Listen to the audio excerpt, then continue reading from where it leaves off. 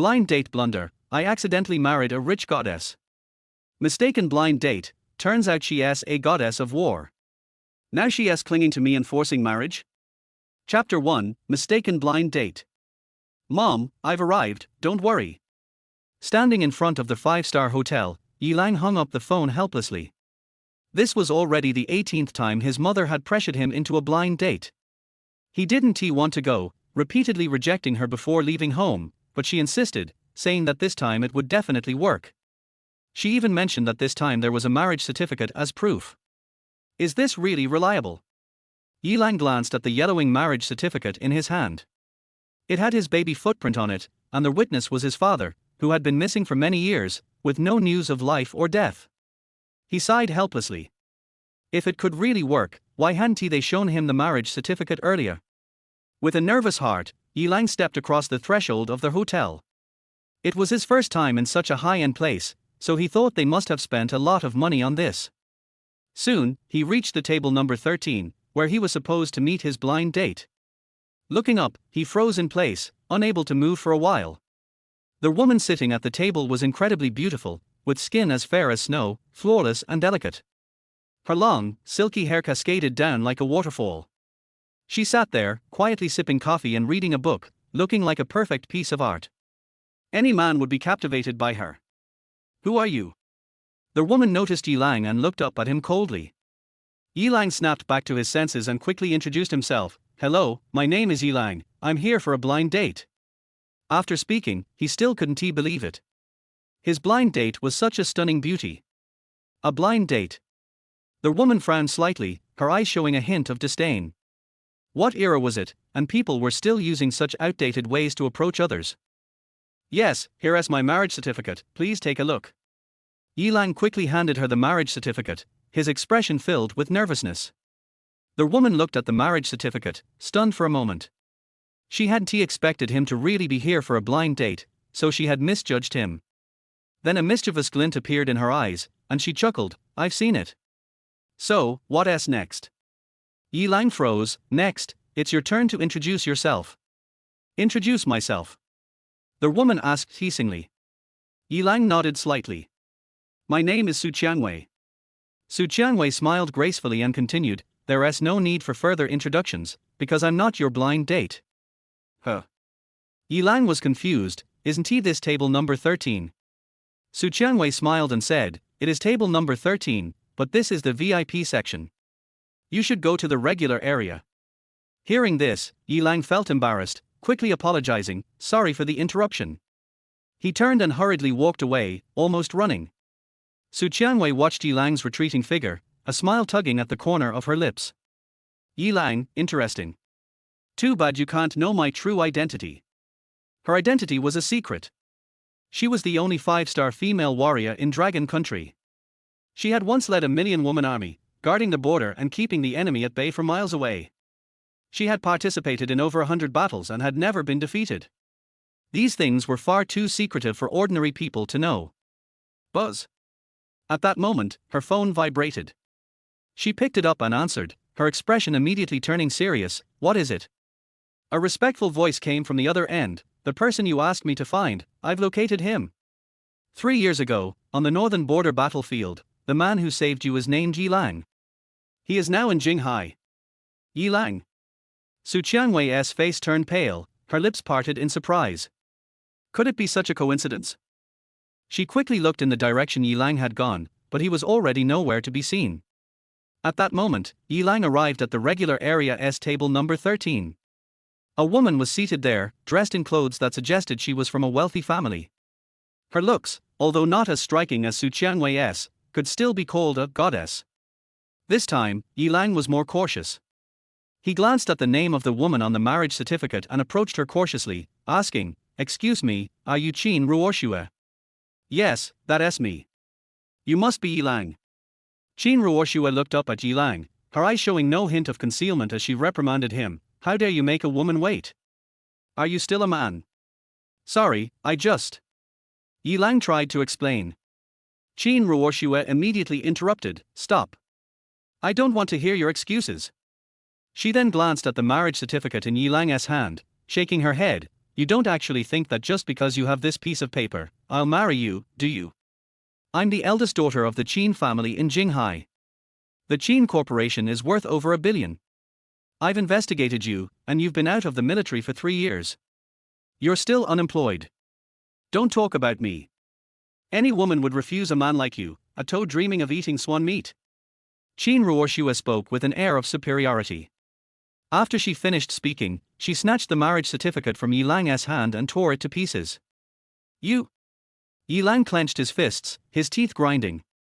Although he had expected this outcome, being humiliated like this still ignited a fire in his heart.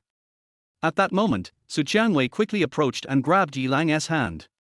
Yilang was startled, recognizing her, and his expression was one of surprise. Yilang, come with me. Su Qianwei didn't give him a chance to respond, directly putting him away. Seeing this, Qin Ruoshua was left frozen, unable to move. The toad she looked down upon was actually being taken away by a woman even more beautiful than her? What was going on here? Chapter 2, A Female Ruffian. In a corner of the hotel. Your name is Yilang? Su Qianwei asked cautiously. Yes. Yilang replied, a bit confused. Wasn't he already introduced himself earlier?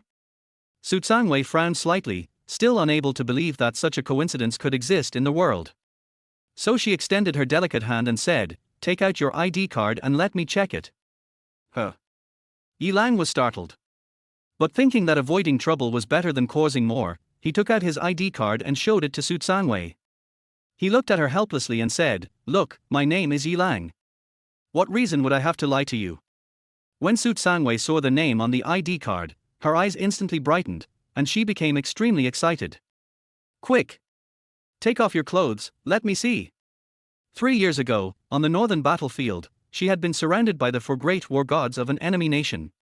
After a fierce battle and sustaining serious injuries, she was ready to sacrifice herself for the country. But suddenly, a young man, bare-chested, emerged. With only his own strength, he drove back the 4 great war gods and saved her life. Afterward, he left without looking back, leaving only the image of his upright, heroic back.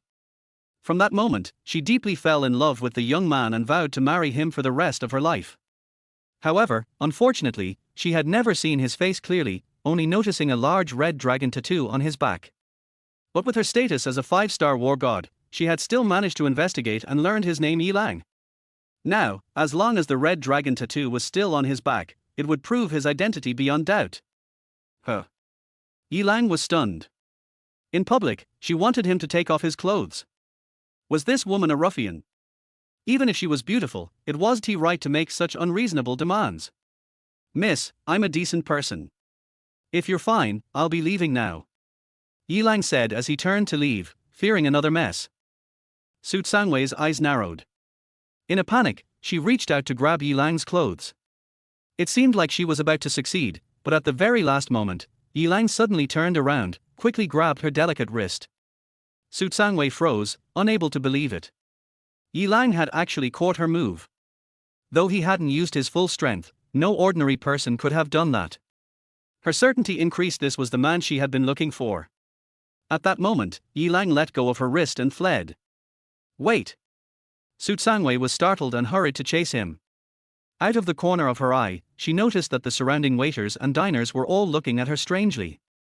But with just a brief distraction, Yilang had already run far away, vanishing without a trace. She let out a heavy sigh, pulled out her phone, and dialed a number. I need Yilang's detailed address in 5 minutes. With that, she ignored the strange looks from the crowd and swiftly exited the hotel. As soon as she left, discussions broke out behind her. Everyone was talking about who the beautiful woman was and what her relationship with Yilang was. Qin Ruoshua walked over, casually stopping a waiter and waving a few bills in her hand. Tell me the relationship between that man and the beautiful woman, and what just happened, and the money is yours. The waiter's eyes lit up, and he quickly replied, you've asked the right person. Just now when I was serving in the VIP area, I saw that man. He seemed to have gone to the wrong table and chatted with that beautiful woman for a bit. As for what happened, it looks like they had some sort of argument. I even saw that the beautiful woman actually made a move on him. Upon hearing this, Qin Ruoshua immediately understood, her face showing a trace of disdain. She had thought Yi Lang had caught the attention of the beautiful woman, but it turned out he had caused trouble and now she wanted to find him. After all, what could a man with no money and no power do? Even if he was good looking, what use was that? Any woman with good eyes wouldn't fall for such a man. After fleeing the hotel, Yi Lang returned to his home in the suburbs. When he opened the door and entered, he was about to vent about the incident that had just occurred when he noticed several suitcases near the entrance. "Mom, do we have guests?" Yi Lang asked curiously. As soon as he spoke, a beautiful woman with an outstanding presence walked out of the bedroom. She was Yi Lang's mother, Zhu Shuemai. In her 50s, she looked no older than 20 or 30. Her figure was slender and graceful, so much so that no one would doubt she was a model. "We don't have any relatives or guests, what are you talking about?" Zhu Shuemai chuckled lightly, then sat down on the sofa, crossed her legs, and lit a cigarette. "After your marriage is settled, I'll have no more worries and can go travel around the world and see the great mountains and rivers." "Mom, where did you get the money?" Yi Lang asked in surprise. He was well aware of his unreliable mother forget about making money. If she didn't squander everything, he'd count himself lucky. She was always clueless, drinking, smoking, and gambling. No matter how much money she got, it would be gone in a day if it landed in her hands. He did have some hidden savings, but he never dared to tell her. Otherwise, even billions wouldn't be enough to cover her losses. "I sold the house, and the money has already been transferred. The real estate agent will come to collect the house soon." Zhu Shuemai said this casually, as if it were an ordinary matter. Yi Lang was stunned. "Mom, where will I live in the future?" "You're about to get married, right? You can just live with the bride's family after you're married." Zhu Shuemai smiled mischievously and teased, "I know the Qin family has plenty of money, so don't forget about me when you're rich. Occasionally send me some money to spend." "Well, this is really going to disappoint you," Yi Lang said, rolling his eyes. "The engagement is off. The marriage certificate was torn up." "What?" Zhu Shuemai's face darkened. "She dared to break off the engagement your father arranged." Yi Lang sighed helplessly. "What, do you think my father is that great? I'm going to the Qin family to settle this with that girl. She does know how to behave, and her family isn't any better." Zhu Shuemai put out her cigarette, standing up with a furious expression. Suddenly, as if realizing something, she turned around and walked into the room, pulling out a wooden box. Inside were several marriage certificates, 8 to be exact. "I forgot to tell you before, but your father arranged these engagements for you when you were a child." Zhu Shuemai said seriously, "You go ask these 8 families first. If none of them want you, then I'll go settle it with the Qin family." "No, I'll go ask them one by one." Yi Lang was speechless in his heart. So many engagements, and yet she still forced him to go on blind dates. His mother was just too unreliable. He flipped through the marriage certificates for a few moments and started to doubt. Could it be that his father had fled after being involved in some scam and had been pretending to be missing ever since? Suddenly, his eyes landed on one of the marriage certificates. The name written there was Su Sangwei. "Did you fancy this Su Sangwei?" Zhu Shuemai smiled. "As expected of my son, your taste is as sharp as your father's. Among your many fiancées, this girl stands out." "Huh." Yi Lang was stunned and hadn't had time to be shocked when suddenly, the doorbell rang. He instinctively walked to the door, and when he opened it, he found none other than Su Sangwei standing outside. Chapter 3, Mom's Matchmaking. Su Qianwei was holding gifts in her hands, all of which were valuable health products. According to information obtained by his subordinates, Yi Lang has an old mother in her 50s at home. "So I bought gifts specifically for her." Miss Su, why are you here?" Yi Lang was a little overwhelmed. "Let me look at you. Aren't you welcome?" Su Qianwei smiled sweetly. She recalled that her behavior in the hotel was a little inappropriate, so she was much more polite this time. She put away her airs as a female warrior and acted like a warm-hearted big sister next door. "Welcome." Yi Lang nodded in confusion, immediately made way for the other party and invited him in. Su Qianwei was smiling and was about to step into their house when she discovered Zhu Shuemei inside. The next second, his face changed drastically, and he asked in surprise, "Yi Lang, are you married?" "Are." Yi Lang was stunned, not knowing what Su Qianwei meant by this question. "No. No." Su Qianwei raised her finger and pointed at Zhu Shuemei, asking, who is this person? Yi Lang explained, she is my mother. Hello beautiful lady, I am Yi Lang's mother. Zhu Xuemei smiled and made a gesture of invitation, please come in. It's my aunt. Su Qianwei's pretty face was embarrassed. I was just considering whether to become a concubine. Fortunately, it was just a misunderstanding. I couldn't help but look at Zhu Xuemei a few more times. I didn't expect that Yi Lang's mother was so young. I looked down again at the gift in my hand. If I had known it would be like this, I would not have bought the health products. My little beauty, you are so beautiful. What's your name? Zhu Xuemei walked forward, naturally took Su Qianwei's arm, and asked in a familiar manner. Aunt, my name is Su Qianwei. Su Qianwei said politely. It's Miss Su. Zhu Xuemei's eyes lit up, and she asked excitedly, are you here to marry my son? Su Qianwei was stunned and surprised. How could Yi Lang's mother know about this? To be precise, she had to confirm Yi Lang's identity first, and if there was no problem, she would marry Yi Lang. But in front of Yi Lang's mother, it was not a good idea to ask Yi Lang to take off his clothes to see if he had any tattoos. It seems so. Zhu Xuemei saw through Su Qianwei's thoughts and smiled with relief. Auntie, I. Su Qianwei's pretty face flushed with shyness, and she didn't know what to say. If anyone who is familiar with her saw a 5-star war god like this, they would be shocked. I didn't expect Miss Su to be so proactive. Son, why don't you agree to her right away? Zhu Xuemei looked at Yi Lang, winking and urging him. Yi Lang looked embarrassed. Mom, this is inappropriate. What's inappropriate? Mom agrees to this marriage. Zhu Xuemei looked at Su Qianwei and said, Miss Su, if it's convenient for you today, please get a marriage certificate with my son. Mom, what are you talking about? Yi Lang was startled, and quickly signaled to Zhu Xuemei to say less. Unexpectedly, Su Qianwei agreed, Auntie, I have no problem. In her opinion, Yi Lang's identity has been confirmed. He has the same name and is capable of fighting with me. There can't be another person like him in this world. Yi Lang was stunned. Unexpectedly, Su Qianwei actually agreed. What's wrong with you? Aren't you happy about getting a wife? Zhu Xuemei rolled her eyes, then looked at Su Qianwei and said with a smile, Miss Qianwei, I'll leave my son to you from now on. Su Qianwei blushed and nodded. Zhu Xuemei smiled happily and walked out of the house with her suitcase. Son, I'm leaving first. You should hurry up too. If you're late, the real estate agent will come to take over the house and kick you out. Seeing his mother's impatient look, Yi Lang helplessly said, Mom, you are traveling alone outside, you must pay attention to safety. Don't worry. Zhu Xuemei responded. A meaningful smile appeared at the corner of his mouth. Silly son, your mother is the empress and goddess of war. She is afraid of no one in the world. They are the ones who should pay attention to safety.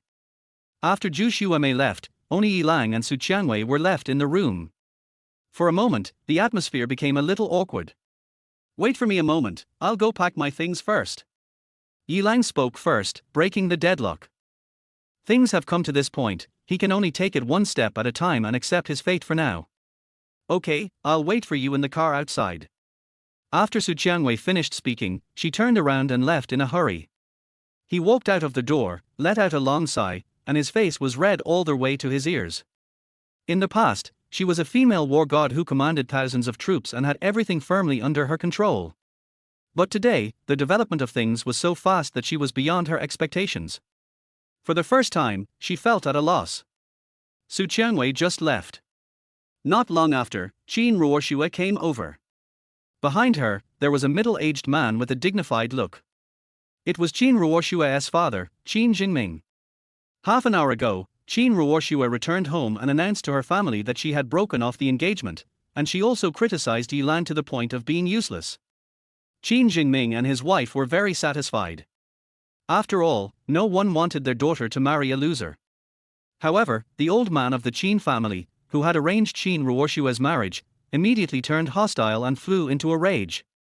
No matter what, Qin Ruoxue had to apologize to Yi Lang. And the marriage certificate needs to be redrafted, so the wedding can be held on an auspicious date as soon as possible. Qin Ruoxue just felt that the old man was confused. But he couldn't persuade the other party, so he had no choice but to come to Yi's house accompanied by Qin Jingming. I really don't know what Grandpa was thinking, wanting me to marry such a poor guy.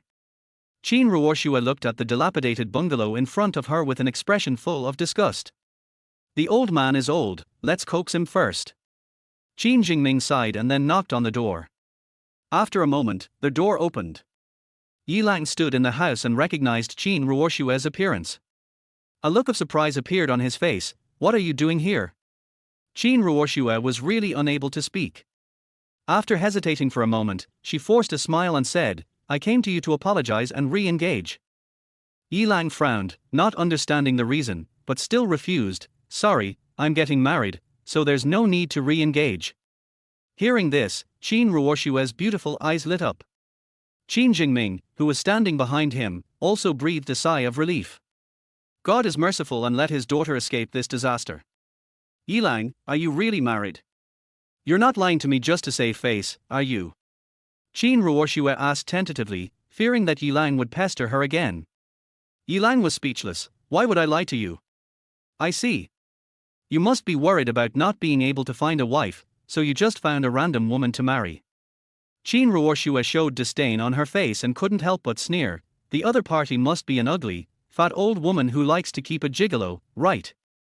As soon as the words fell, without waiting for Yilang to respond, Su Qianwei's angry voice sounded behind him. Who are you calling an ugly, fat old woman? Chapter for getting a marriage certificate. Su Qianwei's face was gloomy.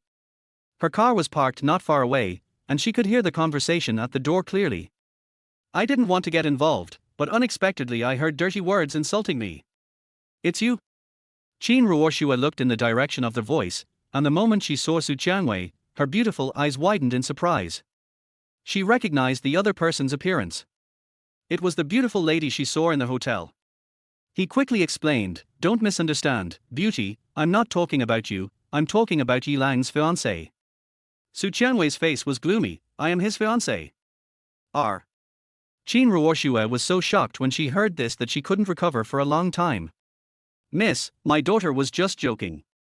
Qin Jingming awkwardly explained for Qin Ruoshua, it's just a misunderstanding, please don't take it to heart. I'll let her go this time. Su Qianwei looked at Qin Ruoshua and said coldly, remember, don't say anything you shouldn't say in the future. Then, when he turned to look at Yilang, his expression calmed down again and he asked, do you need me to help you get something? It's okay, I can do it myself. Yilang picked up a large bag of luggage with one hand, walked out of the room and closed the door. Su Qianwei didn't say anything else and followed Yilang away. This Yilang, doesn't he have any hidden background? Seeing the car driving away, Qin Jingming looked at Qin Ruoshua and asked tentatively.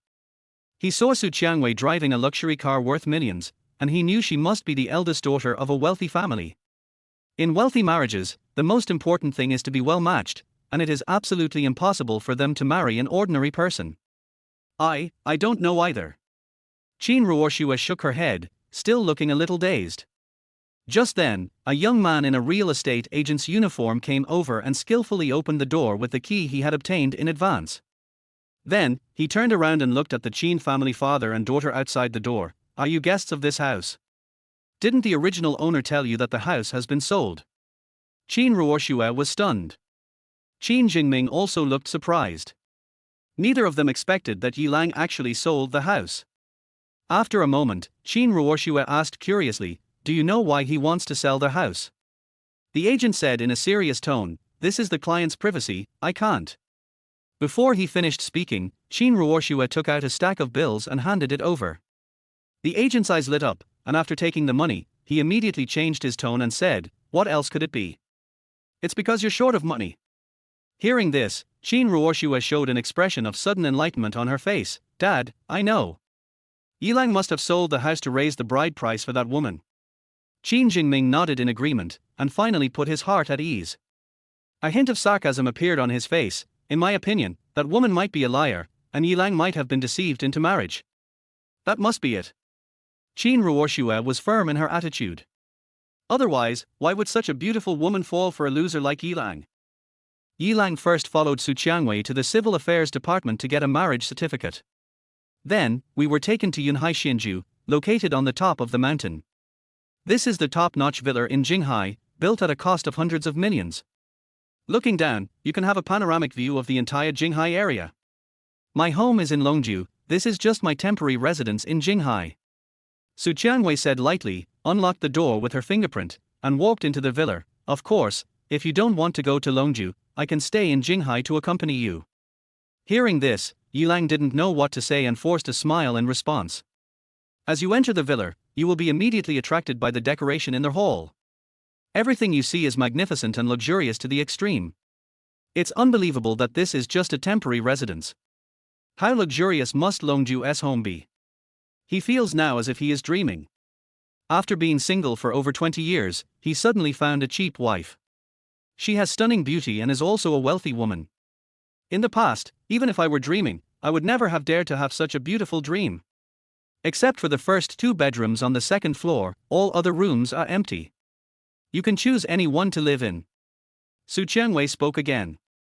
Yilang came back to his senses and nodded. Okay, then I'll go pack my things first. After saying that, he immediately pulled the suitcase and walked towards the stairs. Why? Su Qianwei looked at Yilang's back, her brows slightly furrowed. I couldn't help but let out a sigh, and a sense of melancholy rose in my heart. Unfortunately, Yilang's mother was too enthusiastic and proactive, and he got the marriage certificate on impulse. But it has not been confirmed whether Yilang has a tattoo on his back. Although it has been almost confirmed that he is the person he is looking for. But it's better to be safe than sorry. If it's not the case, what should we do? Miss, when did you come back? At this time, a surprised voice sounded. I saw a tall and charming woman walk into the villa. Her name is Lu Yu, and she is Su Qianwei's follower. Su Qianwei once instructed that outside the War Department, people should not call the god of war by his name to avoid causing a commotion. I just got back too. Su Qianwei said lightly. Lu Yu opened his mouth and wanted to say something. Suddenly, she heard a noise coming from the second floor. She immediately became alert and said in a low voice, Miss, there's someone upstairs. Su Qianwei pressed her palm lightly. Xiaoyu, don't be nervous, it's Yilang. R. Lu Yu was stunned when he heard this. I couldn't help but sigh in my heart. I just found the person and he brought him home directly. As expected of Dragon Country's only 5-star female war god, her efficiency is simply ridiculous. Su Qianwei sighed softly. We have obtained the marriage certificate, but I haven't confirmed the tattoo on his back. What should I do? What? Lu Yu was shocked when he heard this. I can't believe that the young lady actually got the marriage certificate without confirming the other party's identity. This is a bit too hasty. She thought so in her heart, but didn't dare to say it out loud. Instead, she suggested directly, Miss, this is not easy. Why don't we just let him take off his clothes to confirm it? No, no. Su Qianwei waved her hands repeatedly. This is too direct, it makes me sound like a female hooligan. I'm afraid it will scare him. Seeing this scene, Lu Yu was extremely surprised. The young lady in front of me seemed like a completely different person. There was no longer the aura of a superior god of war, but she had completely become a woman worried about love. It seems that when it comes to love, even the god of war is not immune. Lu Yu asked tentatively, You're already married, are you still afraid of being scared? Su Qianwei was firm, that won't work either. Well then. Miss, let me think about it. Lu Yu fell into deep thought. She knew that she couldn't take the initiative to disclose the fact that she had saved the young lady 3 years ago, otherwise someone with ulterior motives would take advantage of her and impersonate her.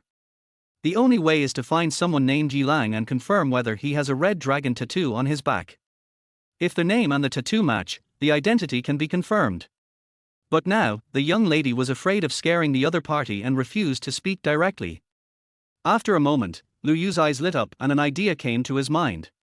He quickly leaned over to Su Qianwei's ear and whispered the plan to her. Instantly, Su Qianwei's face turned red to her ears. Xiaoyu, what a bad idea you are coming up with. If you do this again, I will be angry. Chapter 5, Matters Between Men and Women.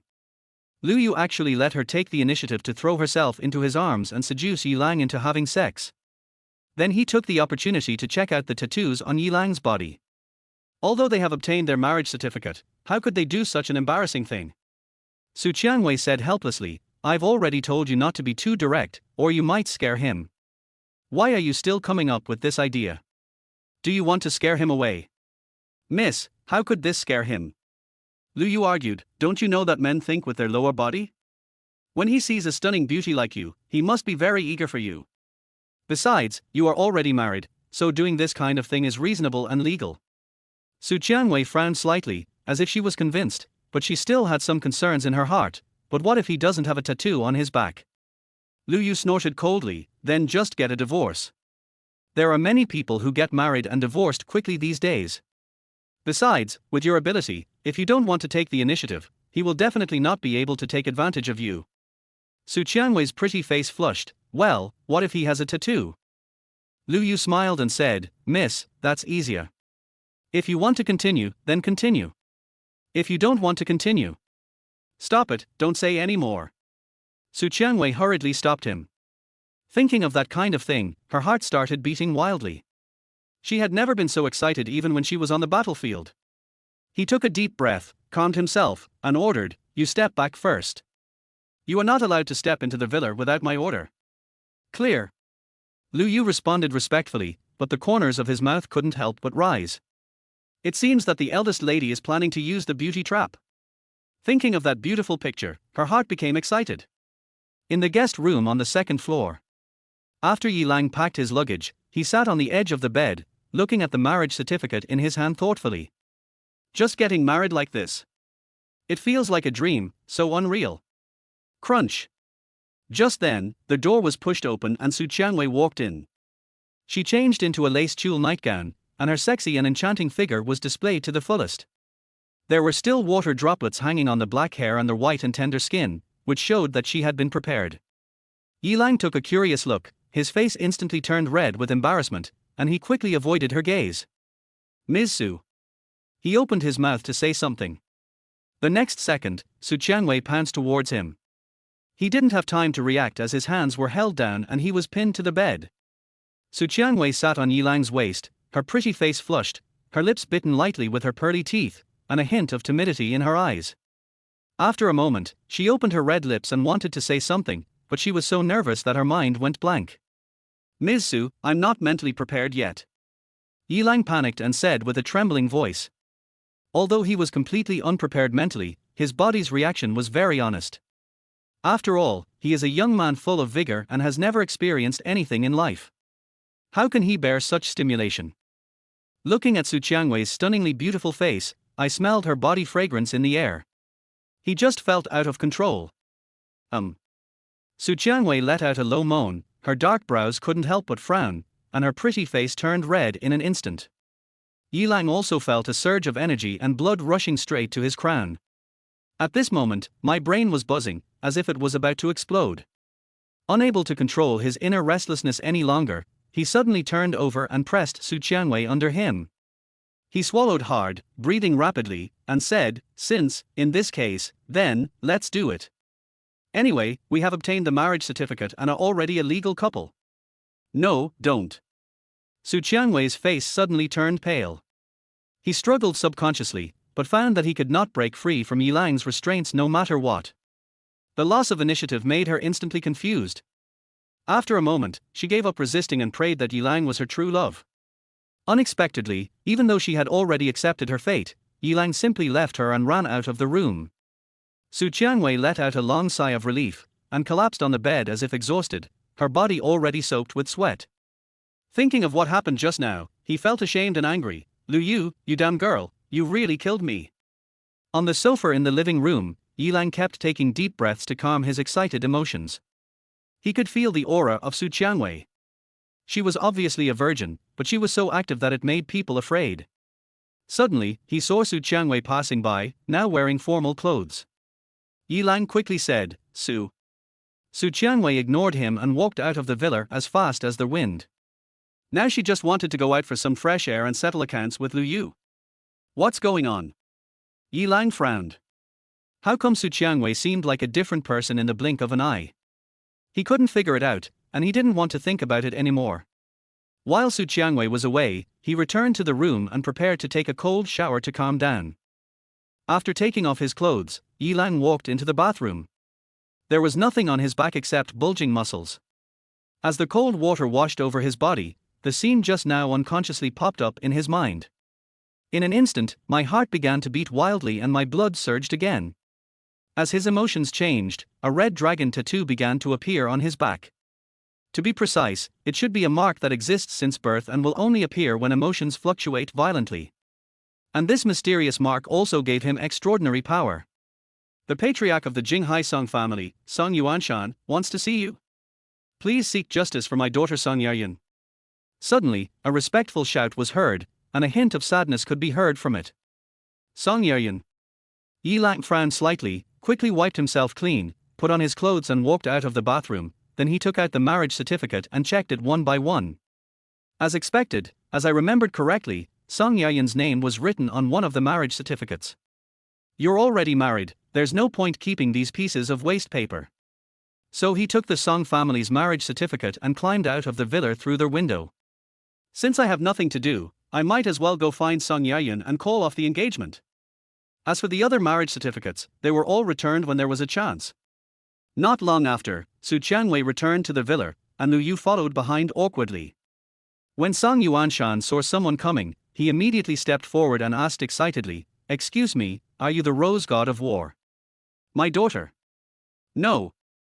Su Qianwei interrupted harshly. She was in no mood at all.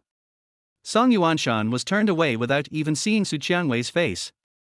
He didn't dare to say anything more and could only leave in disappointment. Su Qianwei walked into the villa, ready to explain to Yi Lang what had just happened. "I'm afraid of leaving a bad impression on the other person that I don't respect myself." But when she arrived at the guest room, she found it empty. Afterwards, he searched the entire Yunhai Xinju, but there was no trace of Yi Lang. I suddenly felt panic in my heart. "Lu Yu, it was all your bad idea. Now Yi Lang has been scared away. Go find him right now, even if you have to search the entire Jinghai. Otherwise, I'll hold you accountable." Chapter 6, Breaking off the engagement with the Song family. The Longwen Villa district is home to many of Jinghai City's upper-class celebrities, including the Song family. Yi Lang got in a taxi and just told the driver that he was going to the Song family, and then he was taken here. Just as he was about to get out of the car, he saw a group of burly men with tattoos gathered in the courtyard of the villa. His brows furrowed. "What's going on?" "Young man, the Song family incident is so serious, don't you know about it?" The driver looked surprised, and then told him everything about the Song family's recent situation. It turns out that the Song family is a medical family. The eldest daughter, Song Yayan, is a medical genius that is rarely seen in a century and is known as the #1 female doctor in Jinghai. But just yesterday, a huge disaster occurred. She was invited to treat the elderly mother of a big shot. Not only did it fail to cure the old lady's condition, but it made it worse. Now he is dying, with only his last breath left. Today, that big shot brought people to the Song family to ask for an explanation. He even threatened that if the old lady couldn't be cured, the entire Song family would be buried with her. So that's how it is. Yi Lang nodded secretly. Now that I know about this, I might as well help the Song family. Although he had never met Song Yayan before, they were engaged after all. Just consider it as putting an end to this evil relationship. At this moment, in the living room of the Song family villa, Song Yayan was treating an unconscious old lady lying on the sofa. Not far behind him, sat a tall, middle-aged man with a scar on his face and a fierce look. The man's face was extremely gloomy, and his eyes were fixed on Song Yayan's every move. "Daughter, what's wrong? Can it be cured?" At this time, Song Yayan's mother Wen Hong quickly came behind Song Yayan and asked quietly. Song Yayan did not answer directly, but said, "Mom, I need quiet." Wen Hong fell silent immediately. Although she didn't know medicine, she could see Song Yayan's frowning brows and knew that the situation was very serious. He sighed inwardly and looked towards the gate of the villa, anxiously wondering why Song Yuanshan hadn't come back yet. At this point, I'm afraid the only way to resolve this crisis is to invite the Rose God of War. Let me do it. Suddenly, a voice rang out. Everyone looked in the direction of the voice and saw that the person speaking was an unfamiliar young man. Song Yayan paused and looked in the direction of the voice, with a hint of surprise in her beautiful eyes. "Who are you? When did you appear here?" "My name is Yi Lang. As for the rest, I will tell you slowly after I cure this old lady's illness," Yi Lang said calmly, striding towards the sofa. "Nonsense, hurry up and get out of the way, don't delay my treatment." Song Yayan chuckled. How could she possibly hand over the patient to a stranger of unknown origin? Unexpectedly, Wen Hong said, "Daughter, let him treat it." Song Yaoyun was stunned. "Mom, how can this be possible?" Wen Hong didn't give any explanation and simply used brute force to pull Song Yaoyun to the side. "Although I don't know who Yi Lang is or why he came from his villa. But since he wants to be treated, let him be treated. If he were cured, the Song family would be able to absolve themselves of all responsibility and put the whole responsibility on him. A ready-made scapegoat would be a waste if not used." At this time, Yi Lang put his hand on the old lady's forehead. Seeing this, Scarface, who was sitting nearby, quickly stood up and shouted, "What do you want to do, you bastard? Put your hands down." Yi Lang ignored her and released a stream of true energy from his palm, pouring it into the old lady's body. "If you don't get out of here, I'll kill you." Scarface roared angrily and punched Yi Lang. But the next second, I saw the old mother lying on the sofa slowly opened her eyes. He quickly retracted his fists and feet, with an incomparable excitement on his face. "Mom, you finally woke up, how do you feel?" "I feel like I'm healed. I don't feel any pain at all," the old lady said, and then looked around and asked in surprise, "Son, where are we?" "In the Song family." "It was Song, no, it was this little genius doctor who saved you," Scarface said, and hurriedly thanked Yi Lang. Divine doctor, thank you so much." Yi Lang waved his hand and said calmly, "It's just a piece of cake." Seeing this scene, Wen Hong's jaw dropped. It's unbelievable that the old lady's terminal illness was cured by this young boy. Song Yaoyun also stared at Yi Lang blankly, with a hint of horror in her beautiful eyes. "Divine doctor, I was excited just now and spoke rashly. I hope you can forgive me." Scarface apologized to Yi Lang again and again. His attitude was completely different from before. As he spoke, he took out a bank card and handed it over respectfully. "There is 5 million in this card. It is for your medical expenses to cure my mother. I hope you can accept it. Scar, your mother's recovery has nothing to do with this kid. It's all thanks to my daughter's acupuncture." Before Yi Lang could respond, Wen Hong on the side rushed to speak. "As we all know, Chinese medicine is slow to take effect." He clearly saw that the old lady was about to wake up, so he went up to claim the credit. "Mom." Song Yaoyun opened her mouth to say something, but was glared back by Wen Hong. "This." Scarface was hesitant and didn't know what to do. "I have learned a lot. This is the first time I have seen someone as shameless as you." Yi Lang smiled instead of getting angry, and looked at Wen Hong and said, "You can take this money, and consider it as my compensation to your Song family for breaking off the engagement." "Who are you scolding, you little bastard?" Wen Hong scolded. Yi Lang was too lazy to argue, so he took out the marriage certificate and slapped it on the coffee table. "I'll give you the marriage certificate back, and I'm leaving." After saying that, he turned around and strode away. "Break the engagement. Marriage certificate. What does this mean?" Song Yaoyun's pretty face was filled with surprise. She took a few quick steps and picked up the marriage certificate on the coffee table. When she saw her and Yi Lang's names on the marriage certificate, she was stunned. "Mom, what's going on?"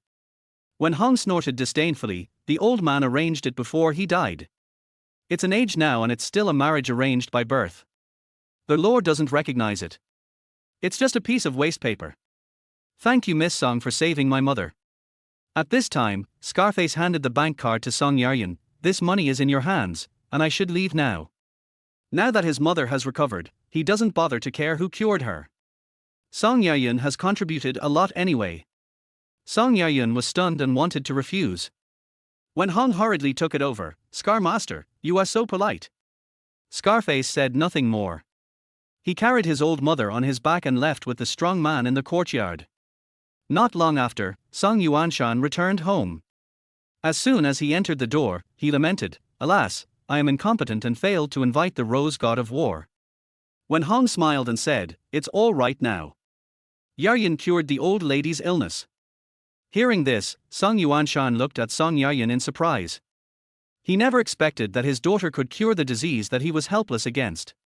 Song Yaoyun hesitated and said, "Dad, the old lady's illness may not have been cured by me. Maybe it was Yi Lang's credit." "Yi Lang?" Song Yuanshan frowned. "Who is that?" Song Yaoyun handed over the marriage certificate. Song Yuanshan took it curiously, his eyes widened for a moment, and the words of his late father rang in his mind. This is the marriage that the old man arranged for you. He said that the young man has amazing talent and can help the Song family reach the top. In the past he didn't take it seriously. But now that I know that it was Yilang who helped solve the big problem, I have to believe it. I'm going to find Yilang right now and ask him to come back no matter what. Chapter 7, Pu Shin Nu. After Yilang left the Longwan Villa district, he randomly found a restaurant nearby and prepared to fill his stomach before returning to Yunhai Xinju. I just found a seat and was about to order when I felt my phone vibrate. I picked it up and saw it was an unfamiliar number from Longju. After hesitating for a moment, he pressed the answer button. Su Qianwei's anxious voice came from the phone immediately. Where are you, Yilang? She asked Lu Yu to find Yilang, but she was still worried. After a mental struggle, he finally mustered up the courage and dialed Yilang's number. I came to the city to do some work and have a meal. I will be back soon. What's wrong? Yilang responded calmly. I was a little surprised. I didn't seem to have told Su Qianwei the number before. How did she know it? That's good. Su Qianwei breathed a sigh of relief. Where are you? I'll ask Lu Yu to pick you up. Yilang frowned. Who is Lu Yu? Su Qianwei responded. Oh, a friend of mine, she is also in the city. All right. Yilang didn't think much about it and told him the address of the hotel. After hanging up the phone, the scene that happened in the room emerged involuntarily in my mind again, and my cheeks flushed unconsciously. He took a deep breath to calm himself, then picked up the menu to order. Suddenly, a sharp and piercing voice was heard. Yilang, you are following me. This statement attracted the attention of the diners in the lobby. They all looked sideways curiously and checked the situation. Yilang also looked in the direction of the voice and found that it was Qin Ruoshue who walked over aggressively. He said helplessly, I came here to eat, I didn't know you were here at all. You come here to eat? Are you kidding me? This area is Jinghai City's upscale area, a place that poor people can't afford to go to. Open your eyes and look around. Who among you here is not from the upper class? You are a poor loser, and you are here. If you are not following me, then what else could you be? Besides, your face is still red now, you must be secretly fantasizing about me in your heart, you bastard, so disgusting. Qin Ruoshue spoke rapidly, extremely angry. She was having dinner with her friends in a private room just now and came out to go to the bathroom. But she found Yilang sitting in the lobby with a bright face, which made her shudder. It must be Yilang, who was deceived into marriage and cheated of money and had nowhere else to go, so he had evil thoughts and wanted to take advantage of her. Ill. Yilang was completely speechless. What's going on in this woman's head? How can one be so narcissistic? You are the one who is sick. Qin Ruoshue scolded coldly. Whatever you think. Yilang took a deep breath, stood up and prepared to leave, too lazy to argue with this crazy woman. If you can't afford to provoke me, can't you just hide away? Want to escape? Not that easy. Qin Ruoshue walked over quickly and stopped in front of Yilang. You must swear a solemn oath not to come near me again in the future, otherwise don't even think about leaving this door. In her opinion, it was necessary to do so, to prevent Yilang from following her again in the future. The thought of doing so made her feel sick. Yilang's face darkened. Get out of the way, I have no interest in you. You? Qin Ruoshue wanted to shout more, but she saw murderous intent in Yilang's eyes and was frightened so much that she took a few steps back. Yilang was just about to walk around Qin Ruoshue and leave this place of trouble. But at this moment, more than a dozen diners stood up at the same time. Seeing that Qin Ruoshue was a beauty, they all stood up to support Qin Ruoshue without knowing right or wrong. Don't be afraid, pretty girl. I'm here. See if he dares to touch a hair on your head. Boy, you think you're right to stalk someone, right? If you don't apologize to this beautiful lady today, I'll kill you. You dare to do it but not take responsibility for it. Men like you are the most fucking disgusting. Come on, you deserve a beating, come on, challenge me in a one-on-one duel. This group of diners turned into flower protectors and denounced Yilang in unison. Qin Ruoshue instantly felt confident when she saw that she had someone backing her up. He scolded Yilang again. I advise you to hurry up and swear, so as to avoid physical pain. Let them try if they have the guts. Yilang said coldly. Boy, you still dare to be so arrogant. Do you know who I am? A drunk man with a bad temper picked up a beer bottle and rushed towards Yilang aggressively. Yilang showed disdain on his face and prepared to take action. Mr. Yi, I finally found you. Suddenly, an excited voice sounded. Under the gaze of everyone, a middle-aged man walked quickly towards Yi Lang. Everyone recognized the identity of the person who came. It was Song Yuanshan, the patriarch of the Song family, a first-tier family in Beijing and Hai. His status is far above all of them. In an instant, everyone became speechless. The grumpy man holding the beer bottle sobered up instantly. He was so well behaved that he seemed like a different person and returned to his seat quietly. Yi Lang looked at Song Yuanshan and asked, "Who are you?" "I forgot to introduce myself. My name is Song Yuanshan, and I'm Yayan's father." Song Yuanshan said with a smile, "Mr. Yi, please come to my home for a chat." Chapter 8, Turning Against One's Will. "Mr. Song, this guy is a loser, why are you so polite to him?" Qin Ruoshue was surprised and asked in disbelief. Song Yuanshan's face suddenly darkened. He glared at Qin Ruoshue and asked, "Who are you? How dare you insult my distinguished guest from the Song family?" "I?" Qin Ruoshue was so frightened that her face turned pale and she didn't dare to say another word. Song Yuanshan scolded, "Apologize to Mr. Yi immediately." Hearing this, Qin Ruoshue's body trembled. He knew clearly that the Qin family was only a third-tier family in Jinghai. If they offended the Song family, they would go bankrupt in minutes. Even though he was extremely reluctant, he could only bite the bullet and say to Yi Lang, "Yes, I'm sorry." Song Yuanshan scolded again, "What's your attitude? Kneel down and apologize." Qin Ruoshue was shocked and was about to kneel down with gritted teeth. "That's all." Yi Lang waved his hands. He didn't want to waste time, and even more so, he didn't want to have anything to do with Qin Ruoshue anymore. He came outside the hotel and asked Song Yuanshan, "Mr. Song, I just broke off the engagement, why are you still looking for me? I heard from Yayan that you two seem to have had some unpleasantness when I was not home just now." Song Yuanshan said politely, "So I would like to ask you to go back and let them apologize to you, and then understand the situation and resolve this misunderstanding. I'm afraid it's not convenient now." Yi Lang declined, "I'm waiting for someone here." "Mr. Yi, this won't take you long, and it's easier to wait for someone." Song Yuanshan said this and called the lobby manager over, telling him to go to the Song family if someone came looking for Yi Lang. "Okay, since you said so, I'll go back with you." Yi Lang agreed. Firstly, Song Yuanshan was polite. Secondly, he was afraid that the Song family would bring up the marriage proposal again, which would make the other party give up the idea completely. Inside the restaurant, the diners who had just spoken for Qin Ruoshue now began to criticize her. "A troublemaker, a narcissist, a distinguished guest of the Song family, would follow you. You are just a bit pretty, do you really think all the men in the world will revolve around you? Stupid bitch, you are just fooling around with online punches." Qin Ruoshue was so ashamed that she didn't care about her friends in the box and fled from the hotel. I was completely puzzled. What was going on? Isn't Yi Lang a poor loser who was deceived into marriage? How did he become a distinguished guest of the Song family? Song family Villa. Formally introduced to everyone, this is Yi Lang, Yayan's fiancé. As soon as Song Yuanshan led Yi Lang in, he said with a smile to Song Yayan and her daughter who were sitting on the sofa. Song Yayan looked towards Yi Lang, her beautiful eyes filled with inquiry. She didn't care about the marriage, she just wanted to know who cured Scar's mother. "Xiao Yi, there may be some misunderstanding between us just now.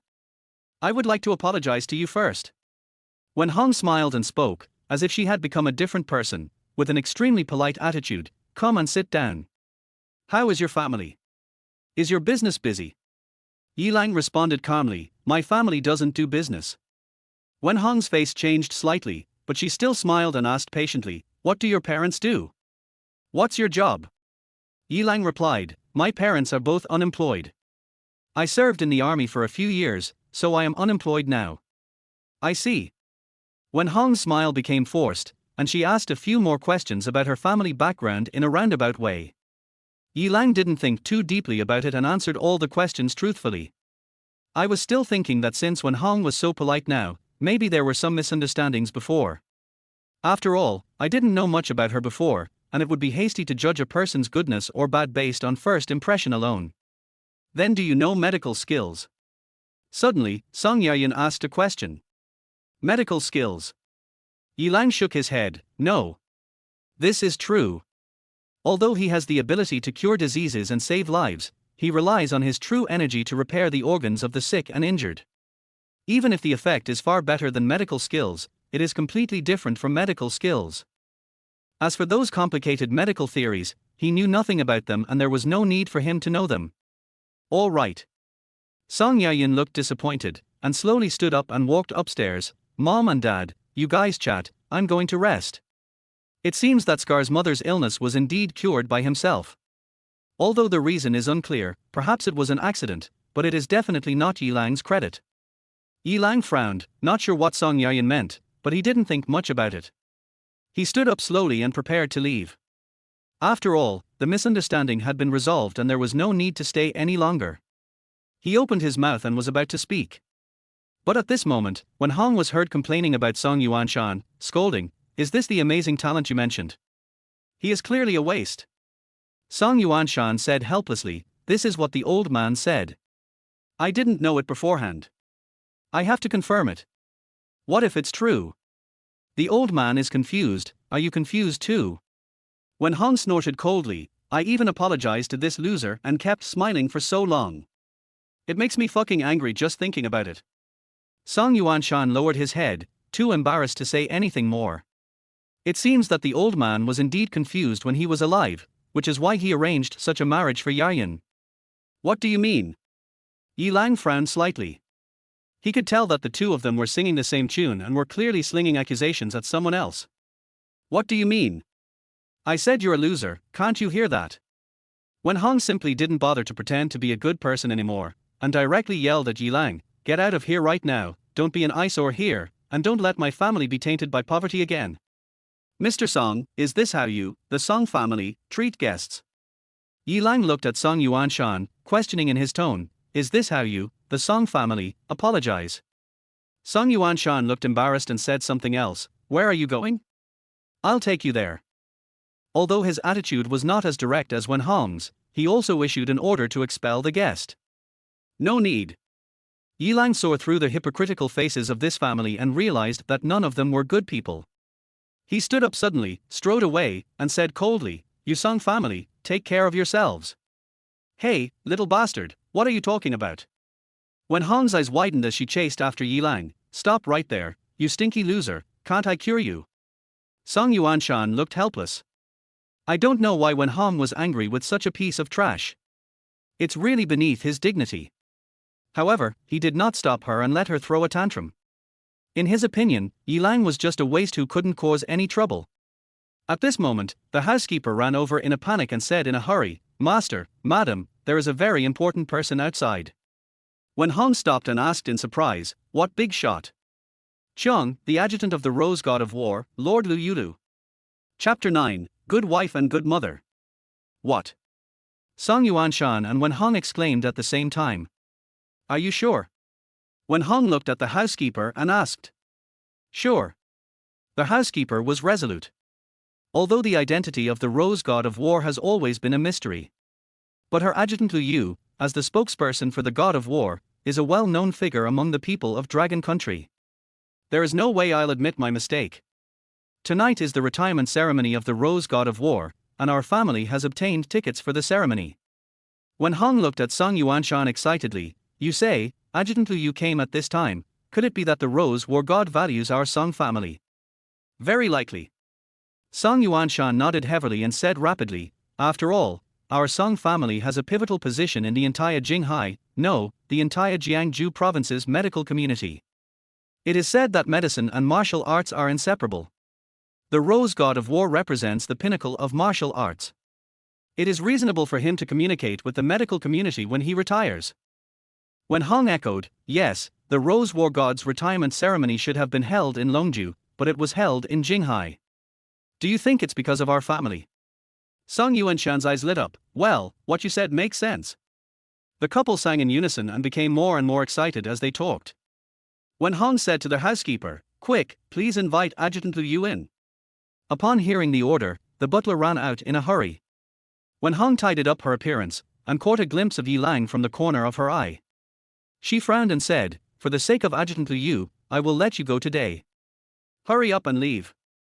Yilang said indifferently, "I'm leaving, Who will Lu Yu pick me up? Hearing this, Wen Hong and Song Yuanshan were both stunned. Both of them showed a mocking expression on their faces at the same time. I really don't know what kind of mental state Yilang was in to say such ridiculous words.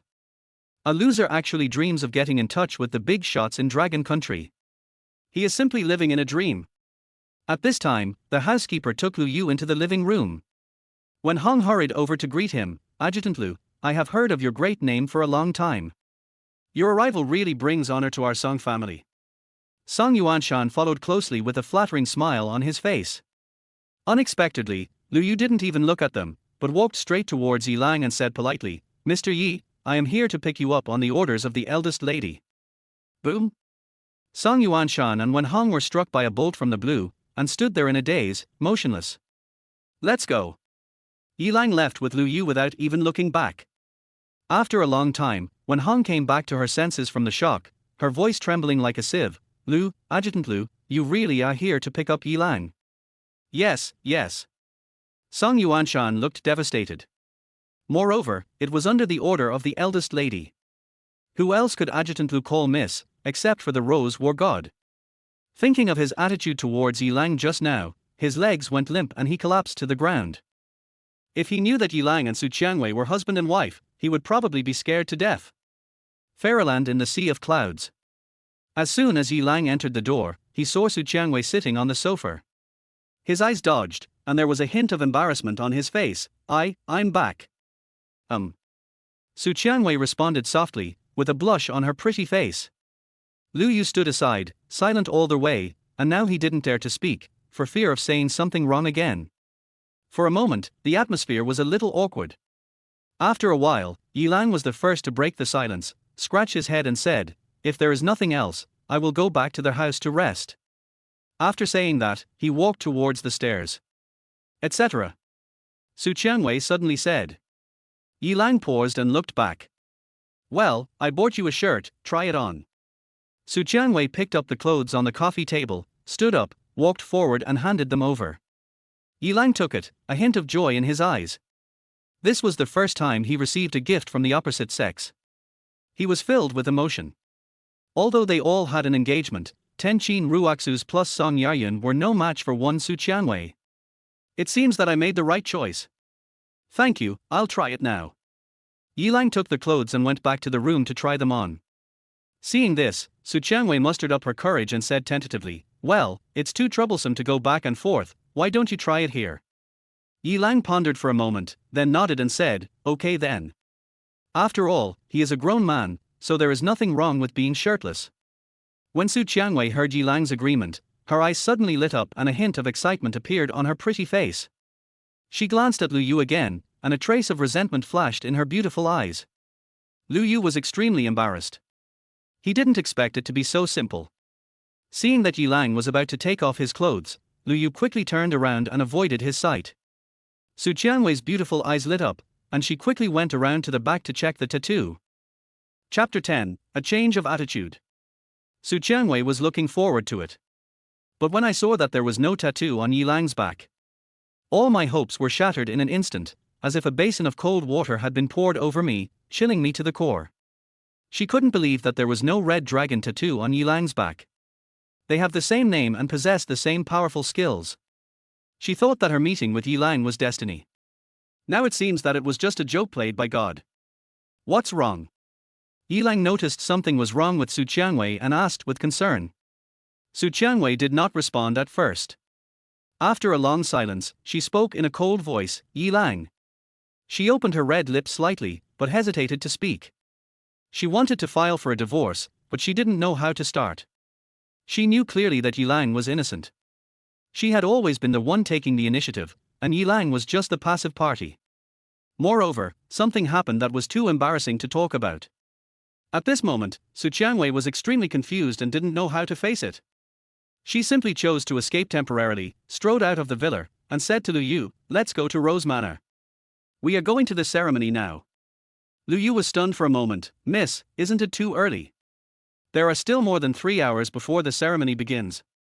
Are you teaching me how to do things? Su Qiangwei questioned coldly, her voice was extremely cold. Lu Yu shuddered, realizing something in his heart, and said in fear and trepidation, "I dare not." Yilang looked at Su Qiangwei's back with a bewildered look on his face. He asked, "Miss Su, what did you want to say just now?" The words fell, but there was no response. I watched Su Qiangwei and Lu Yu disappear from my sight. Women's hearts are like a needle in the sea. Yilang looked confused. Just now we were still talking and laughing, but now he left without saying goodbye. What happened? He racked his brains but couldn't figure out the reason. Just give up and wait until Su Qiangwei comes back and ask her directly. Suddenly, there was a sound of hurried footsteps outside the door. Immediately afterwards, a group of masked men in black broke in aggressively. The leading black-clad man narrowed his eyes when he saw Yilang and asked, "Who are you and why are you in Su Qiangwei's villa?" Yilang did not respond. He looked around at the group of men in black and examined them carefully.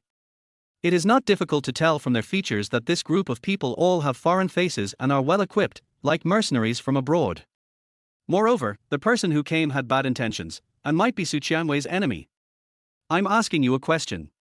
If you want to live, tell the truth. Otherwise. Another man in black looked at Yilang and asked harshly. The leading black-clad man interrupted, "There is no trace of Su Qiangwei here. She should have gone to the ceremony venue in advance. The fact that this guy can stay in Yunhai Xinju shows that he has a special relationship with Su Qiangwei." After saying that, he raised his hand and wiped his neck, then turned around and left without looking back. Immediately afterwards, the remaining dozen or so men in black raised their guns and aimed at Yilang, pulling the trigger without hesitation. Bang, bang, bang. In an instant, gunshots rang out and the air was filled with smoke. Thump. Hearing the sound of someone falling to the ground behind him, the leading man in black snorted coldly, "Boy, be careful in your next life and don't follow the wrong person again."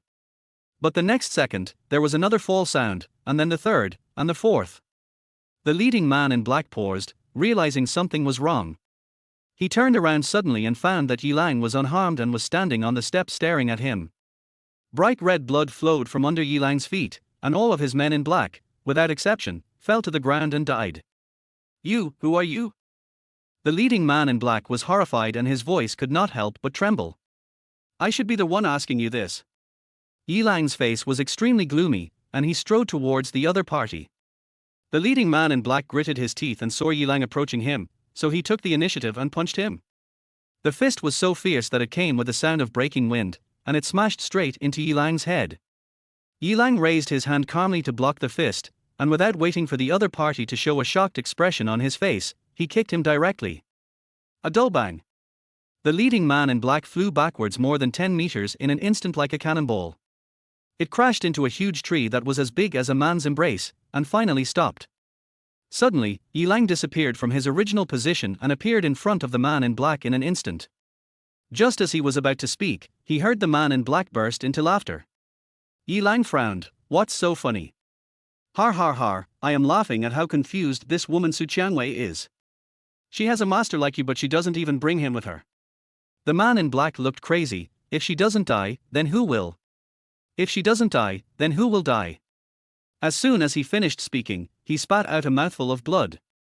His neck twisted and he died. "Asshole!"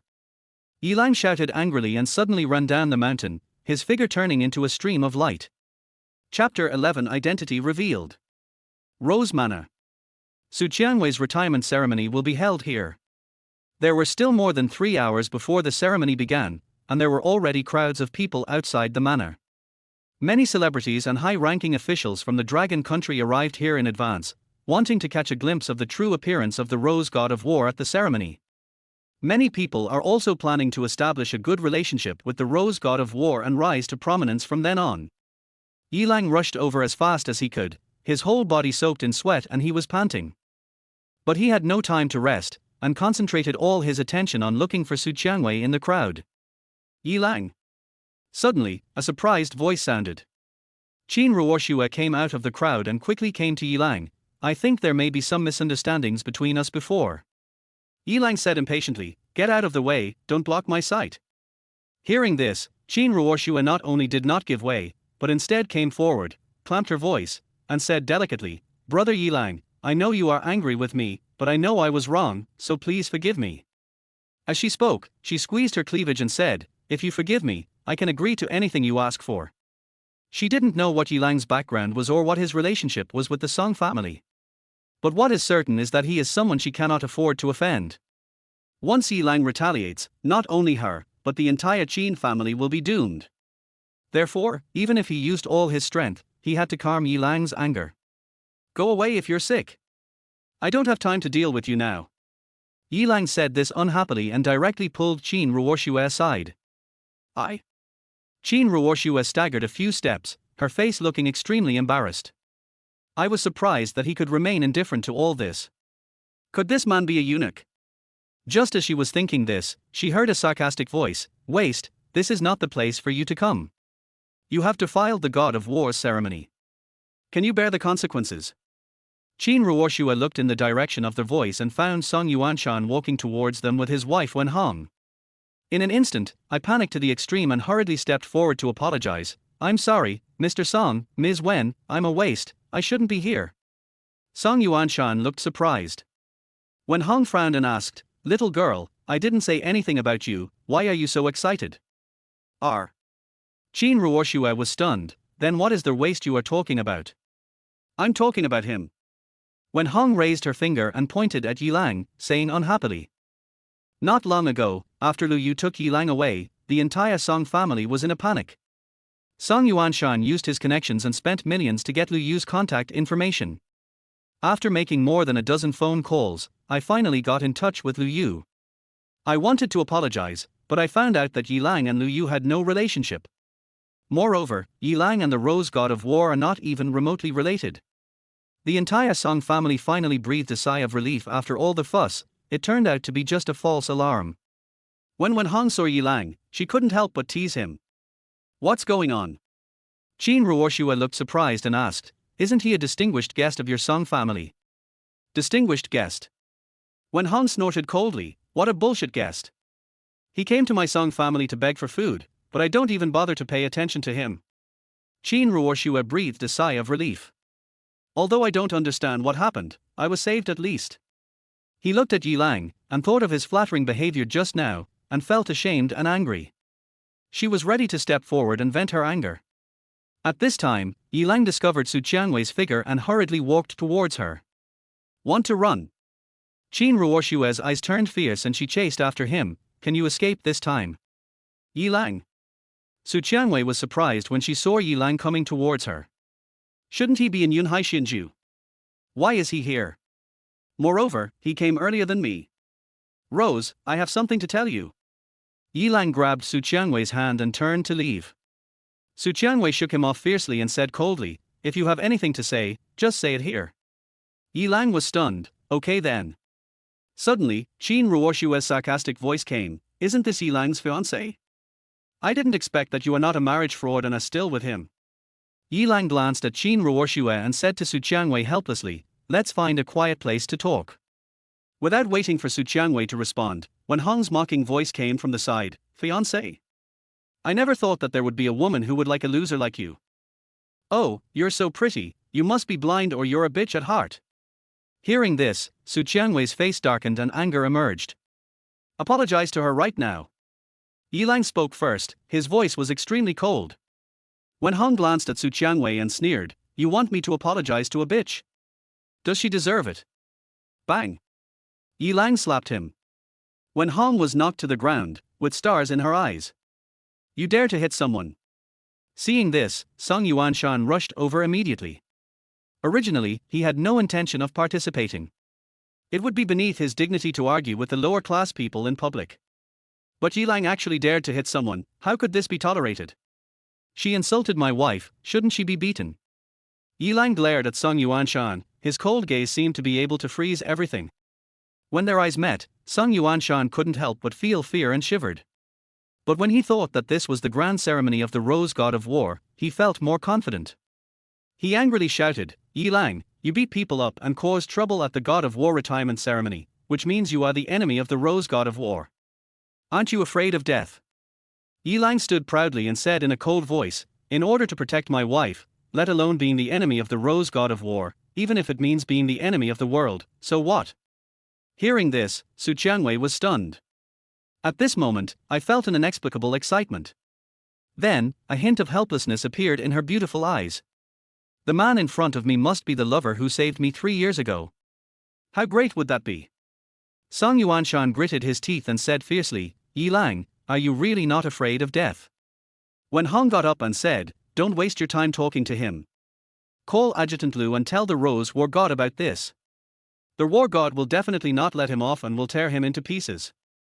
Qin Ruoshua also glared at Yi Lang. You are dead, the Rose God of War will never forgive you. Song Yuanshan nodded heavily and immediately took out his cell phone. Okay, I'll call Adjutant Lu Yu and ask the Rose God of War to come over.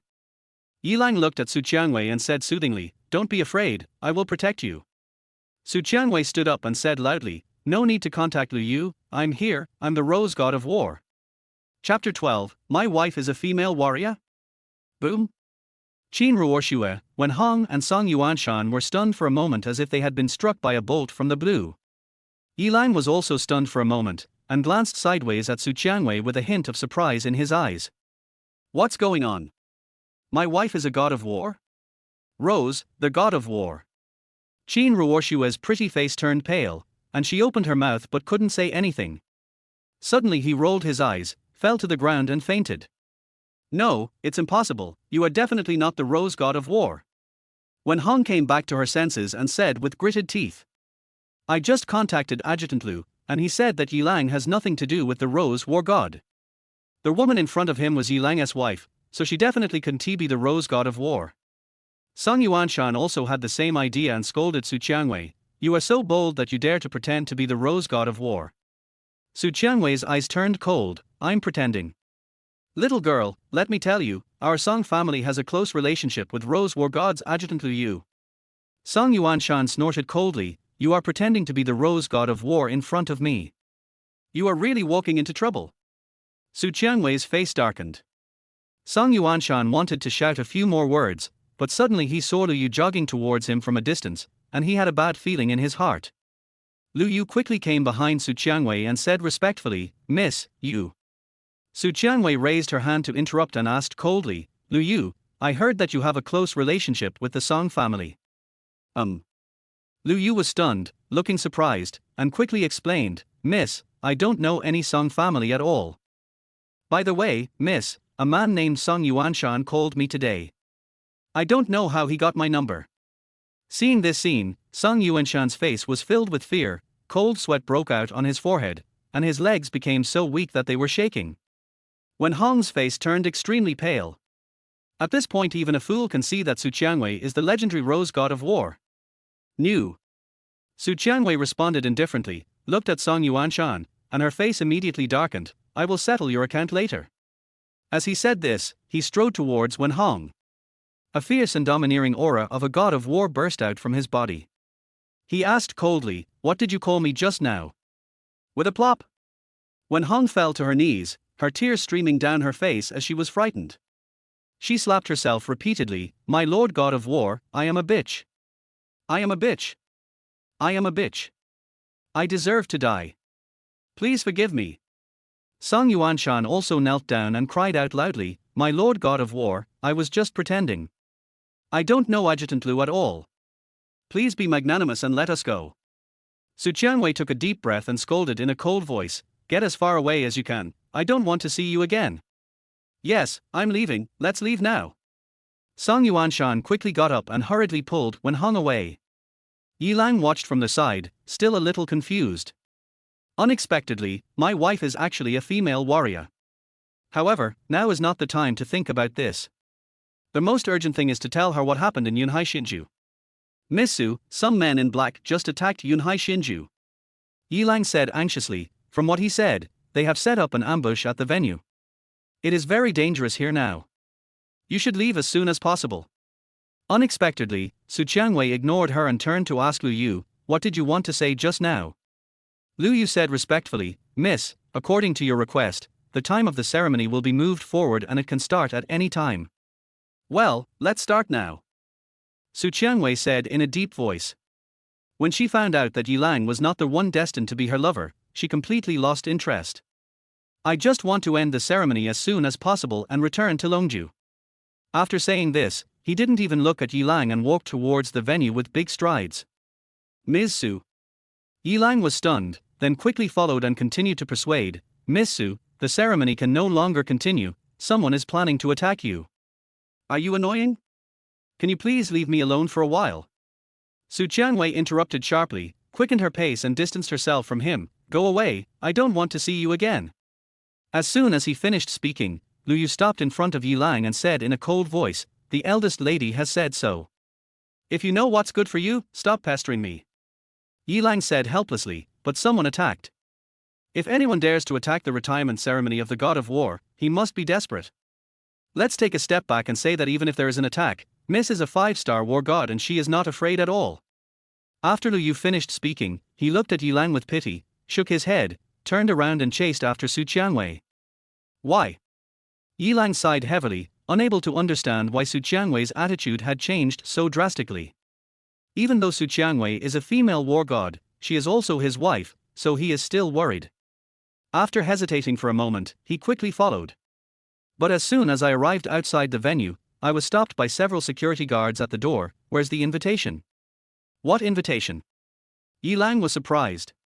What are you doing here without an invitation? The security captain asked sternly, do you think that anyone can attend the god of war's retirement ceremony? The situation is urgent now. Someone is going to attack the ceremony. I must stop them. Yilang said anxiously, otherwise, someone will die here. Unexpectedly, when the security guards heard this, they couldn't stop laughing. The security captain looked at Yilang as if he was a fool. Where did you come from, you psychopath? Get out of here right now, or we will be rude to you. You. Yilang sighed, turned and left. After walking around in a circle, I finally found a place without security and looked up at the dozens of meters high wall. Chapter 13 Revealing Tattoos. Inside the conference hall, thousands of people gathered. All of them were well-known high-ranking officials from all walks of life in Dragon Country. Lu Yu stood on the stage and spoke loudly into the microphone. Today is the day when the only 5-star female war god of Dragon Country, the Rose War Goddess, retires. It is because of her protection that the border is stable and the people are healthy.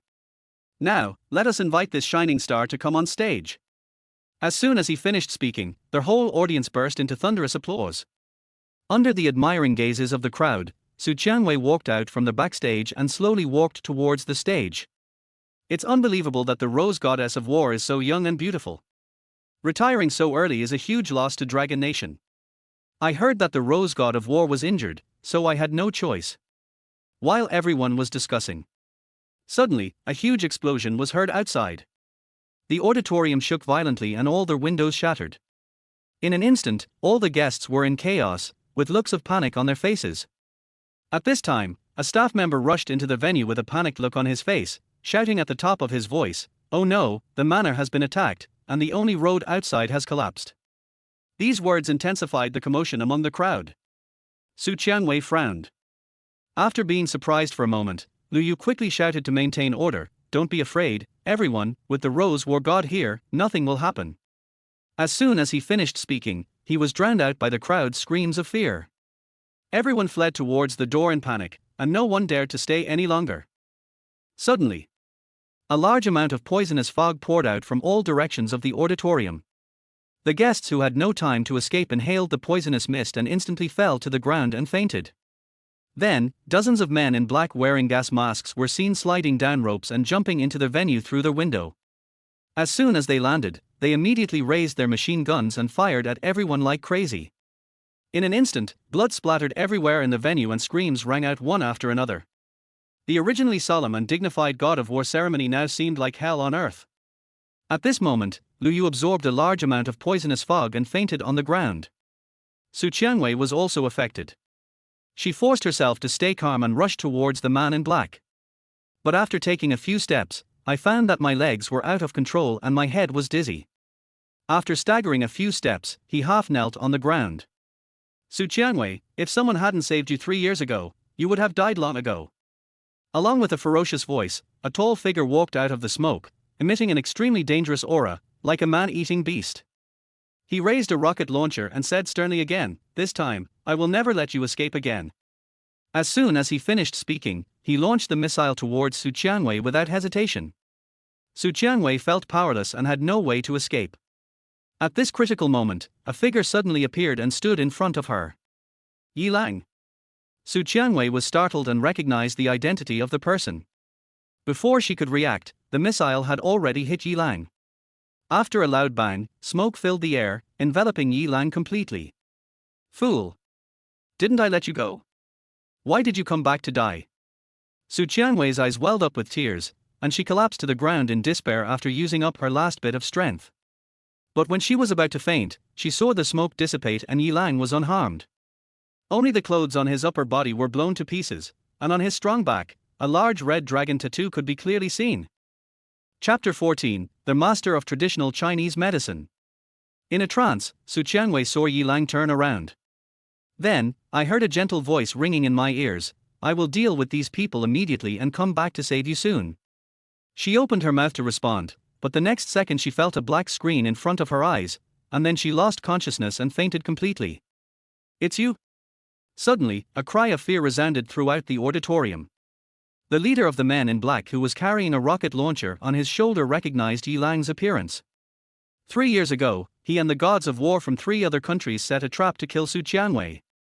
Just when they were about to succeed, a young man suddenly showed up and disrupted their plans. The 4 of them joined forces and tried their best, but they were still no match for the enemy, and had no choice but to flee. And that young man was none other than Yi Lang, who was standing before him at this moment. In an instant, he felt an incomparable fear in his heart. My back was instantly wet with cold sweat. Retreat quickly! The leader of the men in black shouted at the top of his lungs. But just as the word, retreat, fell, Yi Lang arrived in front of him. Dare to harm my wife, die. Yi Lang's eyes were bloodshot, revealing a fierce light, and he grabbed the opponent's neck with one hand. Just a little more force. Snap! A crisp sound of bone cracking was heard. The leader of the men in black tilted his head and died instantly, the deadest possible death. In an instant, the auditorium fell into deathly silence. Originally, these men in black, who were like bloodthirsty demons, at this moment, were like sheep that had been caught by a tiger in a sheepfold. They all stood there stupidly, at a loss as to what to do. The horror in everyone's eyes was as if they had witnessed Mars hitting the earth. Is this guy a demon? There is such a high concentration of poisonous fog in the air that even a strong man like the Rose God of War has fainted. He was able to move forward and backward freely without being affected at all. Next, it's your turn, Yi Lang said in a deep voice, scanning the entire audience with a sharp gaze. Hearing the sound, the man in black came to his senses and quickly raised his gun and aimed at Yi Lang. But it's too late. In the blink of an eye, Yi Lang disappeared from the spot. R. Suddenly, a scream rang out. The group of men in black looked in the direction of the sound and found one of their companions lying in a pool of blood. Then the second, third, and fourth sound. Men in black kept falling down, but strangely, there was no sign of Yi Lang. The men in black who were still standing fell into deep panic. But the panic did not last long. In the blink of an eye, dozens of men in black present were all killed. Yi Lang returned to Su Qianwei's side again, squatted down quickly, and was about to treat her. Stop, what do you want to do? At this moment, a majestic voice of stopping sounded. Looking back, I saw an old man with grey hair and wearing a Zhongshan suit running quickly into the venue. Behind him, there were several followers in uniform, all of whom seemed to have military backgrounds. The old man's name is Jiyu Nantian. He is of high status and power, and is one of the 4 great masters of Longju National Medical Hall. He personally has a deep friendship with the Su family. This time he came to Jinghai to represent the National Medical Hall to attend Su Qianwei's retirement ceremony. He didn't know that the ceremony was moved forward, so he arrived a little late. When I arrived outside the Rose Manor and saw the collapsed road section, I had a bad feeling in my heart. He quickly got out of the car and walked across the deep pothole on the road to the auditorium to check the situation. As soon as I entered the door, I was shocked by the tragic scene inside. Looking more closely, he was surprised to find that Yi Lang was about to attack Su Qianwei. Who the hell are you? How dare you attack the god of war? Jiyu Nantian walked towards Yi Lang aggressively and questioned him harshly. You misunderstood. She was poisoned and unconscious. I am healing her. Yi Lang responded, and was about to inject his true energy into Su Qianwei's body to repair her damaged organs. Get out of my way. Jiyu Nantian grabbed Yi Lang's shoulders and pulled him aside with great force, scolding him, tell me what happened here honestly, or I will hold you responsible if anything happens to my niece Su.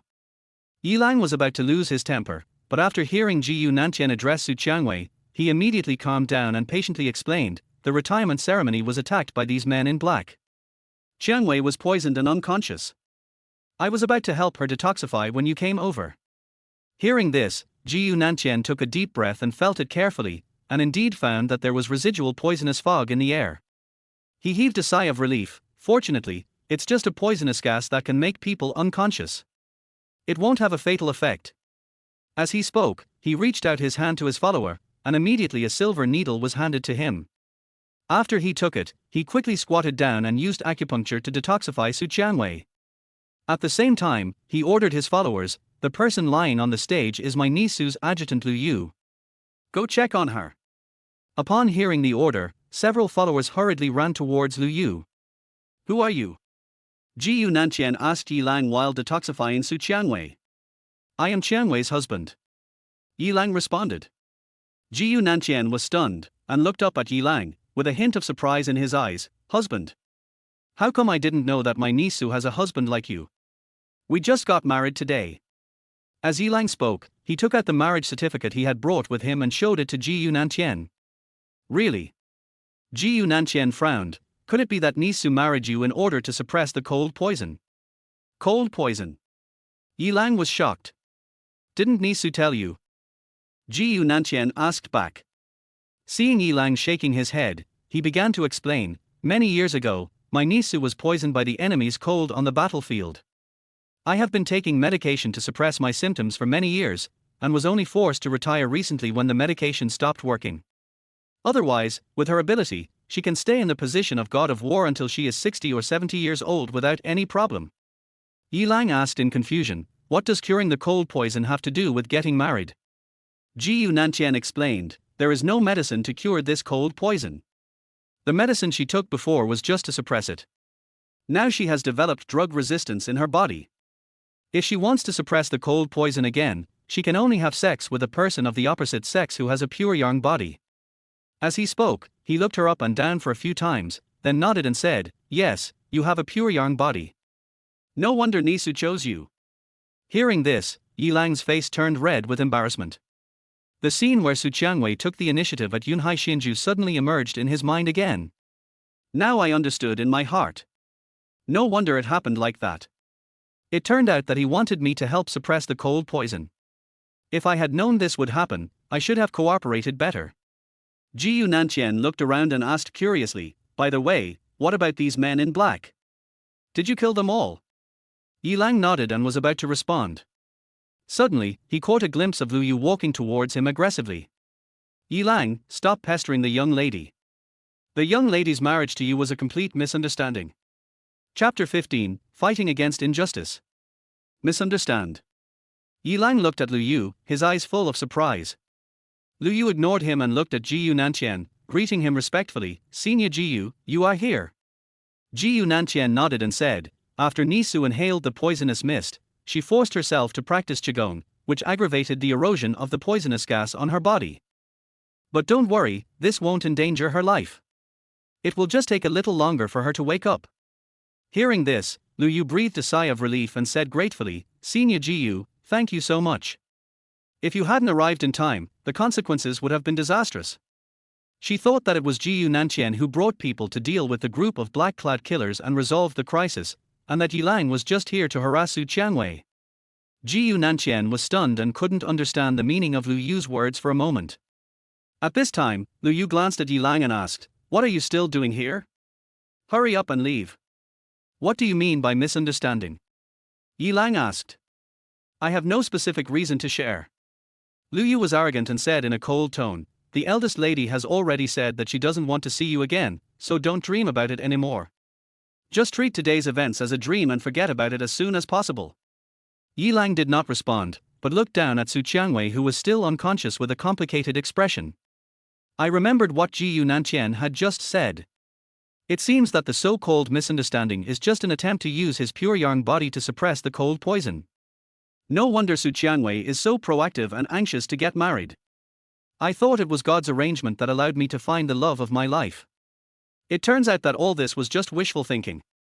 I see. Yilang sighed, turned around and left dejectedly. Seeing Yilang walking away, Jiyu Nantian sighed, looked at Lu Yu and said, Xiaolu, you are too blunt and hurtful. Senior Jiyu, I am doing this for the sake of the young lady. Lu Yu said helplessly, if we don't drive him away, it will be difficult for the young lady when she wakes up. But have you ever thought that the cold poison is only temporarily suppressed? If you drive him away, when Nisu's cold poison attacks again, will she look for another man with a pure young body? Jiyu Nantian shook his head. As a great war god, what has become of you after all this trouble? In my opinion, it is better to be faithful to one person. Hearing this, Lu Yu was stunned for a moment, then suddenly realized, Senior Jiyu, you misunderstood. We didn't look for him to suppress the cold poison, but we mistook him for the Prince Charming who saved the young lady 3 years ago. Jiyu Nantian was stunned. Then he took Su Qiangwei's pulse and found that the cold poison was still there and there was no sign of being suppressed. There was a hint of embarrassment on his face, and he said, it seems that I am overthinking it. Just pretend that I didn't say anything just now. Lu Yu said sensibly, Senior Jiyu, you didn't say anything just now, and I didn't hear anything either. Jiyu Nantian nodded with satisfaction, and as he glanced at the corpses of the men in black, he sighed. However, the young man just now was able to defeat so many masters on his own. He is also a rare talent. What did you say? Lu Yu was shocked. Didn't you lead the team to deal with these men in black? When this old man arrived, these men in black were already dead. Jiyu Nantian said, it's all thanks to that young man just now. There was a hint of surprise in Lu Yu's beautiful eyes. Before she could think about it, a sudden rapid cough was heard and Su Qiangwei woke up. Lu Yu's eyes lit up, and he quickly squatted down to check the situation, and said excitedly, Miss, you are awake. The first thing Su Qiangwei did when she woke up was to look around for Yilang. But after looking all over the auditorium, he couldn't find him, so he asked in surprise, where is Yilang? He clearly protected me just now, where is he now? Lu Yu swore solemnly, Miss, I drove that guy away. Don't worry, he will never harass you again in the future. What? Su Qiangwei's pretty face changed drastically when she heard this, and she asked, who told you to do this? Lu Yu was stunned, it's not you. I just saw it. There is a red dragon tattoo on his back. He is the person I am looking for. Su Qiangwei stood up suddenly, her pretty face flushed with anxiety. Which direction did he go? I want to go find him. Miss, could you be mistaken?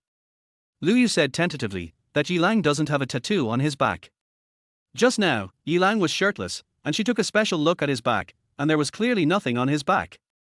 Su Qiangwei didn't hear what Lu Yu said and ran out of the auditorium anxiously. But after taking a few steps, he staggered and almost fell. Miss! Lu Yu hurried forward to support him. However, Su Qiangwei suddenly pushed him away and insisted on looking for Yilang. Nisu, don't be impulsive. Jiyu Nantian said as he walked over quickly and said earnestly, you have inhaled too much poison gas. You need to rest now. There is also cold poison in your body. Lu Yu asked worriedly, Senior Jiyu, how long will it take for the young lady's cold poison to take effect? Jiyu Nantian took a deep breath and said, originally it could have lasted for half a year, but after what happened today, I'm afraid it will only last for a month. If you cannot have sex with a male with a pure young body within a month, by then, death will be considered a good thing, a relief. But when the cold poison strikes, life will be worse than death. Lu Yu frowned, looked at Su Qiangwei and said, Miss, you should have a good rest. I will go find Yilang for you. We must find him back. Su Qiangwei's face was pale and she spoke in a weak voice. Lu Yu nodded heavily and looked at Jiyu Nantian, Senior Jiyu, I'll leave the young lady in your care. Jiyu Nantian said in a deep voice, well, remember, she only has 1 month. After Yilang left Rose Manor, he returned to Yunhai Xinju. After packing up his things, he left without looking back. In the evening, I was walking aimlessly on the street, thinking back to what happened today, with a lot of emotions in my heart. Now, look what happened. My cell phone was blown to pieces by rockets in the Grand Hall. I can't pay online and only have a few $dozen in cash left in my pocket. The worst thing is that my mom sold the house and I don't even have a place to stay tonight. I'm so unlucky that even drinking cold water can get my teeth stuck. Suddenly, a young girl ran towards him and bumped into Yilang's arms.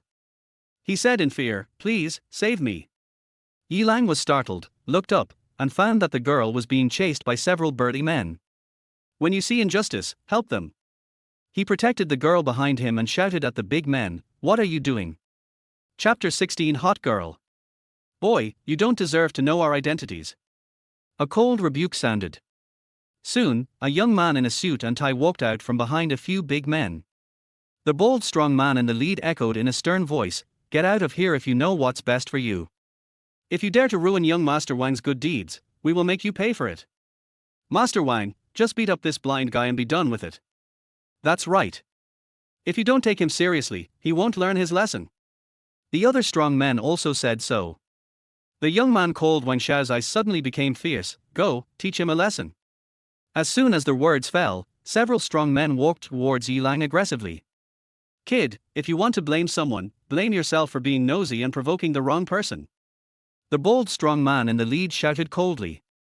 He rushed to the front and came in front of Yilang at the first moment. Without saying a word, he punched Yilang in the face. "Get lost." Yilang's face darkened, and he kicked out first. Only a muffled thud was heard, and then the bold strong man was seen flying backwards like a kite with a broken string. There was another loud bang, breaking the roadside railing and fainting. Hiss! There were sounds of people gasping for air. The strong men were all dumbfounded, knowing that they had met a master. Several people looked at Wang Xiao behind them, and a look of embarrassment appeared on their faces at the same time. The most powerful brothers among them were killed instantly. Even if they attacked together now, they might not be a match for Yilang.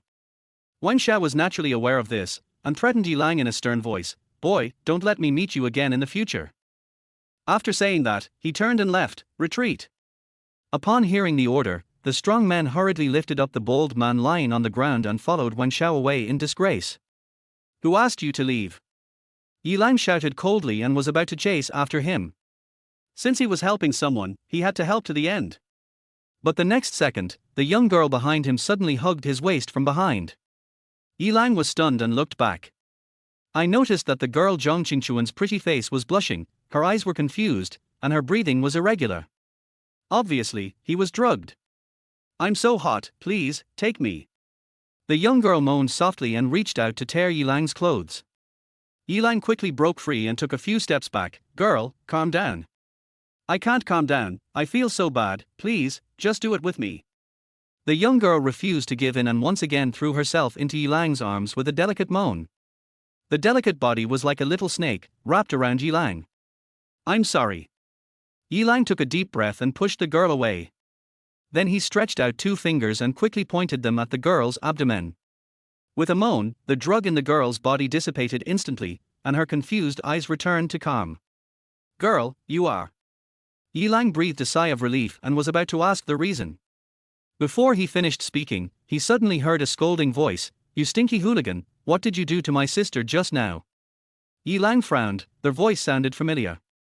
Following the sound, I saw Qin Ruoshua getting out of a luxury car on the side of the road, walking quickly towards me in high heels. "Yilang? You bastard, you actually wanted to attack my sister." Qin Ruoshua was blinded by anger.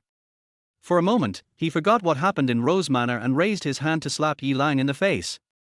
"Sister, you misunderstood." The young girl exclaimed and quickly stood in front of Yilang. "This brother is my savior." "Savior?" Qin Ruoshua paused, a hint of surprise flashing in her beautiful eyes. "She was drugged." Yilang said helplessly, "I just happened to pass by and saved her. But I didn't expect that this little girl would be Qin Ruoshua's sister." The young girl nodded and said, "Sister, I went to collect the debt for you, but Mr. Wang actually put drugs in my tea. I realized something was wrong and ran away, but Mr. Wang refused to give in and led his men to chase me. Thanks to this brother, otherwise I would be in trouble." As she spoke, she turned around and looked at Yilang, with a hint of shyness on her innocent face. "So that's how it is." Qin Ruoshua suddenly realized. She should have been the one to collect the debt. As a result, an accident happened at the God of War ceremony and he fainted in the Rose Manor. After waking up, he found that the entrance and exit road had collapsed.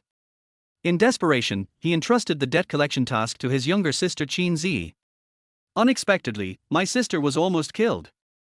After calming down, Qin Ruoshua thought about what happened in Rose Manor. Her heart tightened, and she quickly apologized to Yilang. I'm sorry, I misunderstood you, I apologize to you, and before. Yi Lang waved his hand to interrupt. Okay, I get it, I'll leave if there's nothing else. After saying that, he turned and left, not wanting to have anything to do with Qin Ruoxue anymore. Brother, don't leave in such a hurry. I haven't thanked you properly yet. Seeing this, Qin Zi quickly caught up with Yi Lang. She hugged Yi Lang's arm in a familiar manner, and sandwiched it between the two overgrown monsters on his chest. Zi, what are you doing? Qin Ruoxue was shocked and hurried forward to stop him. You know, Yi Lang is their husband of the Rose God of War. If the Rose God of War knew that his sister had done such an intimate thing to her husband, he would be furious and the Qin family would be in trouble. What's wrong, sister? You should repay a favor, isn't that what you should do? Qin Zi looked at Qin Ruoxue and asked in an innocent tone. Let go of your hands. It's inappropriate to hug each other in public. Qin Ruoxue scolded softly. What's the big deal? Qin Zi curled her lips and reluctantly let go of his embrace. Qin Ruoxue breathed a sigh of relief, then looked at Yi Lang and said, Please don't mind. My sister has been studying abroad since she was a child. She grew up in an open environment and doesn't know how to keep a sense of propriety. Yi Lang shook his head and said calmly, It's okay, I understand. Are you going back to Yunhai Xinju? Do you want me to take you there? Qin Ruoxue showed a flattering smile on her face and asked tentatively. Anyone who is important in Jinghai knows that the Rose God of War is staying at Yunhai Xinju. Hearing this, a trace of loneliness flashed across Yi Lang's eyes. No need, thank you. Qin Ruoxue frowned slightly, realizing something in her heart. Upon closer inspection, Yi Lang actually had luggage with him. Could it be that he was dumped by the Rose God of War so quickly? How he married the Rose God of War is also a mystery. Big brother, are you looking for a hotel to stay in? Qin Zi also saw Yi Lang's luggage and asked curiously. Yi Lang forced a smile, I guess so.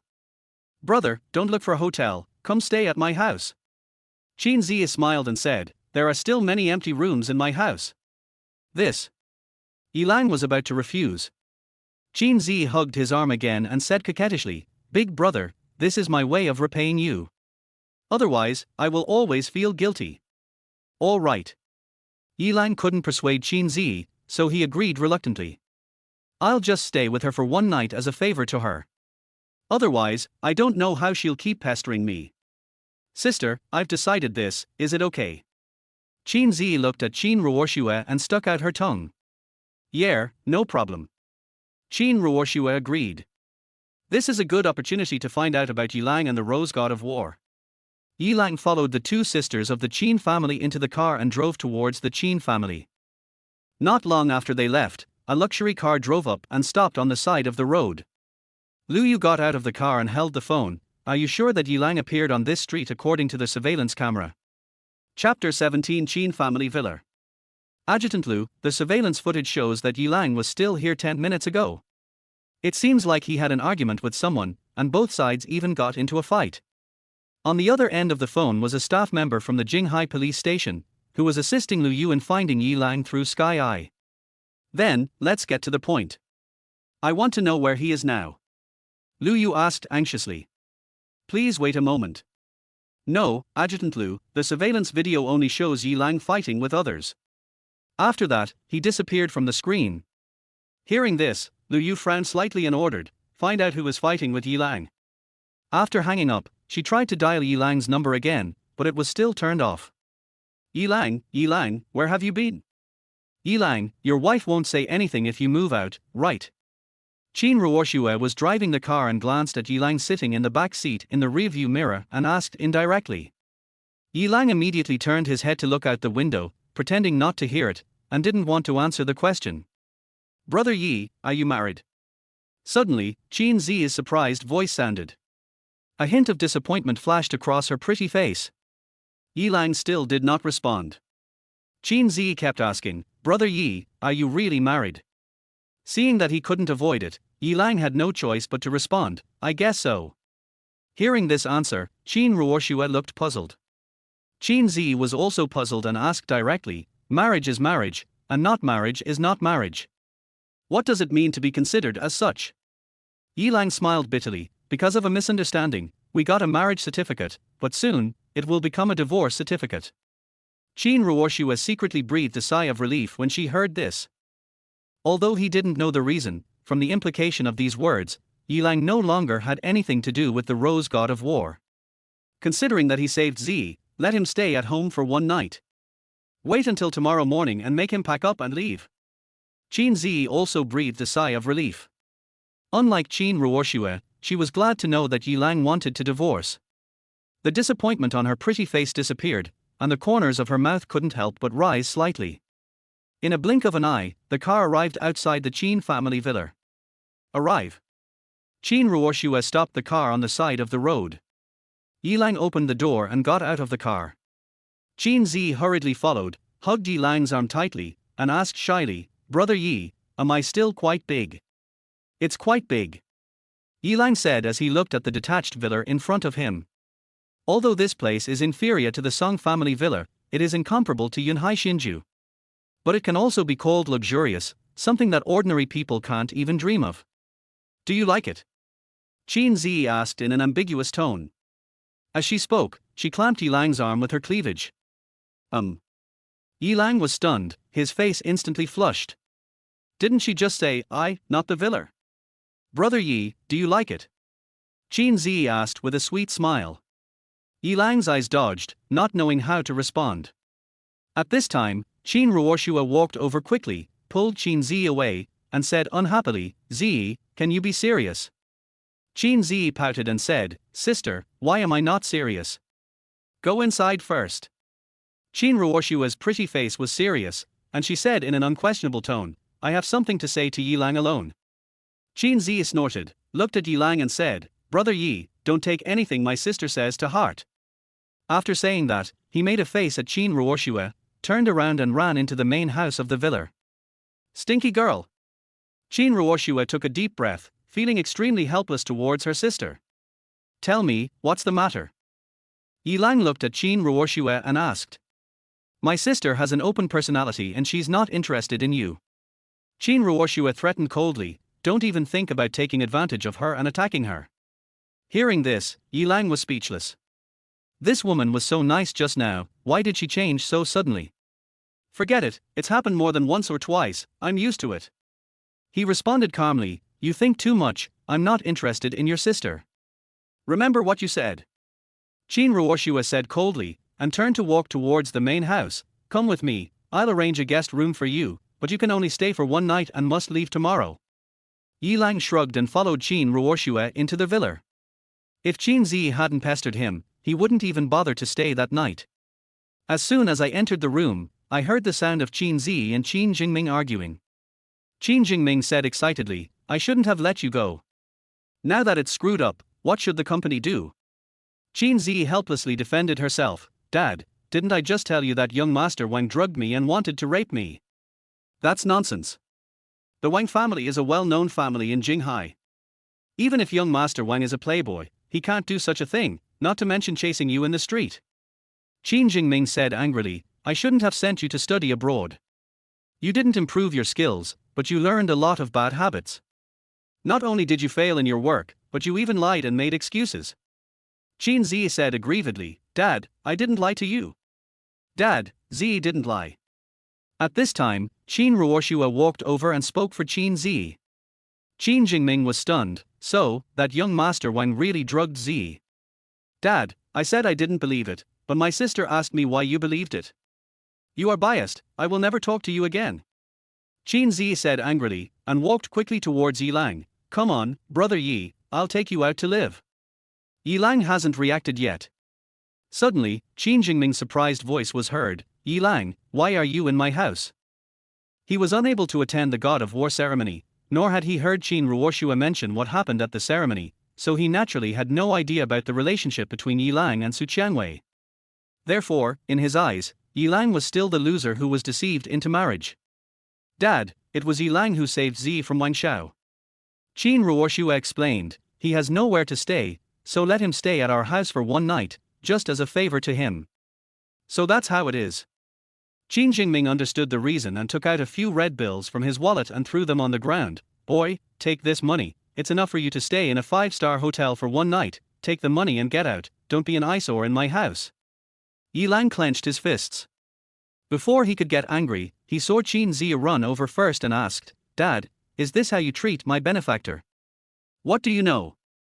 Qin Jingming gritted his teeth and said, "We must chase him away before we alarm the old man." Qin Zi looked surprised. "What does this have to do with Grandpa? What happened? Are you afraid of disturbing me?"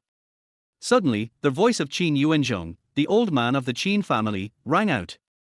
Chapter 18, The elder sister does not marry the younger sister. Yi Lang looked up. "I saw a white-haired old man walking down the stairs slowly with a cane." That was Qin Yuanzhong, the old man of the Qin family. Although he looks old and frail, he exudes a majestic aura in his every move. "Dad." Qin Jingming quickly stood up, a look of embarrassment appearing on his face. Feeling helpless, I still managed to alarm the old man. "Grandfather." Qin Ruoshue greeted respectfully. Qin Zi trotted up the stairs, supported Qin Yuanzhong's arm, and said aggrievedly, "Grandpa, my dad is really too much." Hearing this, Qin Yuanzhong immediately glared at Qin Jingming and asked, "What good things have you done?" "Dad, don't be angry.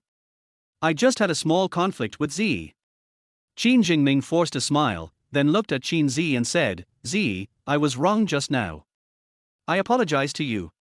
I will listen to you and let him stay tonight. It's getting late, send your grandfather back to rest." "That's more like it." Qin Zi snorted lightly, and a smug smile appeared on her pretty face. Qin Yuanzhong said earnestly, "It is inevitable that there will be friction between relatives. You must learn to tolerate each other." "Dad, you are educating me." Qin Jingming nodded and bowed. Seeing Qin Yuanzhong being supported by Qin Zi upstairs, he felt relieved. Fortunately, the old man did not ask Yi Lang's identity, otherwise it would be a big trouble. The old man must know that the boy in front of him is Yi Lang. Not to mention staying for one night, I'm afraid I'll let this loser stay at home forever and force Ruoshue to marry him. Let him stay here temporarily tonight, and then send him away tomorrow morning before the old man gets up. Come on, I'll take you to the guest room. Qin Ruoshue glanced at Yi Lang and said with a disdainful tone. "No need, I'll leave now." Yi Lang responded coldly. He would rather sleep on the street than have to face the Qin family's faces again. Qin Ruoshue was stunned when she heard this, and a hint of surprise flashed in her beautiful eyes. I underestimated him. He didn't refuse to leave. He still has some backbone. He said disapprovingly, "Whatever you want." Yi Lang didn't delay any longer, picked up his luggage and turned to leave. "Brother Yi." Qin Zi was startled and quickly let go of Qin Yuanzhong's hand. He jumped down the stairs in 2 steps, rushed to Yi Lang quickly, and tried his best to persuade him to stay. "Brother Yi, my dad has promised to let you stay, why do you still want to leave? And didn't we agree that you would stay overnight as my reward? If you leave like this, I will feel bad." Hearing this, Yi Lang smiled and said, "Miss Qin, it is a human's duty to help others when seeing injustice. I don't ask for anything in return, so you don't have to take it too seriously. Be careful and stay safe in the future.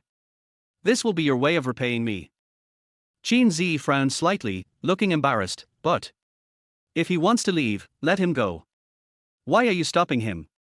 Before he could finish his words, Qin Jingming interrupted him, wishing Yi Lang could get out of here as soon as possible. Qin Zi ignored Qin Jingming, but seeing that Yi Lang was determined to leave, she had no choice but to step aside and make way. Yi Lang took his luggage and walked out of the villa. "Young man, please stay." Just then, Qin Yuanzhong's voice rang out. Yi Lang paused and looked back. Qin Yuanzhong said with a smile, "Young man, there are not many people like you in today's society. I admire you very much. If you can be of any use to the Qin family in the future, just let me know. By the way, I still don't know what your name is." Yi Lang has always been a person who respects others a foot and he respects others a yard. Seeing Qin Yuanzhong's polite attitude, he patiently said, "Thank you for the compliment, old man. My name is Yi Lang."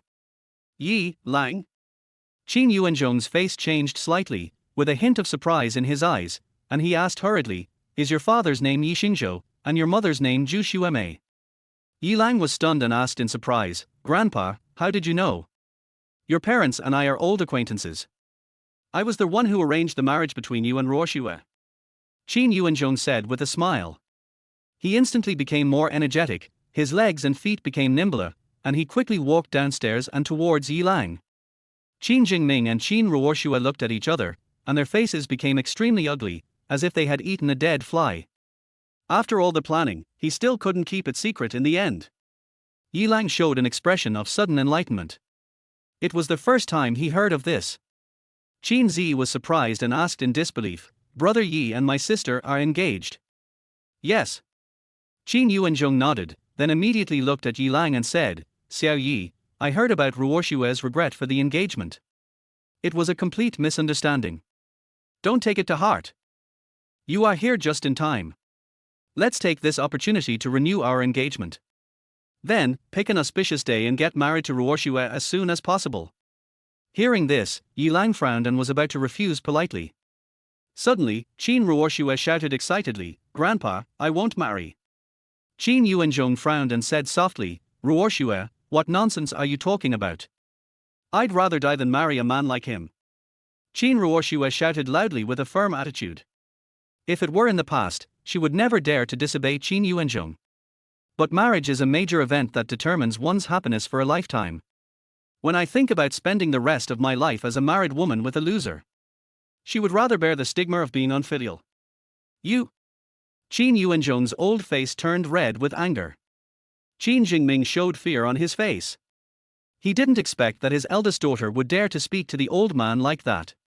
"If my sister won't marry, I will." Suddenly, Qin Zi shouted with a red face.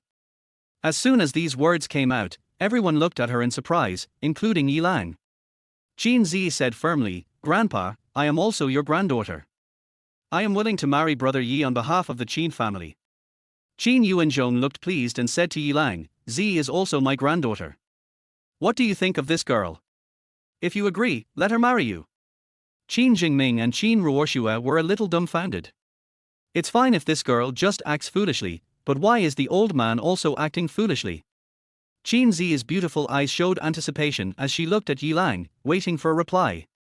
"Thank you for your kindness, old man." Yilang politely refused, "It's just that I'm already married." As he spoke, he took out his marriage certificate and showed it in front of Qin Yuanzhong. Maybe Su Qianwei will ask for a divorce tomorrow. But now this marriage certificate is the best way to reject the old man of the Qin family. In this case, I will not force you. Qin Yuanzhong sighed and said disappointedly. Unexpectedly, Yilang was already a married man. Now even if he wanted to bring them together, there was nothing he could do. Qin Zi was unwilling to give up and insisted, "I can wait until Brother Yi gets divorced before marrying him." Chapter 19 Conspiracy. Yilang was stunned. "What's wrong with this girl? We just met today, why do you have to marry me? Zi, stop messing around." Qin Yuanzhong said softly, "Our Qin family is a well-known family in Jinghai. How could we do something that would ruin someone's marriage? If this gets out, how will the major families in Jinghai view our Qin family? They will say that my Qin Yuanzhong's granddaughter is a mistress who destroys other people's families. Where will this put the Qin family's reputation?" Qin Jingming opened his mouth and wanted to make a few accusations. Qin Zi must give up this idea and must not marry Yilang.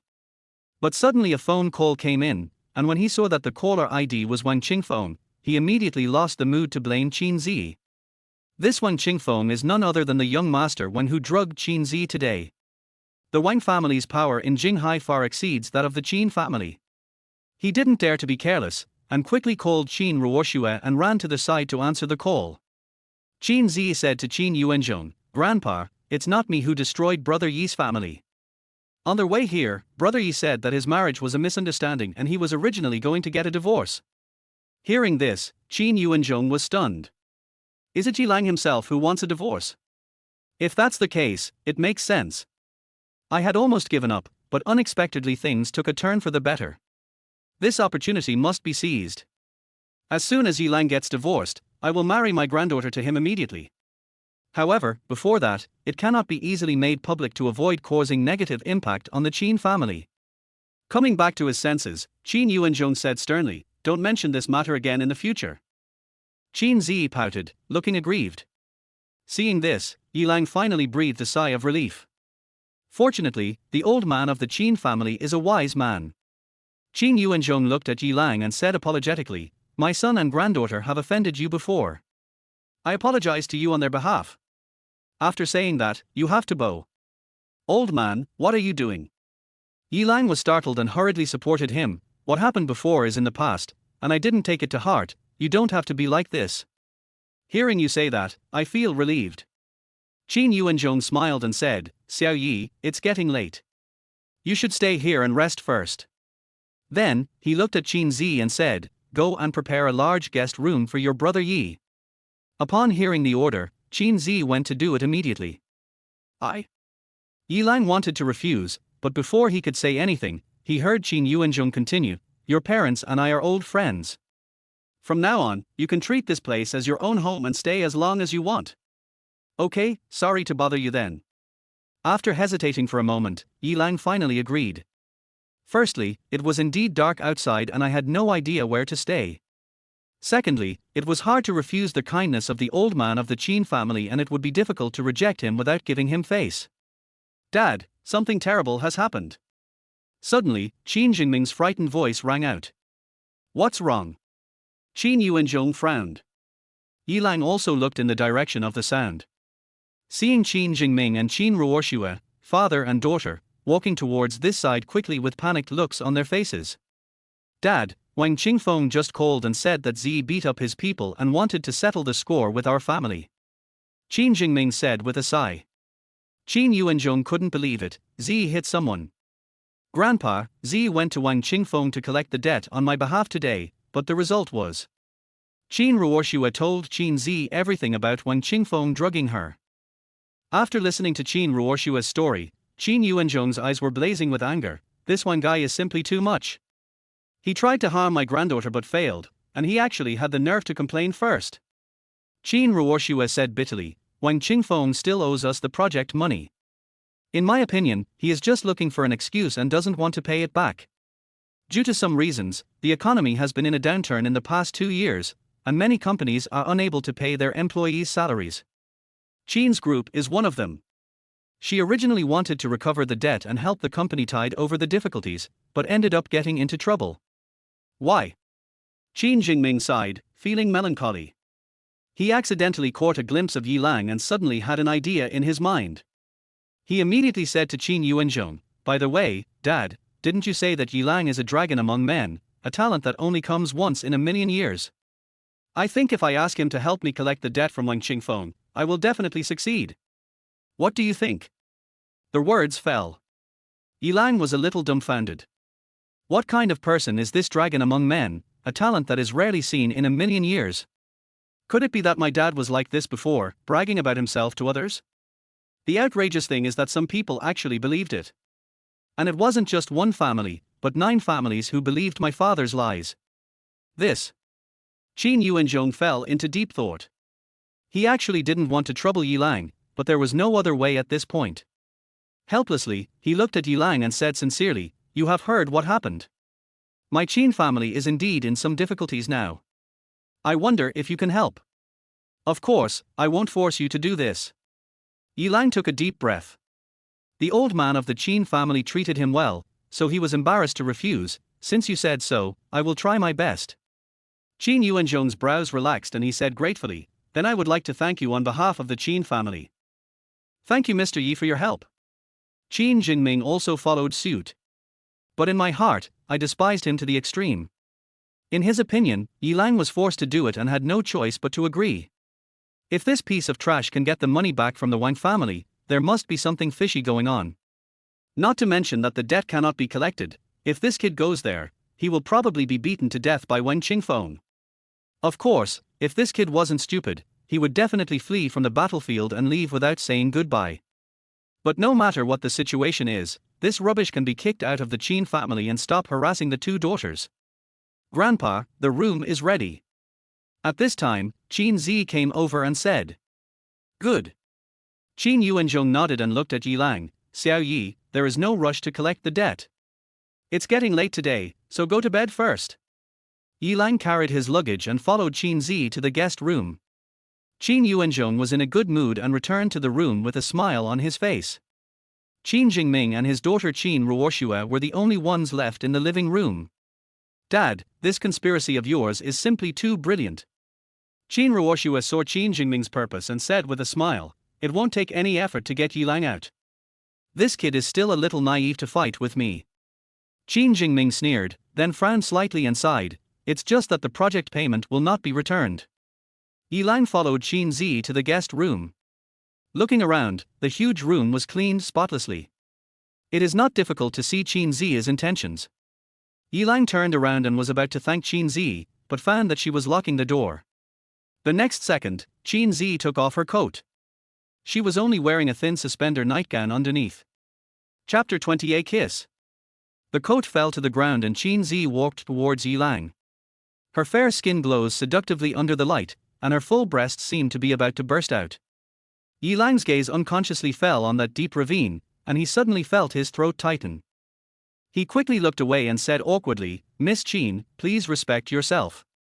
"Brother Yi, I fell in love with you from the first sight." Qin Zi said seriously, "Devoting yourself to the person you love and following your heart, isn't this self-respect?" Yilang was speechless and didn't know how to refute.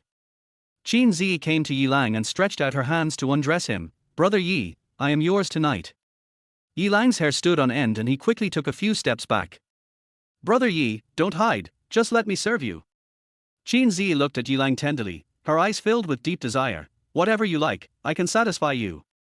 Miss Qin, you are still young. You will regret it if you act impulsively." Yilang had a headache. "Besides, if you really like me, you should respect me and respect yourself even more." Qin Zi was stunned, and her eyes dimmed instantly. The room became quiet. After a moment, Yilang looked at Qin Zi curiously. I noticed that she had picked up her coat and put it on. I breathed a sigh of relief. "Brother Yi, I will definitely make you fall in love with me." Qin Zi came in front of Yilang and said in a firm tone. Yilang looked embarrassed. "Maybe, but we just met." Before he finished speaking, Qin Zi suddenly stood on tiptoe and moved her tender lips towards his face. A pop. There was a lip mark on one cheek. "Brother Yi, then we have a deal." Qin Zi smiled and said, "I will let you see my changes." After saying that, without waiting for Yilang's response, she turned and left the room, closing the door. "This girl." Yilang shook his head helplessly. He was calm and only treated Qin Zi as his sister. Among so many women, the only one who can make his heart beat is Su Qianwei. Why? Thinking of Su Qianwei, he couldn't help but sigh, and his mood became complicated. On the first day after getting the marriage certificate, I was kicked away by my partner. It's ridiculous to think about it. Forget it, don't think too much about it, there is still a long way to go in life. Yilang closed his eyes. "Just pretend that today never happened, it's just a dream, and when I wake up it's a new day." At that time, outside the Wang Group, a luxury car was parked in front of the door. Su Qianwei sat in the back row, her face pale and bloodless. Not long ago, she received the news reported by Lu Yu. He rushed over as soon as possible, ready to inquire about the situation in person. "Miss, the person who fought with Yilang is in this company," Lu Yu said. "The other party is Wang Qingfeng, the chairman of Wang Group." Su Qianwei responded, opened the car door and prepared to get out. Lu Yu was startled and urged, "Miss, you can just rest in the car. I can go by myself." Su Qianwei seemed not to hear anything and walked towards Wang Group without stopping. "This." Lu Yu hurriedly followed, his face full of worry. "I didn't expect that the eldest lady would have to personally intervene in such a small matter. If I had known this, I would not have reported it. After finding Yilang, I would have brought him directly to see the eldest lady." In the chairman's office, Wang Qingfeng was making love with his secretary. "Mr. Wang, okay, if I don't go home, my husband will call me." The secretary lay on the desk, blushing and pouting. "Let your husband beat you." Wang Qingfeng did not stop for a moment and spoke in a playful tone. "Boss Wang, you are so annoying," the secretary said in a coquettish tone. "I was thinking about something in my mind. Could it be that Wang Qingfeng wanted to give me a status?" Thinking of this, he asked tentatively, "Boss Wang, if he really calls me, will you be responsible for me?" Before she could finish her words, the door was suddenly pushed open, and she was immediately terrified. "Who?" Wang Qingfeng was also startled and looked towards the door. Su Qianwei walked in with Lu Yu and was about to question him. But when he saw the chaotic scene in front of him, he immediately turned his head away, not wanting to look at it, with a look of speechlessness on his face. "Boss Wang, who are they?" the secretary asked in surprise, and quickly hid aside, picking up his clothes to cover himself. Wang Qingfeng did not respond. He stared blankly at Su Qianwei's beautiful face and couldn't help swallowing. He murmured, "The best, it's really the best in the world." He had seen countless women, but he still fell for Su Qianwei at first sight. She is just like a fairy walking out of a painting. If I could have a night of romance with her, I would be happy to live 10 years less. Wang Qingfeng looked at Lu Yu again. Although her appearance was not as good as Su Qianwei, she could still be considered a beauty. And it is full of heroic spirit, which is unique. After a moment, he came back to his senses and asked, "Two beauties, you came to see me so late, I guess you have something urgent to do." "You?" Su Qianwei spoke. Wang Qingfeng made a gesture to silence them, then said with a silly smile, "No need to say anything, as long as you stay with me for one night, I will agree to anything." Hearing this, Su Qianwei's face suddenly darkened. Lu Yu strode forward and shouted coldly, "How dare you insult the rose god of war? I think you are courting death." Wang Qingfeng was shocked. Rose god of war? Looking closely, he recognized Lu Yu's appearance. It was Lu Yu, the adjutant of the Rose War God. I was so horny just now that I couldn't recognize it for a moment. The next second, he was so scared that he knelt on the ground and said in a trembling voice, "I deserve to die. I didn't know that it was the Rose War God who came to visit. I am very sorry for the offense. I hope the War God will forgive me. Let me ask you, why did you fight with Yi Lang today?" Su Qianwei asked, "Where is he going now?" Yi Lang. Wang Qingfeng was stunned and shook his head, saying, "I don't know any Yi Lang. How dare you conceal it?" Lu Yu said coldly, took out his cell phone and showed it in front of Wang Qingfeng. On the screen, a clear and restored surveillance footage was playing, which was the scene of Yi Lang fighting with the bald man under Wang Qingfeng. This. Wang Qingfeng looked embarrassed. Then, he said in a panic, "Rose War God, Adjutant Lu, if I knew he was one of yours, I wouldn't dare to fight him even if I had 10,000 guts. My lords, we just had a small conflict, and he didn't suffer any loss. This shouldn't be considered a crime, right?" Lu Yu scolded, "Stop talking nonsense. Just answer whatever I ask you. Why are you fighting with him? Do you know where he went?" Wang Qingfeng was so frightened that he dared not hide it anymore. Chapter 21 Pure Female College Student. When the words came to his lips, Wang Qingfeng was suddenly stunned. He planned to rape Qin Zi, and although he failed, it is an indisputable fact that he drugged her. If this matter were to be spoken out, it would be troublesome. The god of war is personally supervising the case, so there is no way to find connections to escape punishment. "No, you must not tell this." Wang Qingfeng's eyes rolled around and he changed his words. "He and my subordinate, the bald guy in the picture, had a conflict. Look, isn't there a girl in the surveillance video? She's the bald guy's sister."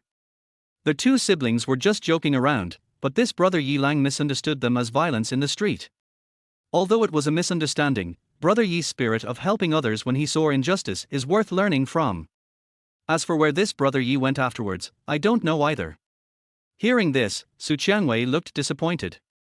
He came here with great joy, thinking that he could use this clue to find Yi Lang's whereabouts, but he did not expect to come up empty-handed.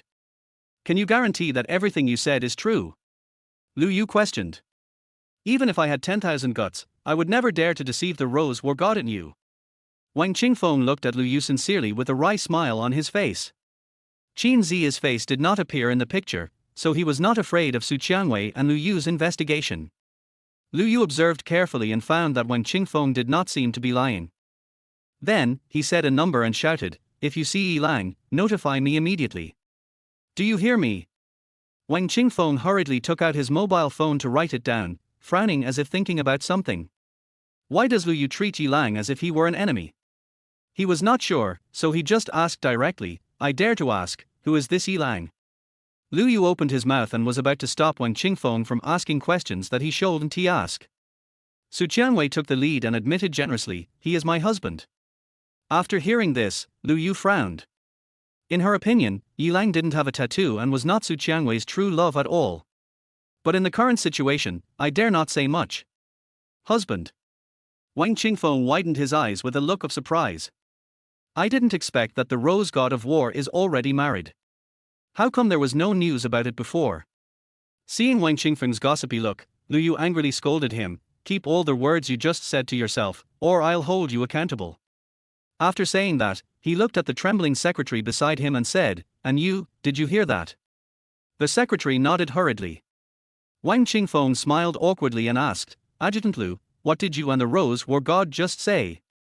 Why don't I have any recollection of it? You are a sensible boy. Lu Yu snorted coldly. He turned to look at Su Qiangwei, and immediately changed his attitude, and asked respectfully, Miss, what should we do now? Su Qiangwei sighed, let's go back first. After that, he left the office with Lu Yu's help. Wang Qingfeng looked at the two beautiful figures and dared not have any improper thoughts. He murmured, what bad luck. Even drinking cold water can cause a toothache. I thought Yilang was a poor young man who wanted to take revenge afterwards. Unexpectedly, the other party is a man you can't afford to offend. Outside Wang's group, Lu Yu helped Su Qiangwei get into the car, and then asked, Miss, are you going back to Yunhai Xinju?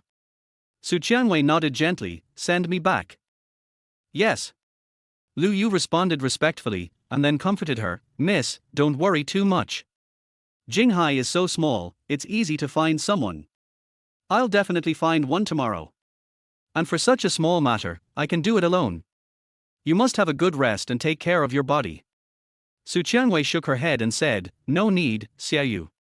I have retired and we are no longer in a superior-subordinate relationship. You don't need to worry about my affairs anymore. Go back to the combat department. There is a bright future waiting for you. Hearing this, Lu Yu panicked and said hurriedly, Miss, you promoted me. If I wasn't by your side.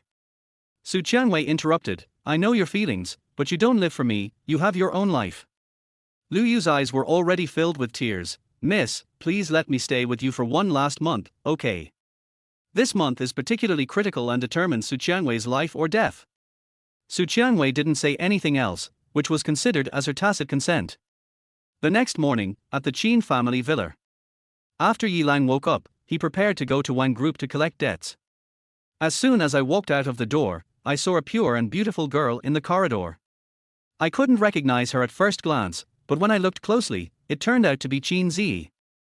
Qin Zi also noticed Yilang, and immediately turned around, smiling and asked, Brother Yi, do you like what I'm wearing?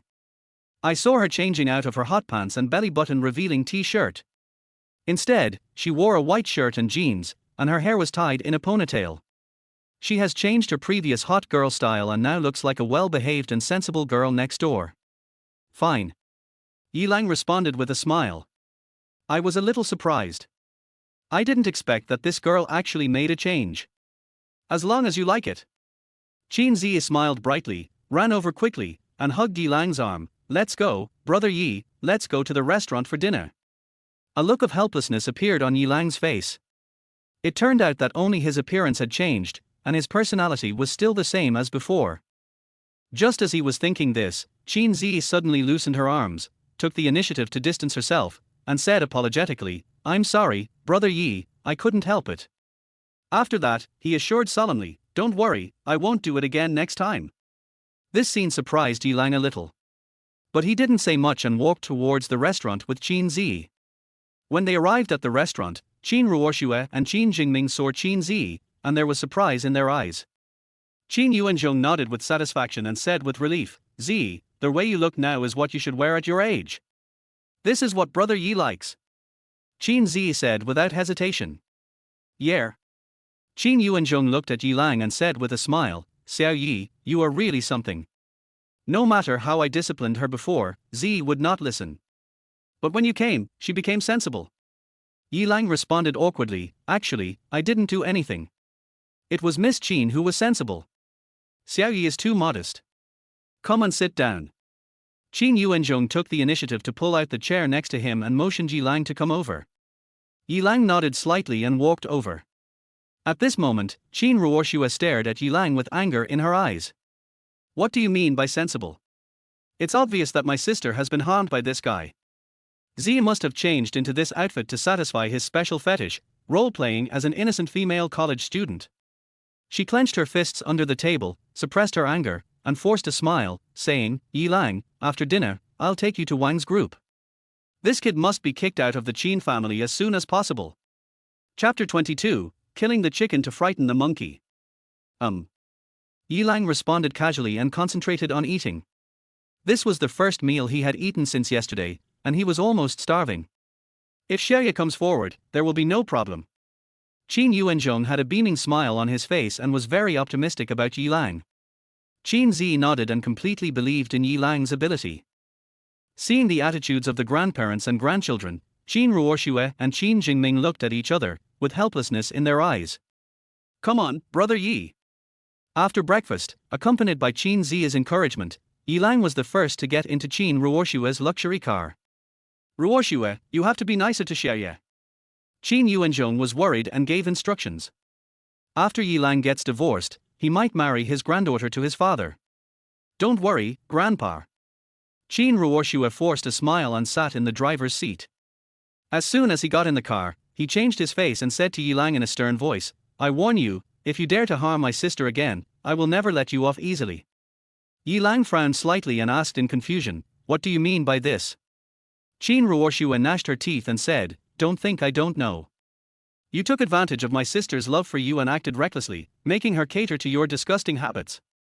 Yilang wanted to explain a few more things. "But then I thought, there is no way to reason with this woman. It is better to close your eyes and choose silence. Instead of having a meaningless quarrel, it is better to think about how to help the Qin family get back the debt." To be honest, he didn't feel confident. After all, it was the first time he did such a thing. "I almost forgot. Anyway, there is no future. I will watch you with my own eyes in a moment. Enter the Wang group and don't even think about escaping." Qin Ruoxue's anger turned into joy, and a smug smile appeared on the corner of her mouth. As long as Yilang steps into the Wang group and faces this bastard, he will only have one way to go, and that is death. There is no need to worry about him harassing my sister again. Yilang was too lazy to pay attention, and Qin Ruoxue didn't say anything more. No conversation along the way. In a blink of an eye, we arrived at the entrance of Wang group, a 5-story office building painted red in the urban area of Jinghai. Yilang couldn't think of any good solution in the end. Sighed softly. "Now that you are here, make the best of it. Why are you backing out?" Qin Ruoxue saw Yilang sighing and thought he was going to retreat, so she said coldly, "I'm telling you, I'll be watching you all the time, don't even think about running away." Yilang glanced at Qin Ruoxue, then opened the door and got out of the car, walking straight towards the gate of Wang group. As soon as I got to the door, I was stopped by the security guard and asked, "What are you doing?" "I'm here to see your President Wang." Yilang said calmly, "Talk to him about business." "Looking for Mr. Wang." The security guard looked Yilang up and down, and seeing that he looked poor, he couldn't help but reveal a hint of sarcasm on his face. However, out of caution, he did not directly drive away the abuse, but asked, "Our President Wang is not someone that anyone can see. Did you make an appointment in advance?" "Reserve." Yilang was stunned. He knew nothing about the business world and had never imagined that meeting someone would be so troublesome. "Go make an appointment if you don't have one. I'll let you go when you get Mr. Wang's appointment." The security guard waved his hand disdainfully, signaling Yilang to leave. "Wait, let him in." Just then, a stern voice sounded. Following the sound, it turned out to be the bald man that Yilang knocked down yesterday. "Brother Tiger, he doesn't have an appointment," the security guard said awkwardly. "Why are you talking so much nonsense? I said let him in, just open the door." The bald man called Brother Tiger shouted. The security guard was so frightened that he didn't dare to delay for another second and quickly opened the door to let him in. Although this bold burly man is just a bodyguard beside Wang Qingfeng, in terms of position, his rank is not much higher than that of the security guard. But everyone in the Wang group knew that the bald man was a popular figure around Wang Qingfeng, and sometimes his words were more effective than those of the top executives. "Boy, you want to see Mr. Wang, right? Come with me." The bald man glanced disdainfully and strode towards the office building. Yilang followed closely behind. Qin Ruoxue finally felt relieved when she saw Yilang following the bald man into the office building. You scum, you deserve this. After a cold snort, he drove away. Boy, do you remember me? The bald man brought Yi Lang to an empty corner of the hall, turned around abruptly, and the big man, about 1.9 meters tall and almost 2 meters tall, looked down at Yi Lang and asked. Yi Lang took a look and said calmly, I have an impression. Just remember it. The bald man's eyes darkened, and a trace of anger appeared on his face. Yesterday, you made me look foolish in front of young Master Wang. Tell me, how should we settle this account? How do you want to calculate it? Yi Lang asked back. Kneel down and kowtow to me a few times. The bald man said coldly, then, you can break the leg that kicked me yesterday, and we'll be even. He just saw Qin Ruoshua who brought Yi Lang here. I thought it was the Qin family putting pressure on Yi Lang to make Yi Lang apologize on behalf of the Qin family. After all, Wang Qingfeng made a threatening call to the Qin family yesterday. All this is reasonable. What if I say no? Yi Lang chuckled and asked. No. The bald man sneered, then young Master Wang will never forgive the Qin family in his life, and you will be suppressed by both young Master Wang and the Qin family. Boy, think about it carefully. What will happen if an ordinary person like you is targeted by the two second-tier families in Jinghai? Not only you, but also your family's life is over. Hearing this, Yi Lang seemed to be thinking about something. Ordinary people really don't dare to provoke the powerful, even if they are from a second-tier family. Once you get involved, even if you are not afraid, your family will suffer. However, he happened to have no such concerns. My father is missing and my mother is out having fun. Just be alone, no worries. Kid, it seems a bit cruel to let you do it yourself. Seeing Yi Lang's silence, the bald man thought that Yi Lang was frightened, so he stretched out his big hand and grabbed Yi Lang, saying sternly, then I'll help you. Bang! Suddenly, Yi Lang made a move and grabbed the bald man's wrist tightly. Boy, what are you going to do? The bald man was stunned, and there was a hint of panic in his eyes. He had seen Yi Lang's skills, and knew that if he really fought with him, he would have no chance of winning.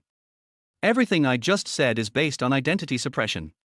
If Yi Lang really doesn't care, regardless of whether he will be retaliated against or not, he will definitely be the first to suffer. Yi Lang ignored it and secretly exerted force with his hands. The bald man suddenly felt a piercing pain rushing straight to his brain. His entire arm was pinched until it turned red and purple, and his face was grinning. Enduring the severe pain, he shouted, You have to think carefully. It's better to be in a wheelchair for the rest of your life than to sacrifice your whole family. Snap! A crisp sound of bone cracking was heard. I saw that the bald man's arm was bent in a weird degree. The ulnar pierced the flesh and blood gushed out. The scene was extremely bloody and brutal. Forget it. I don't know how to collect the debt, so I'll just use force to solve it. Yi Lang said calmly, It just so happens that you've come to my door again, so I'll start with you. Chapter 23. Seeing me is like seeing your father. Oh, arms, my arms. The bald man's heart-wrenching screams echoed throughout the hall. In an instant, many employees of Wang Group came to watch. When seeing the bloody scene before their eyes, many people took out their cell phones and prepared to call the police. Are you crazy? At this time, a senior executive of Wang Group stopped everyone. The Wang Group is engaged in the shady business, and there are too many things that cannot be exposed. If you choose to call the police and it gets investigated, you will be asking for trouble. The employees reacted, put down their phones, and looked at each other, not knowing what to do. Quick, call the bodyguards. The executives whispered to their subordinates. It is called the bodyguard department, but in fact it is just a group of thugs hired by the Wang Group, who specialize in doing shameful things. Seeing his subordinates going to call for help, the executive strode forward, walked towards Yi Lang, and said with a smile, Young man, if you have something to say, please talk nicely. We live in a harmonious society now, why be so rude? If you have anything to talk to me about, I am the business director of Wang Group. As he spoke, he handed over a business card. Yi Lang took it and took a look. It clearly said, Liu Bo, head of business department, on it. His expression softened a bit, and he asked, Can you keep your word? Certainly. Liu Bo smiled slightly, Tell me, what's the matter? Your Wang Group owes the Qin family a sum of money for a project, and I'm here to collect the debt. Yi Lang said. I thought it was something else, but it turns out to be like this. Liu Bo smiled and said, I know what you are talking about.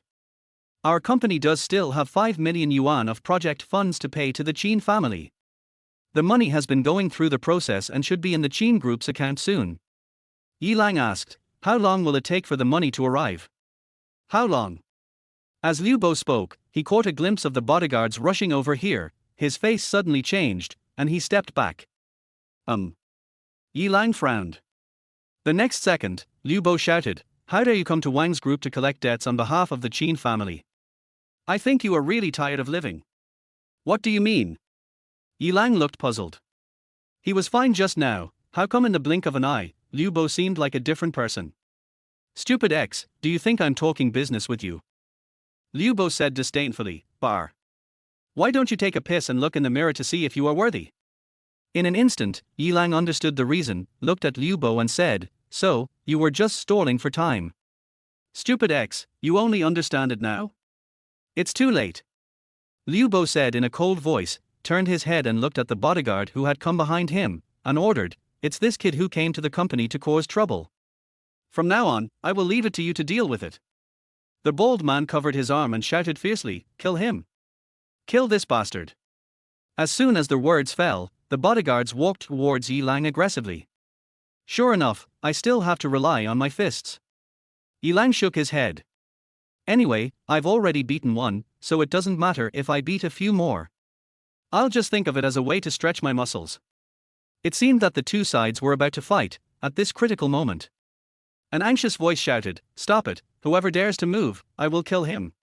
The bodyguards paused. Liu Bo and a group of employees also looked in the direction of the sound. I saw Wang Qingfeng, with sweat all over his forehead, running towards here in a panic. Boss Wang, this guy came to the company to cause trouble, and I was just about to deal with him. Liu Bo came forward and pointed at Yi Lang. Bang! As soon as he finished speaking, Wang Qingfeng slapped Liu Bo in the face, causing him to stagger and his cheek to swell up. Asshole, if you want to die, go die by yourself, don't fucking implicate me. Wang Qingfeng shouted angrily. Then, under the surprised gaze of Liu Bo and a group of employees, Wang Qingfeng walked quickly towards Yi Lang and said respectfully, Mr. Yi, I'm sorry for the offense. I hope you can atone for your sins.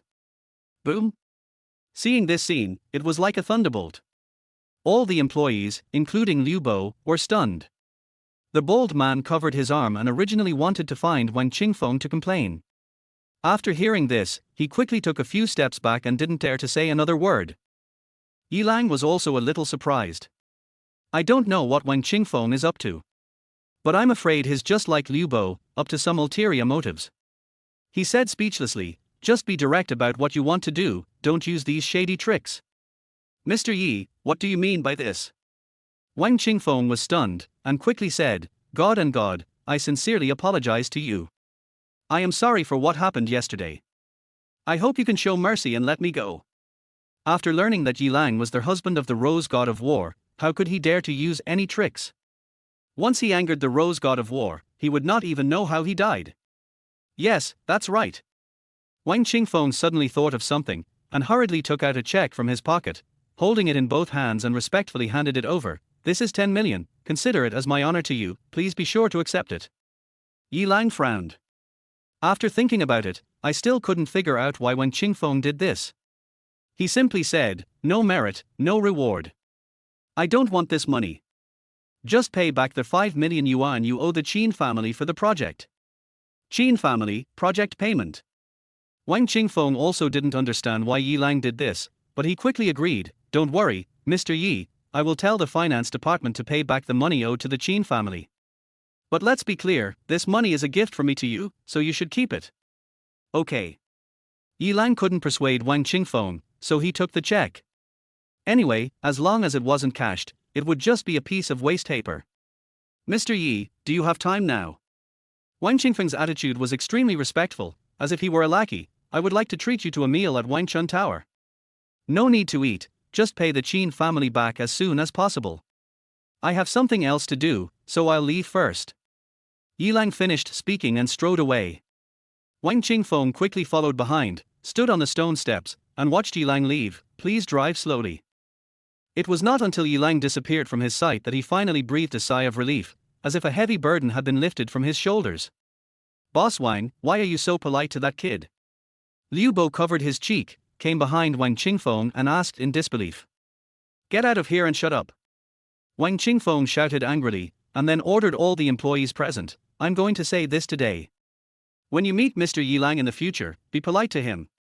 Treat him like you treat me, no, treat my father. At the same time, in the Qin family villa, Qin Ruoxue is getting ready to go out. She asked a few friends to help her deal with the Wang Group's affairs.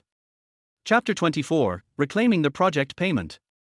Ruoxue, the life and death of our Qin family depends entirely on you. Qin Jingming gave earnest instructions. Qin Ruoxue took a deep breath. Dad, I will do my best. To be honest, she didn't have much confidence. Because the people who can help are her friends' friends. There is a relationship between us, so I don't know if it can be of any use. She prepared to pack up and go out. Suddenly, through the window, I saw a familiar figure appear outside the villa. On her pretty face, a look of astonishment instantly appeared. Yilang. What did you say? Qin Jingming was shocked when he heard this. Yilang is back. Qin Ruoxue pointed outside and said. Qin Jingming quickly stood up and walked over quickly.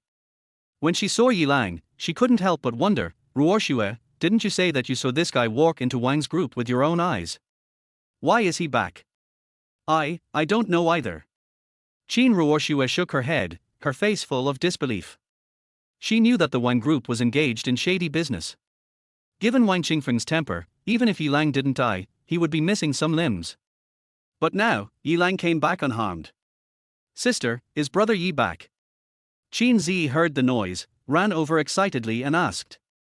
Without waiting for Qin Ruoxue to respond, she saw Yilang and immediately pushed the door open to greet him. Brother Yi, I knew you could do it. As soon as Yilang opened his mouth, he saw Qin Zi hugging her arms directly and felt a warmth. There was a sudden look of embarrassment on his face. He didn't know how many times this had happened, but he still couldn't get used to this girl's enthusiasm. Yilang, why are you back? Qin Ruoxue also walked over and asked in surprise. I'll be back when I'm done. Yilang said. Did you get the money back? Qin Ruoxue asked again. Yilang said calmly, isn't it 5 million? Wang Qingfeng has already agreed to pay it back. Sister, now you know how powerful Brother Yi is, right? Qin Zi hugged Yilang's arm tightly, looked at Qin Ruoxue, and said in a proud tone, Sister, it's too late for you to regret, Brother Yi is mine now. Yilang smiled bitterly. Qin Ruoxue ignored Qin Zi at all and kept wondering how Yilang came back. She couldn't believe that Yilang could really get the money back. Yilang, the debt hasn't been settled yet, why are you back? At this time, Qin Jingming's voice sounded. He checked his phone and found that there was no money from Wang Group in the company account. The money hasn't arrived yet. Yilang frowned, maybe the bank is going through the process, it should be here soon. Follow the procedure. Qin Jingming sneered, this kind of nonsense can only fool a 3-year-old child. I think you didn't dare to meet Wang Qingfeng at all. It must be like this. Qin Ruoxue echoed, you must have taken the opportunity to slip away through the back door, otherwise how could Wang Qingfeng let you go? Dad, sister, what are you talking about? Is it so difficult to admit that Brother Yi is excellent? Qin Zi said helplessly. What do you know, girl? Qin Jingming said as he pulled Qin Zi away from Yilang. You're still hugging someone's arm, what a shame. If you don't believe me, I'll call Wang Qingfeng and ask him for clarification. Yilang said, the Qin family has a partnership with Wang Qingfeng, so you should have his number, right? He was unsure, after all, Wang Qingfeng's attitude was too abnormal. Maybe it's just a delaying tactic and he doesn't really want to pay back the money. It's better to ask clearly. Hearing Yilang's words, Qin Ruoxue and Qin Jingming were both stunned. The father and daughter looked at each other with surprise in their eyes. Could it be that he really did get the money back, but the bank just went through the process and it hasn't arrived yet? Qin Ruoxue said softly. Qin Jingming frowned, thinking of something, and said in a cold voice, no, this kid must be pretending. He is sure that we dare not call Wang Qingfeng. Dad, you make sense. Qin Ruoxue suddenly realized, and immediately took out her cell phone and found Wang Qingfeng's number. Then, he read out the number directly and said, call. Yilang subconsciously reached into his pocket, trying to take out his cell phone. But the next second, he suddenly remembered that his cell phone was smashed by a rocket launcher in Rose Manor. A trace of embarrassment appeared on his face. My phone is gone, please use yours. What did you say? Chin Ruoshua frowned, immediately put her phone back, and said disdainfully, if you don't dare, then you don't dare. And you say you don't have a phone, what a despicable excuse. I'm going to use Ruoshua's phone to call. If something happens, should I contact her or you? You're really smart. Qin Jingming snorted coldly, then looked at Qin Ruoshua and said, Ruoshua, this matter still depends on you. Hurry up and find your friends. Don't waste time. Qin Ruoshua nodded and immediately went back to their house to prepare. Qin Jingming glanced at Yi Lang and turned to walk into their house. Brother Yi, ignore my sister and my dad, they don't believe me, but I believe you. Qin Zi comforted Yi Lang on the side, with resentment in her tone. Yi Lang just smiled faintly and didn't take Qin Jingming and Qin Ruoshua's words seriously at all. From the first time they met, he already knew who the father and daughter were. Brother Yi, use mine to hit me. Qin Zi took out her cell phone and handed it over. Yi Lang took the phone. He was curious as to whether Wang Qingfeng had paid back the money yet, so he dialed the number he had just written down. Who? The call was connected and an impatient voice came from the other end.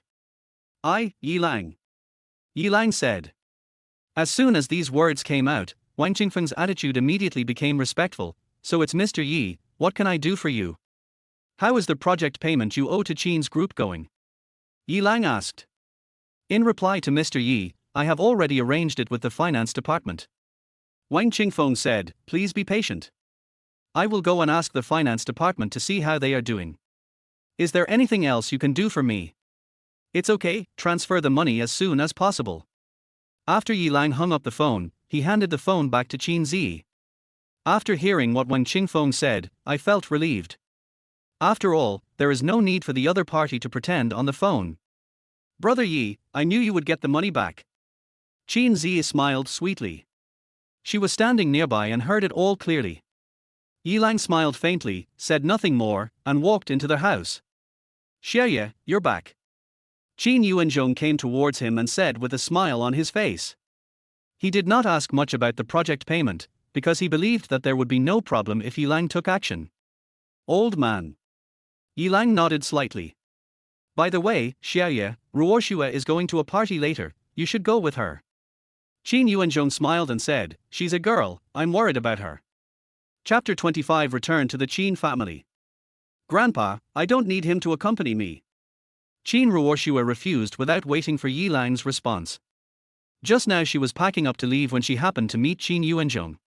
When the old man asked her questions, she didn't know how to say that she was going to deal with the Wang family's affairs, so she replied that she was going to a party. Unexpectedly, when Yi Lang came back, the old man asked Yi Lang to accompany him.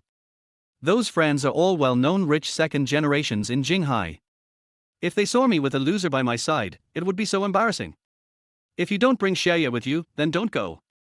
Qin Yuanzhong's face darkened and he spoke in a tone that brooked no room for rebuttal. Grandfather. Qin Ruoshua looked helpless. Ruoshua, just take Yi Lang with you. At this time, Qin Jingming said. Hearing this, Qin Ruoshua was surprised. Dad, why are you also? Qin Jingming gave Qin Ruoshua a look. Qin Ruoshua frowned slightly. Although she didn't understand, she believed that her father must have his reasons, so she agreed, okay, then let him go with me. Xie, I'll leave Ruoshua to you. Qin Yuanzhong looked at Yi Lang and said with a smile. He tried every possible way to create opportunities for his granddaughter to spend time with Yi Lang. Okay, then I'll go with Miss Qin. After hearing what Qin Yuanzhong said, Yi Lang couldn't refuse, so he agreed. I had originally thought that after helping the Qin family get the project payment back, I would pack up and leave. In that case, let us just send the Buddha off to the west and wait until we get back from the banquet before leaving. Sister, let me go too. Qin Zi took Qin Ruoshua's arm and said excitedly. Just stay at home. Qin Ruoshua rolled her eyes and said helplessly. We go there to do business, not to have fun. Moreover, this little girl must have come together just for Yi Lang. We must not give Yi Lang another chance to harm my sister. Sister, just take me there, take me there. Qin Zi shook Qin Ruoshue's arm and said coquettishly. Not this time. Qin Ruoshue said with a firm attitude. Qin Jingming stood aside and said seriously, Zi, don't delay your sister from doing her work. Even Qin Yuanzhong smiled and said, Zi, listen to your sister and your father, there will be many opportunities in the future. After hearing what Qin Yuanzhong said, Qin Zi finally gave up and snorted, okay, I won't go this time. Then, he came to Qin Yuanzhong, took his arm, and whispered, Grandpa, you can't be partial. Qin Yuanzhong smiled from ear to ear, don't worry. Go wait for me in the car. Qin Ruoshue threw the car keys to Yilang and said in a cold voice. Yilang took it, didn't say anything, turned around and walked out of the house. Qin Ruoshue saw Yilang leave, and then saw Qin Yuanzhong and Qin Zi walking away. Then, he looked at Qin Jingming in confusion and asked, Dad, why did you agree to let that loser go with me? Qin Jingming smiled mysteriously and said, you and your friends are all from the upper class. If Yilang, a loser, goes there, he will definitely not fit in. By then, he will know when to give up. Qin Ruoshue thought thoughtfully, so that's the case, let's give it a try. Yunhai Restaurant, the most famous internet-famous restaurant in Jinghai City, is located on the top floor of the 100-meter-high World Trade Center. When dining here, you can look out the window and see the sea of clouds, which is a unique experience. Yilang followed Qin Ruoshue here.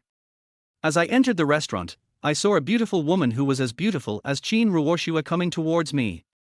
She was wearing a low-cut dress and shorts so short that half of her buttocks were exposed.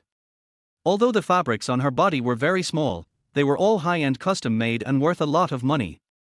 This hot outfit, coupled with her tall figure, attracts a lot of attention when she walks on the street. Ruoshue. The woman was about to say hello to Qin Ruoshue. Suddenly, he caught a glimpse of Yilang following behind Qin Ruoshue, and asked curiously, Ruoshue, who is this? Hearing this, Qin Ruoshue looked embarrassed and didn't know how to respond. Hello, my name is Yilang. Yilang said generously. Hello, my name is Liu Ruyan, and I'm Ruoshue's best friend. The woman smiled. As soon as he finished speaking, his expression suddenly froze.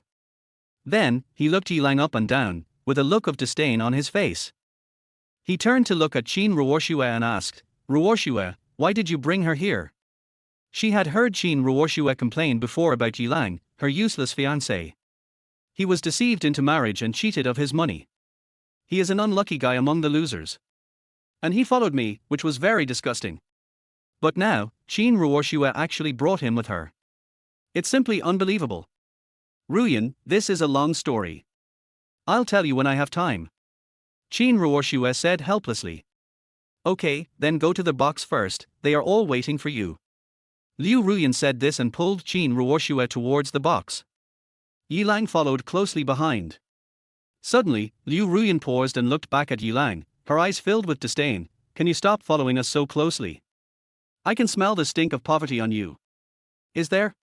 Yilang frowned and tightened his nose. Apart from the rich perfume on Liu Ruyan's body, there was no other smell around. Stop sniffing. Liu Ruyan laughed contemptuously and said, I was talking about the smell of poverty and sourness, not that you smell sour. A poor person like you can't smell the smell of poverty and sourness. Yilang was speechless. Liu Ruyan continued to chatter, look at all the cheap clothes you're wearing. How much do they cost in total? I'm afraid they are worth less than 200. And any piece of Ruoshue's clothing costs tens of thousands. Do you think you deserve to stay with her? Yilang said calmly, whether they are suitable or not is not up to you to decide, and I have no intention of staying with her. After these words were spoken, Qin Ruoshue's eyes lit up. Just as his father said, Yilang's self-esteem was hurt and he began to back down. If you don't want to stay, then get out. Liu Ruyan snorted coldly, following behind us like a scabby dog. You don't feel ashamed, but I do. Yilang was neither anxious nor annoyed. He had only one thought in his mind, birds of a feather flock together. What good guys could there be around a woman like Qin Ruoshue? Okay, I'll be leaving then. He turned around after he finished speaking, still wishing for it. But at this time, Qin Ruoshue said, Yilang, wait. The old man asked you to accompany me, you can't just leave like this. Yilang frowned and stopped helplessly. Unexpectedly, Qin Ruoshue would let her stay. Shouldn't this woman be eager to leave? Ruoshue, what do you mean? Liu Ruyan looked at Qin Ruoshue in surprise and asked, you wouldn't fall for this kind of loser, would you? I can't disobey the old man's request. Qin Ruoshue said this, but she had other plans in mind. In her opinion, at best, it would only hurt Yilang's self-esteem.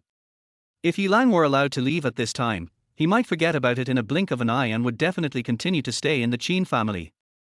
We must strike while the iron is hot and completely break down Yilang's psychological defenses. Chapter 26 The Dandy Young Master. Okay, since Ruoshue said so, then I'll reluctantly take him with me.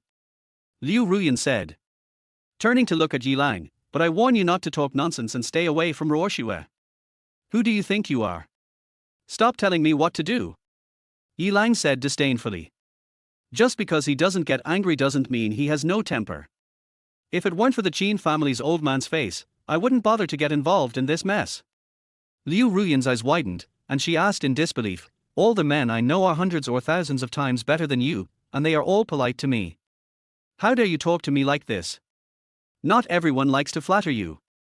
Yilang immediately retorted. You? Liu Ruyan's pretty face flushed with anger. She is not only Qin Ruoshue's best friend, but also the daughter of the Liu family, whose market value exceeds 100 million yuan.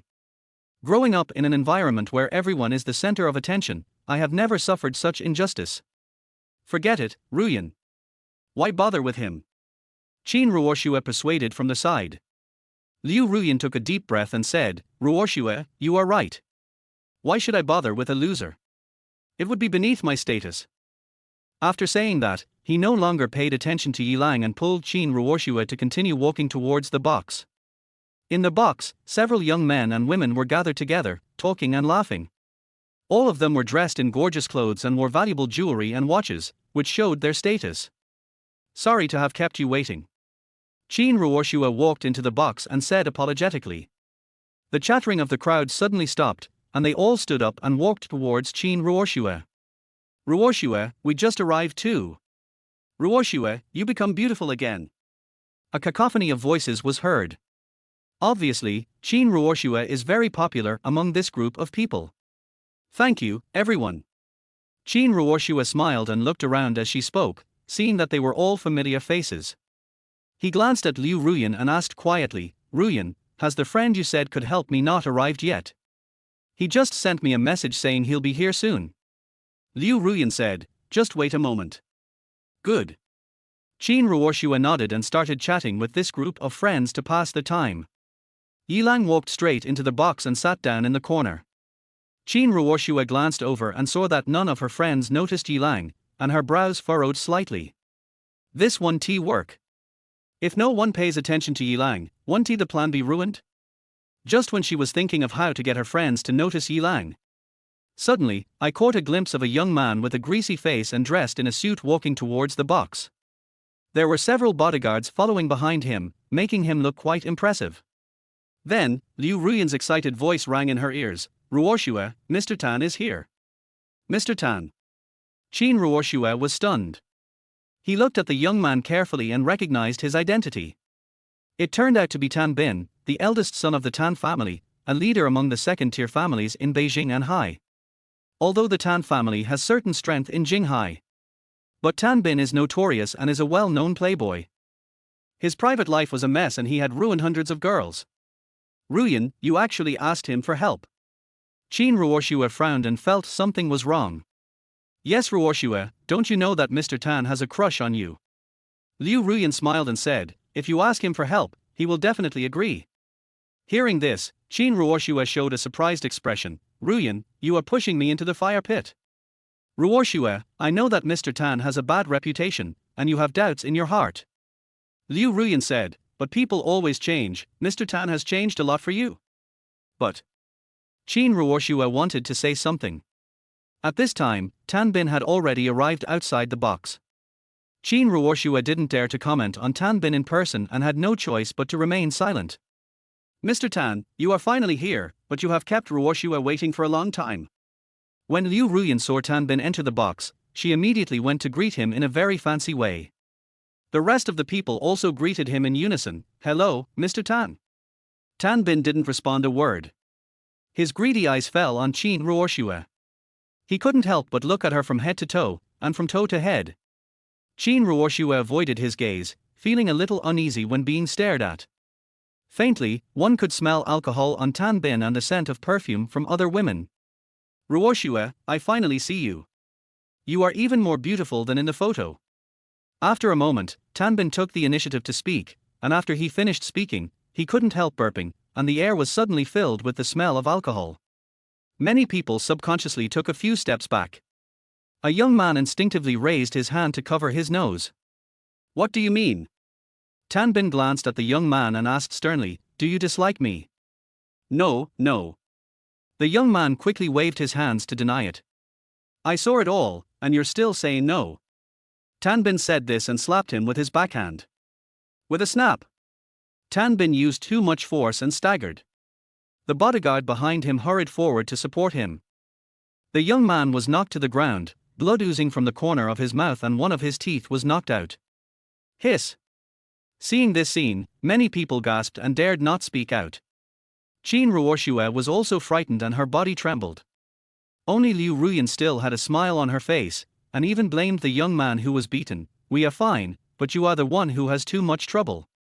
You deserve to be beaten by young Master Tan. After saying that, she nudged Qin Ruoshua with her elbow and said, Ruoshua, if you have any requests, just take the initiative to ask Tan Xiao. No need, I understand everything. Tan Bin waved his hands and said in an awkward tone, however, the status of the Wang family is no less than that of my Tan family. This matter is a bit difficult to handle. Hearing this, Qin Ruoshua's face froze. Although she didn't want to get too close to Tan Bin. But now, the only one she can count on is Tan Bin. But it's not impossible, but you have to promise me one thing. Tan Bin changed the subject and said to Qin Ruoshua with a lustful look. Qin Ruoshua had a bad feeling, but still asked, what's the matter? An evil smile flashed in Tan Bin's eyes. Suddenly, he took a step forward, grabbed Qin Ruoshua's hand, and said drunkenly, Ruoshua, I want you to date me. Qin Ruoshua was so scared that she quickly pulled her hand away and took a few steps back. Mr. Tan, don't be like this is the first time we meet. Tan Bin's face darkened. Why, you don't agree? Qin Ruoshua was speechless. She wanted to refuse, but she didn't dare to. I accidentally caught a glimpse of Yi Lang and found that he was actually playing with his mobile phone in the corner. If Yi Lang could take action, or even say a word, he might even look up to him. As a result, I was harassed so much that I didn't even dare to fart. What a waste! At this time, Liu Ruyan said with a smile, Mr. Tan, you can't chase a girl like this, you have to show some sincerity first, don't you agree? Tan Bin was stunned, and the anger that had just appeared on his face disappeared in an instant, revealing a smile. Ruyan is right, I was abrupt, Ruoshua, I apologize to you. As he spoke, he took out his cell phone and dialed a number. Chapter 27 Don't Mess with Me. Dad, Wang Group owes my friend's company 5 million in engineering fees. My friend's company is the Qin Group. Please help deal with it. After Tan Bin finished speaking in a few words and hung up the phone, he looked at Liu Ruyan and asked, how is it? Is my sincerity okay? Mr. Tan's sincerity is beyond doubt. Liu Ruyan smiled brightly, turned to look at Qin Ruoshua, and urged, Ruoshua, why don't you thank Mr. Tan quickly? Qin Ruoshua forced a smile and said with gritted teeth, thank you. Ruoshua, I am so sincere, shouldn't you also show some sincerity? An evil smile appeared on Tan Bin's lips, and he walked towards Qin Ruoshua. In an instant, Qin Ruoshua felt an unpleasant smell of alcohol entering her nose and she subconsciously took a few steps back. Ruoshua, I have done everything for you, what do you mean by this? Tan Bin's face was obviously unhappy, and he asked in a tempered tone. Qin Ruoshua was so scared that she dared not speak and looked at Liu Ruyan for help. As a result, Liu Ruyan not only did not help Qin Ruoshua, but instead spoke for Tan Bin. Ruoshua, Mr. Tan is not usually like this. This should be because he drank a little. Besides, isn't it said that the truth comes out when one is drunk? This is enough to prove that Mr. Tan really loves you. Hearing this, Qin Ruoshua showed a look of disbelief on her face. In this situation, why is Liu Ruyan still speaking for Tan Bin? Just as she was thinking about it, she caught a glimpse of Tan Bin coming up to her and reaching out to touch her face. Qin Ruoxue was startled and instinctively slapped him. With a crisp snap, Tan Bin staggered after being hit and took a few steps back. Mr. Tan. In an instant, several voices sounded at the same time, including Liu Ruyan's. All the friends present were dumbfounded and looked at Qin Ruoxue in unison. It's unbelievable that she dared to attack Tan Bin. After a moment, the bodyguards came to their senses and rushed forward to support Tan Bin. Ruoxue, what are you doing? Liu Ruyan said urgently. I didn't mean to. Qin Ruoxue was completely panicked, her hands still suspended in the air, at a loss as to what to do. She is usually very arrogant, and if she meets a hooligan on the street, she will slap him without saying a word. Even if he is not a hooligan, but just gets a little close to her and makes her feel unhappy, she will still beat him up. Hurry up and apologize to Mr. Tan. Liu Ruyan stamped her feet anxiously. No need. Tan Bin shouted angrily. As he spoke, he slapped Qin Ruoxue in the face with his backhand. There was a muffled sound. Qin Ruoxue was whipped out and fell at Yilang's feet, her hair disheveled and her cheeks swollen. Looks very embarrassed. Seeing this, Yilang just lowered his head to take a look and continued playing with his phone. Tan Bin strode forward a few steps, looking down at Qin Ruoxue with angry eyes.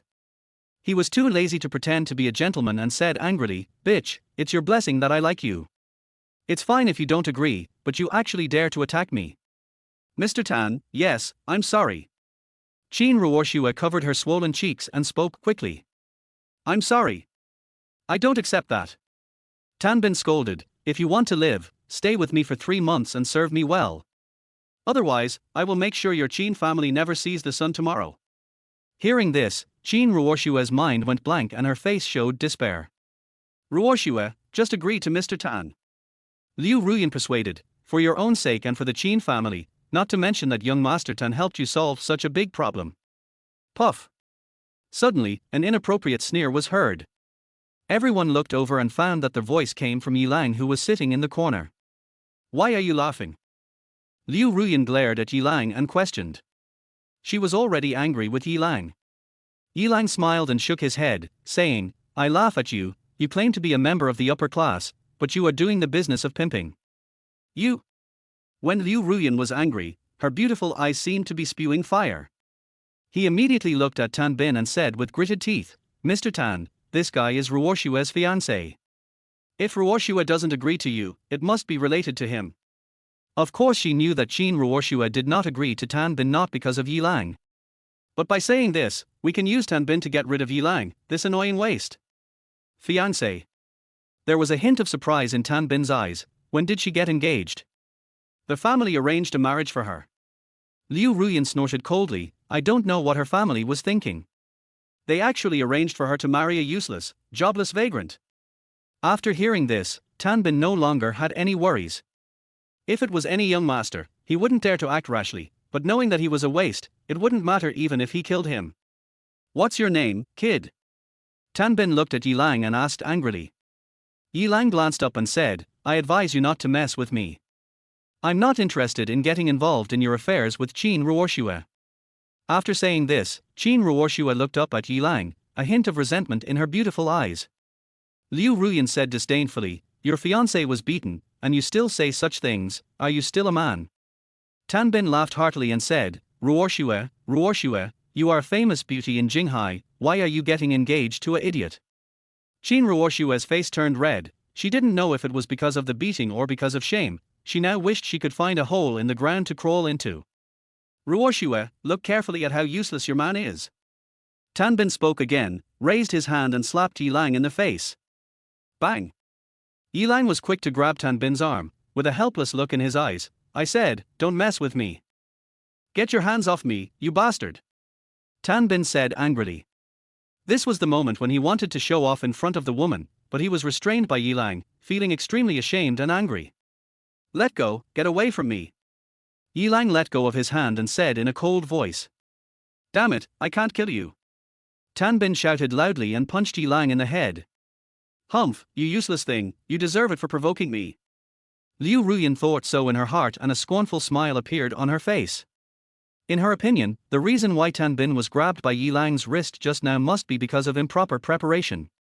You know, Tan Bin has practiced boxing. One punch of his can seriously injure someone, if not kill him. She seemed to have seen the scene where Yilang was beaten black and blue. But the next second, a scene that made her dumbfounded happened. Snap! After a crisp sound, Yilang actually broke Tan Bin's arm. I told you not to mess with me, why are you doing this? Yilang shook his head. As he spoke, he suddenly raised his foot and kicked Tan Bin out. Chapter 28, Parting on Bad Terms. After flying several meters away, Tan Bin hit the wall heavily and spat out a large mouthful of blood. His face turned blue and purple from the pain, and he lay on the ground screaming in pain. The bodyguards were all dumbfounded. The others also stood there in a daze. Qin Ruoxue and Liu Ruyan were even more stunned and could not speak for a long time. What are you looking at? Hurry up and do something. Tan Bin grinned, looked at the bodyguards he brought with him, and uttered a sentence with difficulty. Yes. The bodyguards just came to their senses and prepared to attack Yilang. But Yilang was faster and arrived in front of Tan Bin in the blink of an eye. The bodyguards didn't even see his movements clearly, they just felt a gust of wind blowing past them. When he came to his senses and wanted to take action, he saw Yilang stepped on Tan Bin's chest, and he dared not act rashly. Yilang looked down at Tan Bin and asked coldly, "Do you still dare to provoke me?" Tan Bin's face was distorted with pain, and cold sweat flowed down his forehead like a waterfall. Even so, he still shouted, "I'm going to kill you. What I hate most is being threatened," Yilang said in a cold voice, secretly exerting force with his feet. There was only a cracking sound, and several ribs broke. "Arr!" Heart-wrenching screams echoed throughout the box, and Tan Bin almost fainted from the pain. "Boy, you are so arrogant, aren't you afraid of death? I am the eldest son of the Tan family." The Tan family. Tan Bin was threatening with gritted teeth when he suddenly felt a sharp pain in his chest and quickly admitted his mistake. I was wrong, please let me go." Although he said this, he was secretly swearing in his heart that he would kill this bastard no matter what. "What were you doing this morning?" Yilang raised his foot and said in a cold voice. Tan Bin felt relieved and quickly crawled a few meters away to put some distance between himself and Yilang. "Mr. Tan, are you okay?" The bodyguards crowded over and asked with concern. "Does it look like nothing happened to me?" Tan Bin collapsed on the ground, holding his chest and gritting his teeth to endure the pain. A pair of eyes stared at Yilang fiercely and ordered, "What are you still standing there for?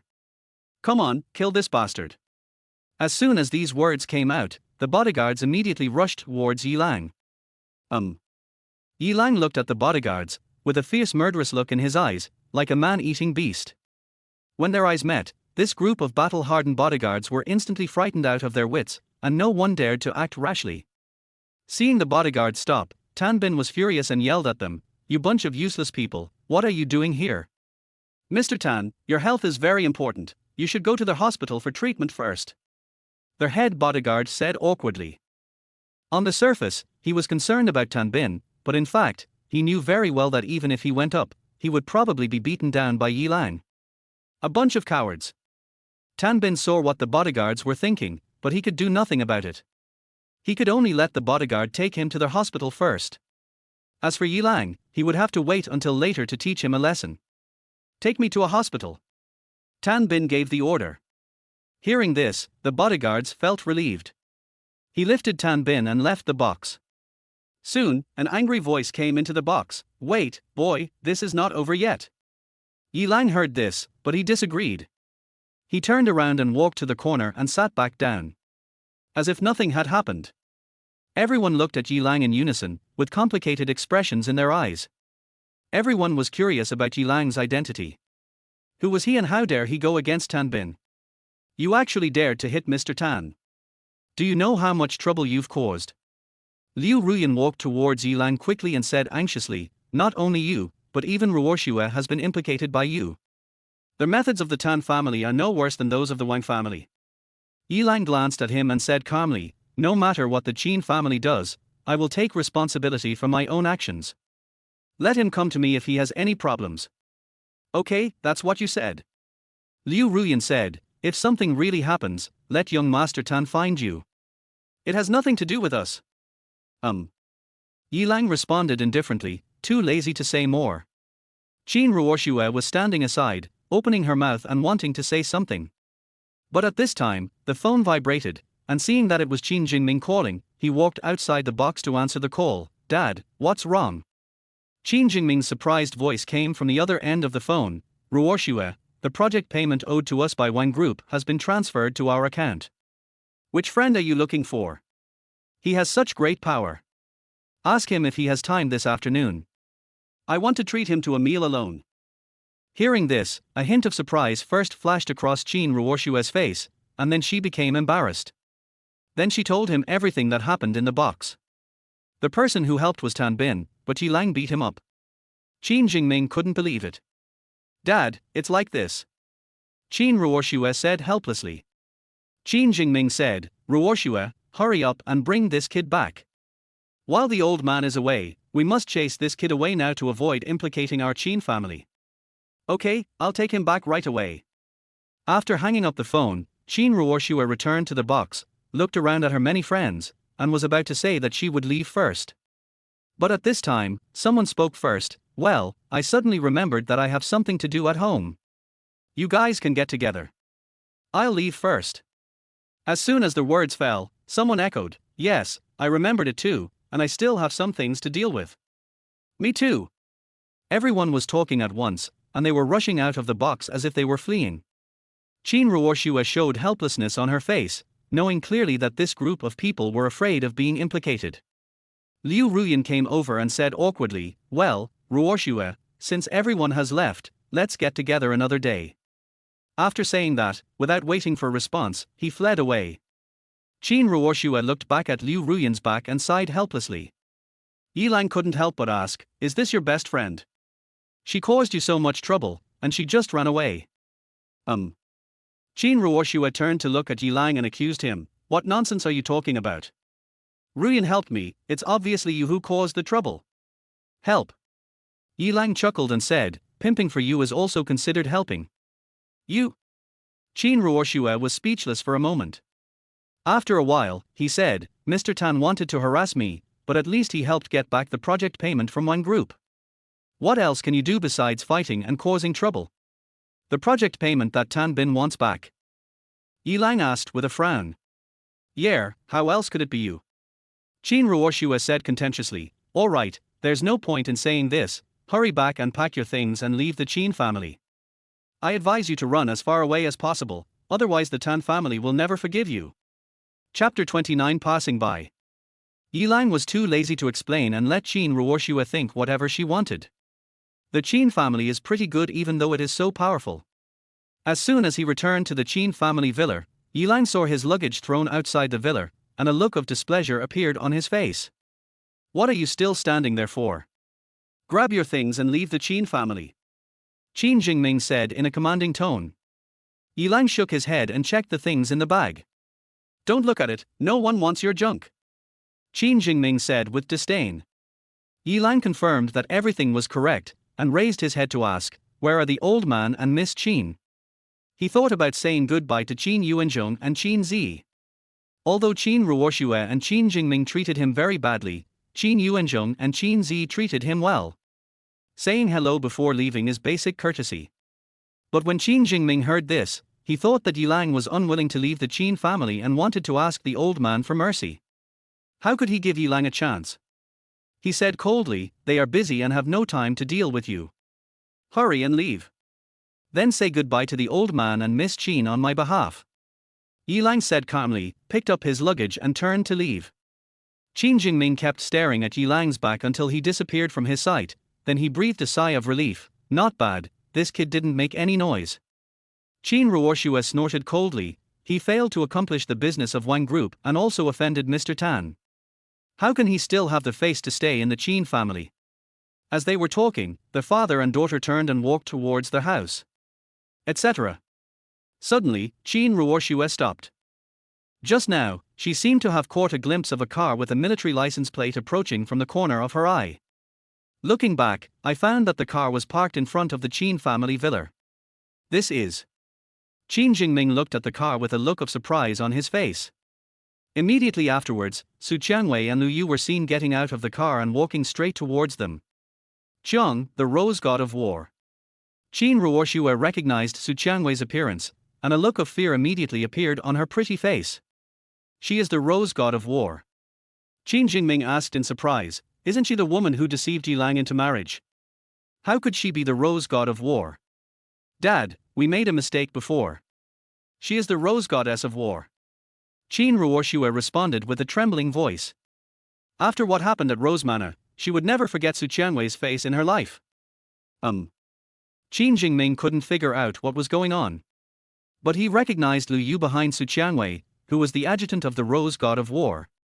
Not daring to delay any longer, he hurried over to greet them, and asked with a wry smile, I wonder what brings the Rose War God and Adjutant Lu to my Qin family. Su Qianwei got straight to the point and asked, where's Yilang? She investigated all the sky eyes in Jinghai. I have already learned about Yilang and he is now at the Qin family. So I brought Lu Yu here. Yilang. Qin Jingming didn't know why the Rose God of War wanted to find Yilang, but he didn't dare to hide it and said truthfully, Yilang was indeed here just now, but he has left.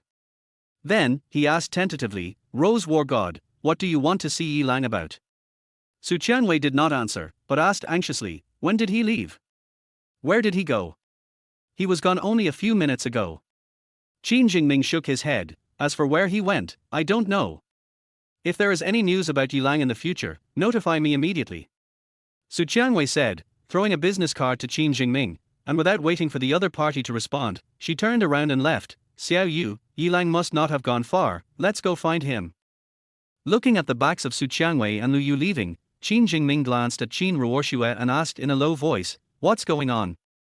Qin Ruoshua frowned slightly, her mind was in a mess. Dad, when I was in Rose Manor, I knew about Yilang and Su Qianwei's marriage, but then Yilang was driven away by the Rose War God, who said that the marriage was a misunderstanding. But now the Rose War God is looking for Yilang again, and I don't know what's going on. Qin Jingming slapped his thigh. Because Su Qianwei and Lu Yu were not far away, he did not dare to make a loud noise. He could only suppress his excitement and whispered, I know. The War God of Rose is here to ask Yilang for an explanation. Accountability? Qin Ruoshua was stunned for a moment, then suddenly realized, yes, it must be like this. Qin Jingming breathed a sigh of relief. Fortunately, we chased Yilang away in time, otherwise if the Rose War God investigated, if our family was charged with harboring someone, we would be in big trouble. Su Qianwei and Lu Yu got into the car and were about to look for Yilang. Suddenly, two convoys of cars came from the front and back, blocking their car in the middle of the road. Lu Yu frowned and asked, what's going on?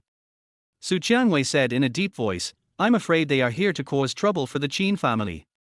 I don't care about the Qin family's affairs. Go and ask them to make way. Clear. Lu Yu got out of the car immediately to do it. At this time, the doors of the front and rear convoys opened together, and a group of bodyguards in black got out of the cars, at least 50 or 60 people in total, each holding a sharp weapon. The scene looked very scary. A middle-aged man with a big belly walked towards the gate of the Qin family villa with an angry face. The bodyguard following behind him pushed a wheelchair, and sitting on it was Tan Bin. And that middle-aged man was the head of the Tan family, Tan Bin's father, Tan Jinya. Mr. Tan. Qin Jingming showed fear on his face. Qin Ruoshua hid in the back and whispered, Dad, I'm afraid they are here to cause trouble for Yilang. It's this kid again. Why does he just want to get into trouble all day long? Qin Jingming sighed and forced a smile to greet him. Just about to speak. Tanjinya took the lead and asked angrily, where is Yilang? Get him out of here. Before he finished speaking, Lu Yu's voice rang out from behind him, do you know Yilang? Who is so blind as to dare to interrupt me? Tanjinya looked angry. But when he turned around, he was stunned. Lu, Adjutant Lu. My legs went weak and I almost fell to the ground. The next second, the anger on Tanjinya's face disappeared, replaced by a flattering smile. I didn't know it was you, Adjutant Lu, who came over. I'm sorry for offending you just now. I hope you can forgive me. I'm asking you a question. Do you know Yilang? Lu Yu asked unhappily. I know him. He's the bastard who beat up my son. Look.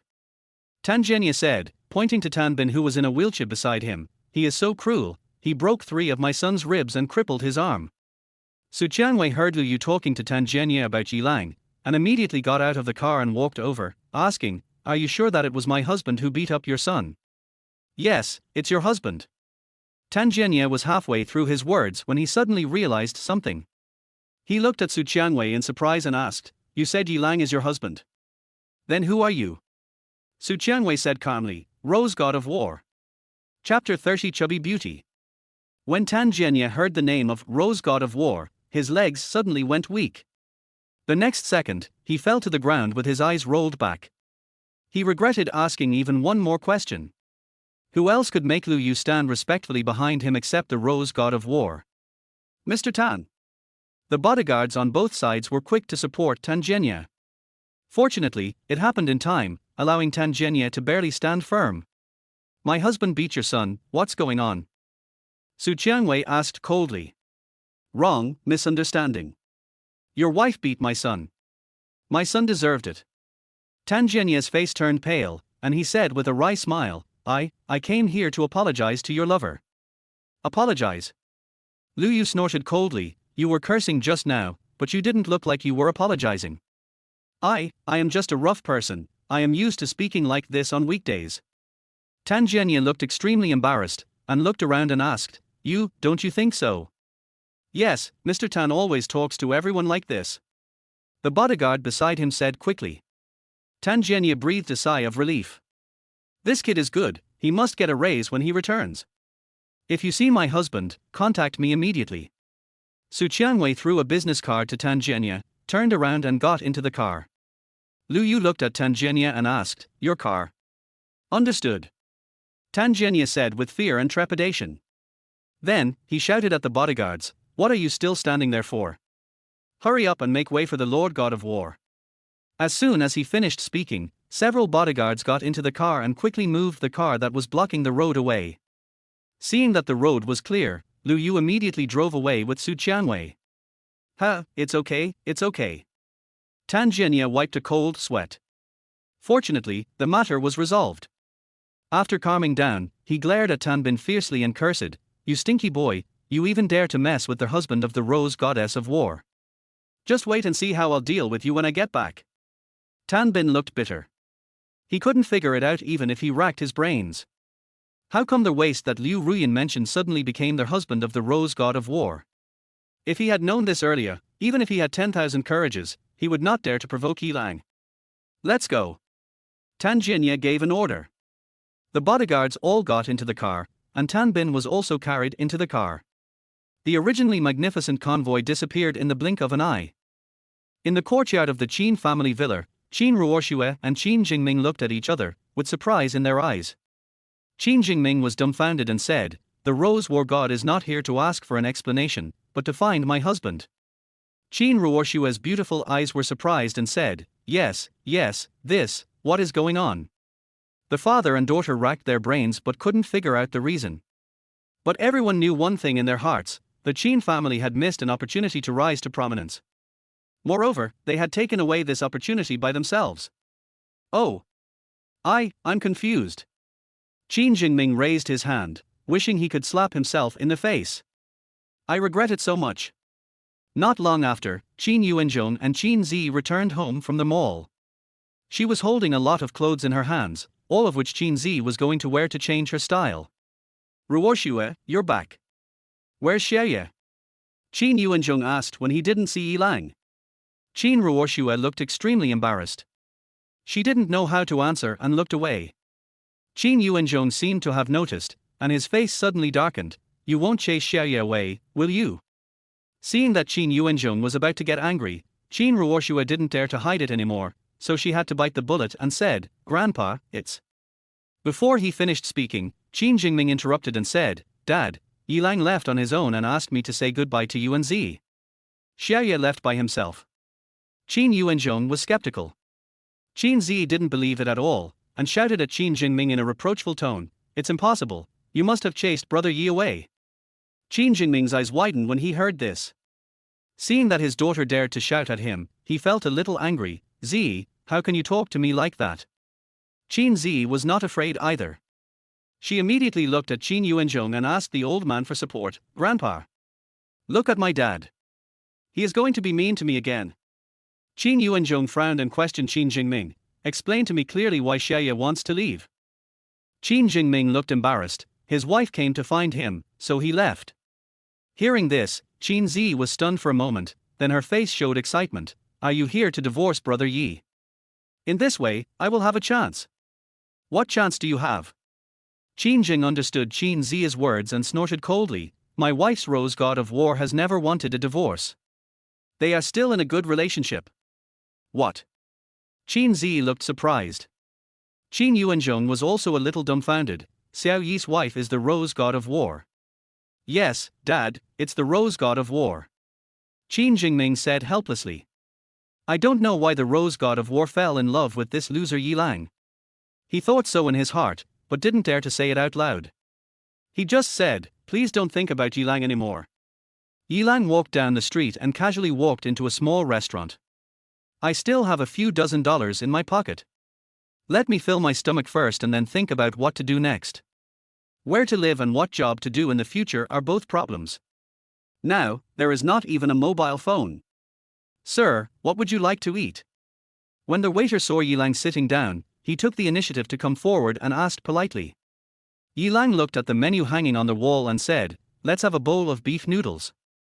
Sir, do you need anything else? The waiter asked.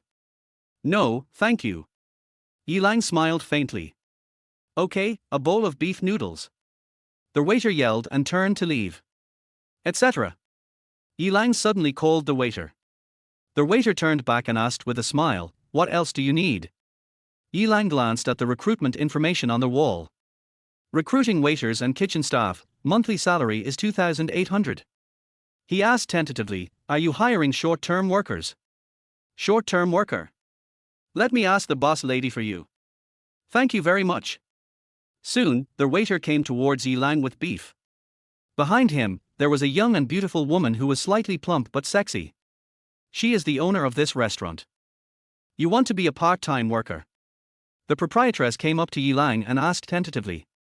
Yi Lang looked up and was about to answer, but suddenly froze. Zhao Huan. After seeing Yi Lang's appearance, the proprietress was also surprised. Yi Lang. The waiter asked in surprise, Madam, do you know him? He is my old classmate. Do you think I recognize him? Zhao Huan responded with a smile, and immediately pulled out a chair and sat opposite Yi Lang. Yi Lang, we haven't seen each other for a long time. Yi Lang nodded and said, we haven't seen each other for at least 10 years since we graduated from high school. It's been 10 years. It's gone so fast. Zhao Huan sighed.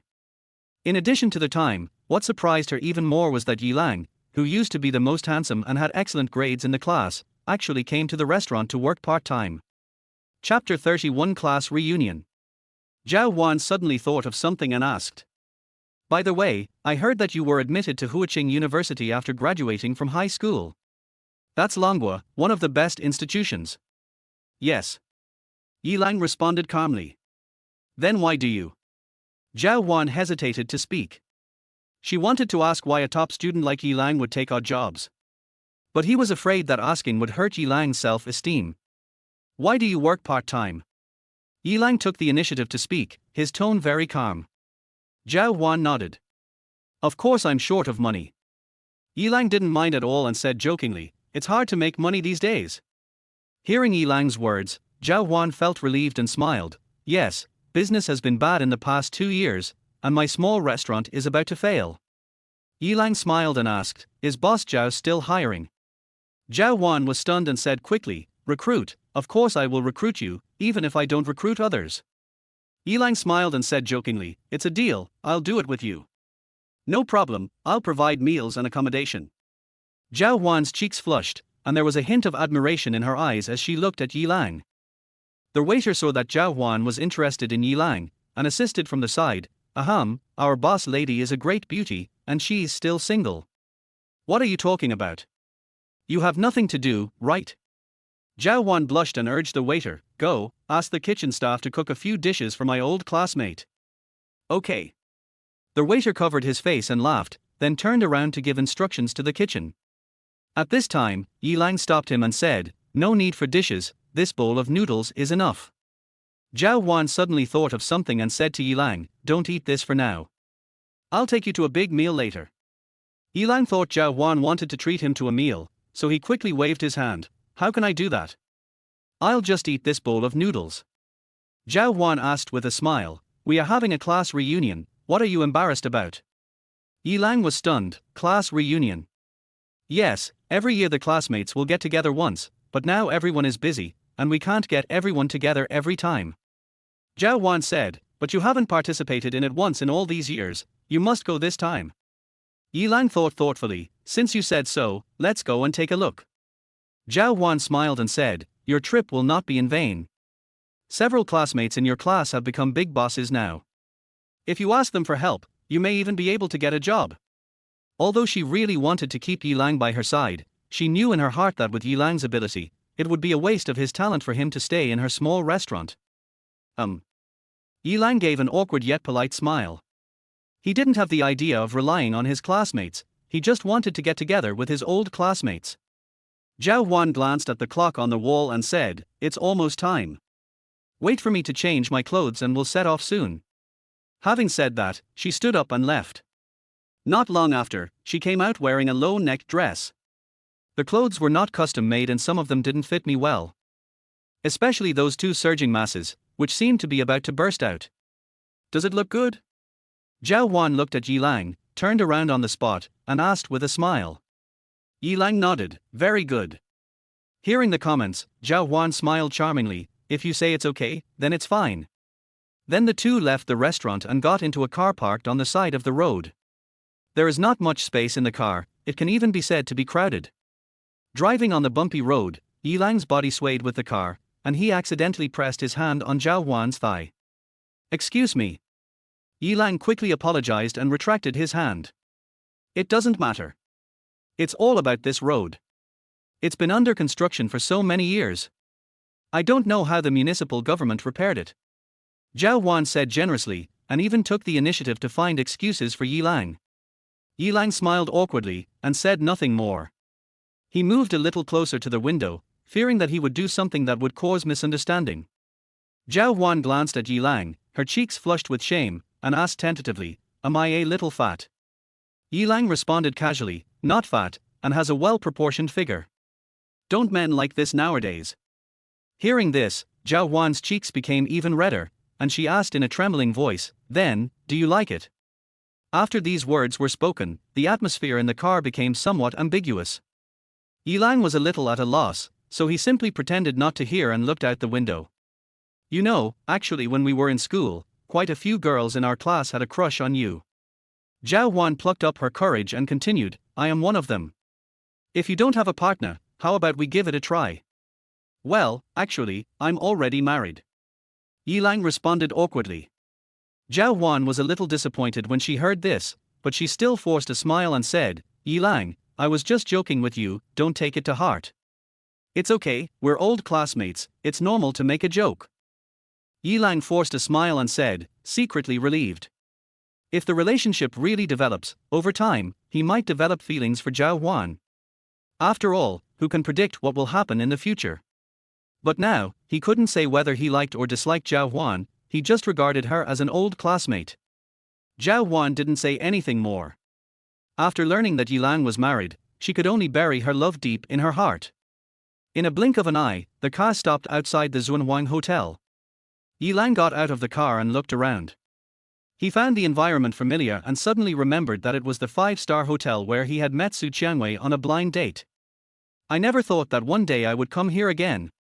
Thinking about what happened in the past few days, it really seems like a dream. Zhao Huan came over with a smile and said, let's go. I told the classmates that you are coming. Many classmates are looking forward to seeing you. By the way, let's add WeChat. I'll add you to the classmates group. Yilang touched his body and said awkwardly, I don't have a cell phone now.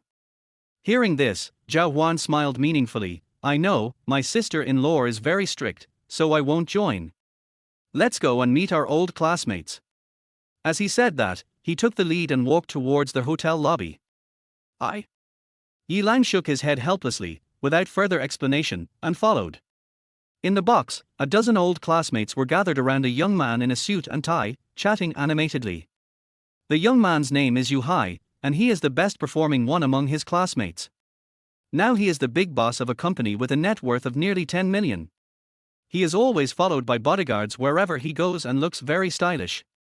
Yu Hai enjoyed it very much and laughed continuously as he listened to his classmates' constant flattery. Suddenly, someone looked at his phone and said excitedly, "Have you checked the group? Yilang will also come to the class reunion this time." After hearing this, many female classmates became excited. Yilang? Isn't that the class flower in our class? He's not just the class hunk, many other students in other classes also have a crush on him. It's not an exaggeration to say he's the school hunk. I heard that he was admitted to Huiching University. He should be successful now, right? Hearing that people were no longer praising him but were talking about Yilang instead, Yu Hai frowned and felt a little jealous. Chapter 32, Penniless. A pretty female classmate noticed the change in Yu Hai's expression. She immediately said in a serious tone, "In my opinion, if Yilang really made a name for himself, there would be no news about him for so many years. But the fact is that he has never attended any class reunions in recent years, which is enough to prove that he is not doing very well." As soon as this was said, someone immediately refuted, "Wang Qian, you should know that Yilang was admitted to Huiching University." The woman called Wang Qian snorted coldly and said with disdain, "What's the big deal about being admitted to Huiching University? There are many people who graduate from famous universities and drive taxis or deliver food. What's more, he just passed the exam, it's not certain whether he can graduate or not." After that, she looked at Yu Hai, put on a smiling face again, and asked, "Old classmate, do you think I am right?" Yu Hai's brows relaxed, and he said proudly, "What you said is true. Although I only have a high school diploma, don't those college students still have to work for me?" Many of his classmates knew that Yu Hai's success was not due to his own efforts, but because he had a good father. But he didn't dare to say anything more, and even boasted, "Indeed, academic qualifications are really useless these days. If you want to stand out, you still need ability. When I was in school, I could tell that old Yu would have a bright future. That's right, old Yu is definitely someone who can do great things." Amid the praises from the crowd, Yu Hai smiled from ear to ear and gradually lost himself. At this time, Zhao Wan's voice rang out from the door, "I'm so sorry to have kept you waiting for so long. Wan, we are all old classmates, so don't be so polite. Come and sit down." Several old classmates who were on good terms with Zhao Wan greeted her with smiles. "Look who I brought here," Zhao Wan said with a smile and made way. Yilang stood at the back and waved with a smile, "My old classmates, long time no see." As soon as the words fell, everyone's eyes turned to Yilang. No one responded in a hurry, but looked him up and down. Many people hoped that Yilang could achieve success and reputation, and reduce Yu Hai's prestige, so that they would have the opportunity to climb higher and gain another upward network of contacts. But when he saw Yilang's shabby outfit, all his fantasies were shattered in an instant. Judging from the situation, he is probably doing worse than most of them. Zhao Wan was a little surprised when she saw everyone's indifferent reactions. "I thought the classmates would become enthusiastic after seeing Yilang, the school hunk." After all, there were many female classmates who were more or less interested in Yilang. Yilang didn't take it seriously and silently put his hand down. Just as I was about to find a place to sit down, I suddenly saw Yu Hai walking towards me with a wine glass in one hand. "Isn't this our class flower?" Yu Hai walked forward with a smile, handed Yilang a wine glass, and asked, "Old classmate, you are a rare guest.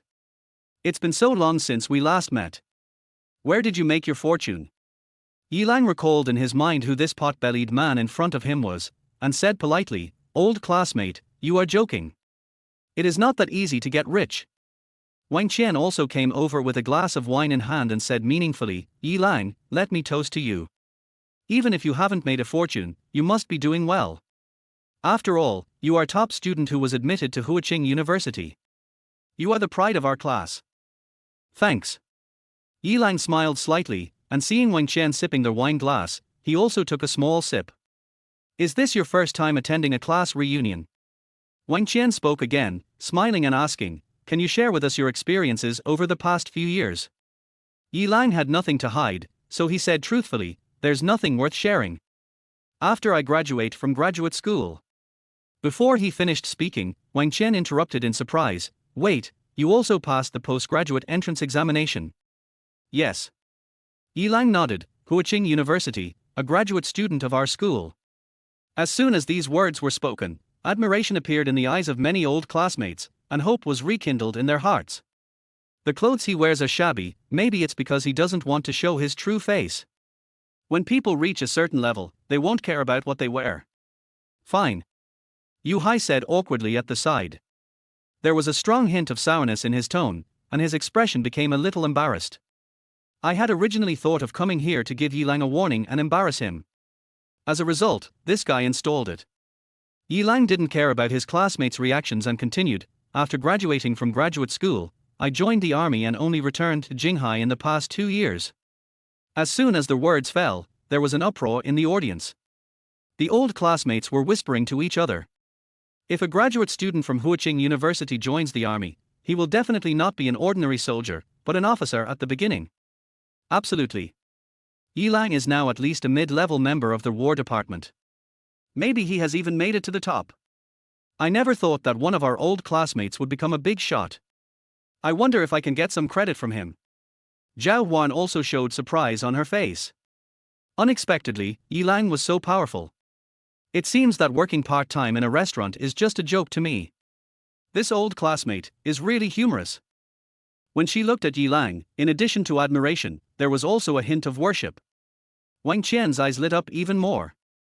She took the initiative to approach Yilang, deliberately showing her proud cleavage, and said with a charming smile, "Serving the motherland is admirable.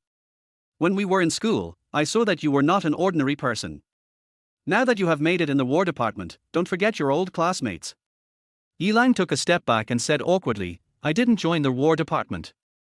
I served as a soldier for a few years and then retired." Retired? Wang Qian was stunned and asked, "After you retired, you must have entered a large enterprise in Jinghai to work, right?" "No, I haven't had time to find a job yet." Yilang responded awkwardly, feeling miserable. The choice of major in college, postgraduate entrance exams, and military service were all arranged by my mother Zhu Xueme. After retiring, I was always ordered around by my mother and traveled all over the country. He is either curing this person or helping that person, but in the end, he doesn't even know what he is busying himself for. As soon as I returned to Jinghai, I was forced to go on blind dates and had no time to do my own things, let alone find a job. No job? Wang Qian was a little dumbfounded. Then you must have a lot of connections. No. Yilang shook his head. So, what about the savings? Wang Qian asked again. In the end, Yilang still shook his head. You haven't been penniless these past few years, have you? Wang Qian was completely speechless. You graduated from Huiqing University and are a graduate student, but you have become like this. Did you become stupid because of studying too much? Chapter 33 Beauty is a Trouble. Wang Qian's words caused a burst of laughter. Except for Zhao Huan, everyone looked at Yilang with contempt. Some people's fate is predetermined. No matter how hard you try, it's all in vain. Yu Hai held the wine glass, deliberately raised his voice, and spoke seriously. As soon as these words were spoken, the smiles of all the students froze instantly. It wasn't just Yilang who felt scolded, it was them as well. Please take a seat. I'm afraid you've never had such a delicious meal in your life. I'm treating you today, so eat as much as you want. Yu Hai turned and walked towards his own seat, saying without looking back. Every gesture and movement he made showed the attitude of a superior. What are you standing there for? Hurry up and thank Mr. Yu. Wang Qian looked at Yilang and urged. Without waiting for Yilang to respond, Yu Hai waved his hand and said pretentiously, "Why thank you? We are old classmates." In his eyes, being able to embarrass Yilang without endangering his status among these classmates was enough. Mr. Yu is so generous. Wang Qian, with a smile on her face, followed Yu Hai and sat next to him.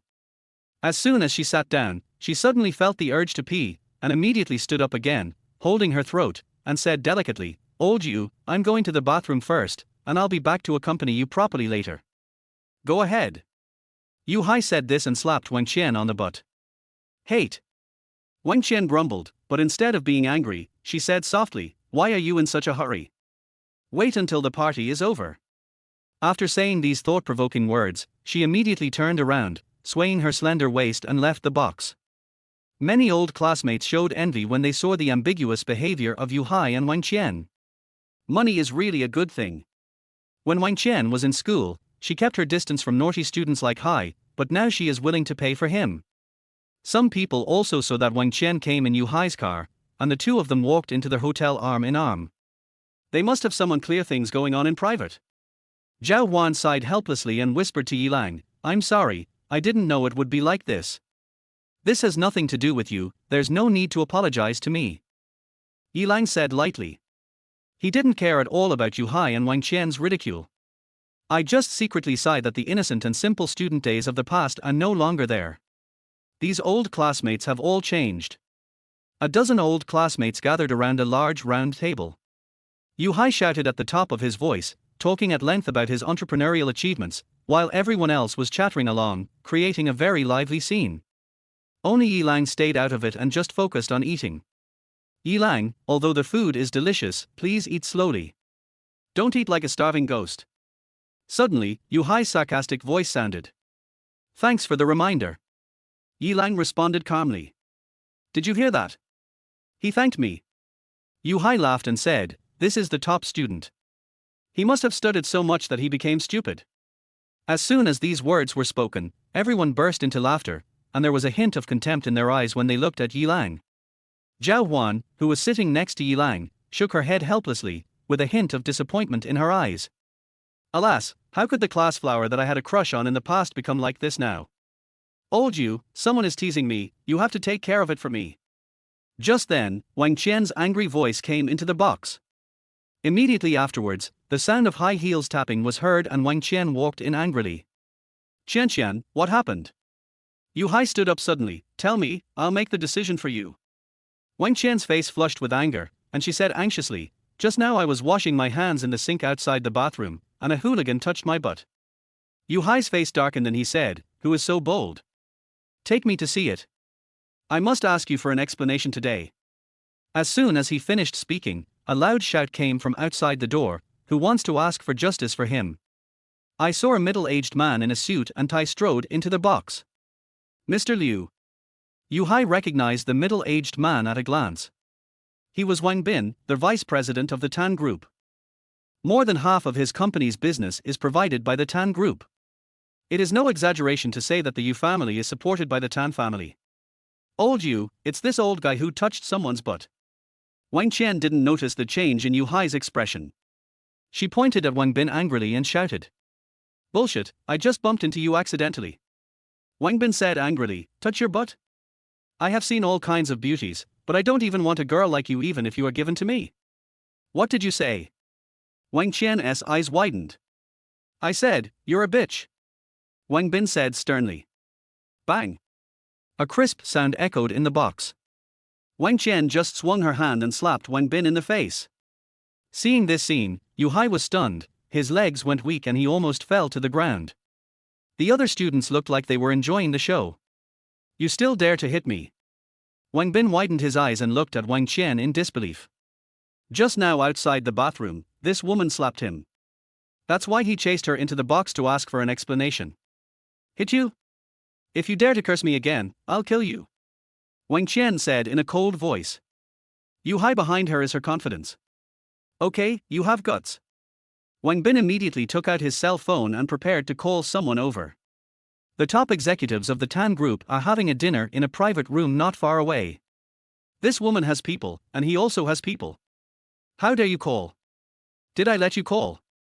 Wang Qian ignored everything and went forward to snatch Wang Bin's phone. Stop. Just then, a scolding voice rang out.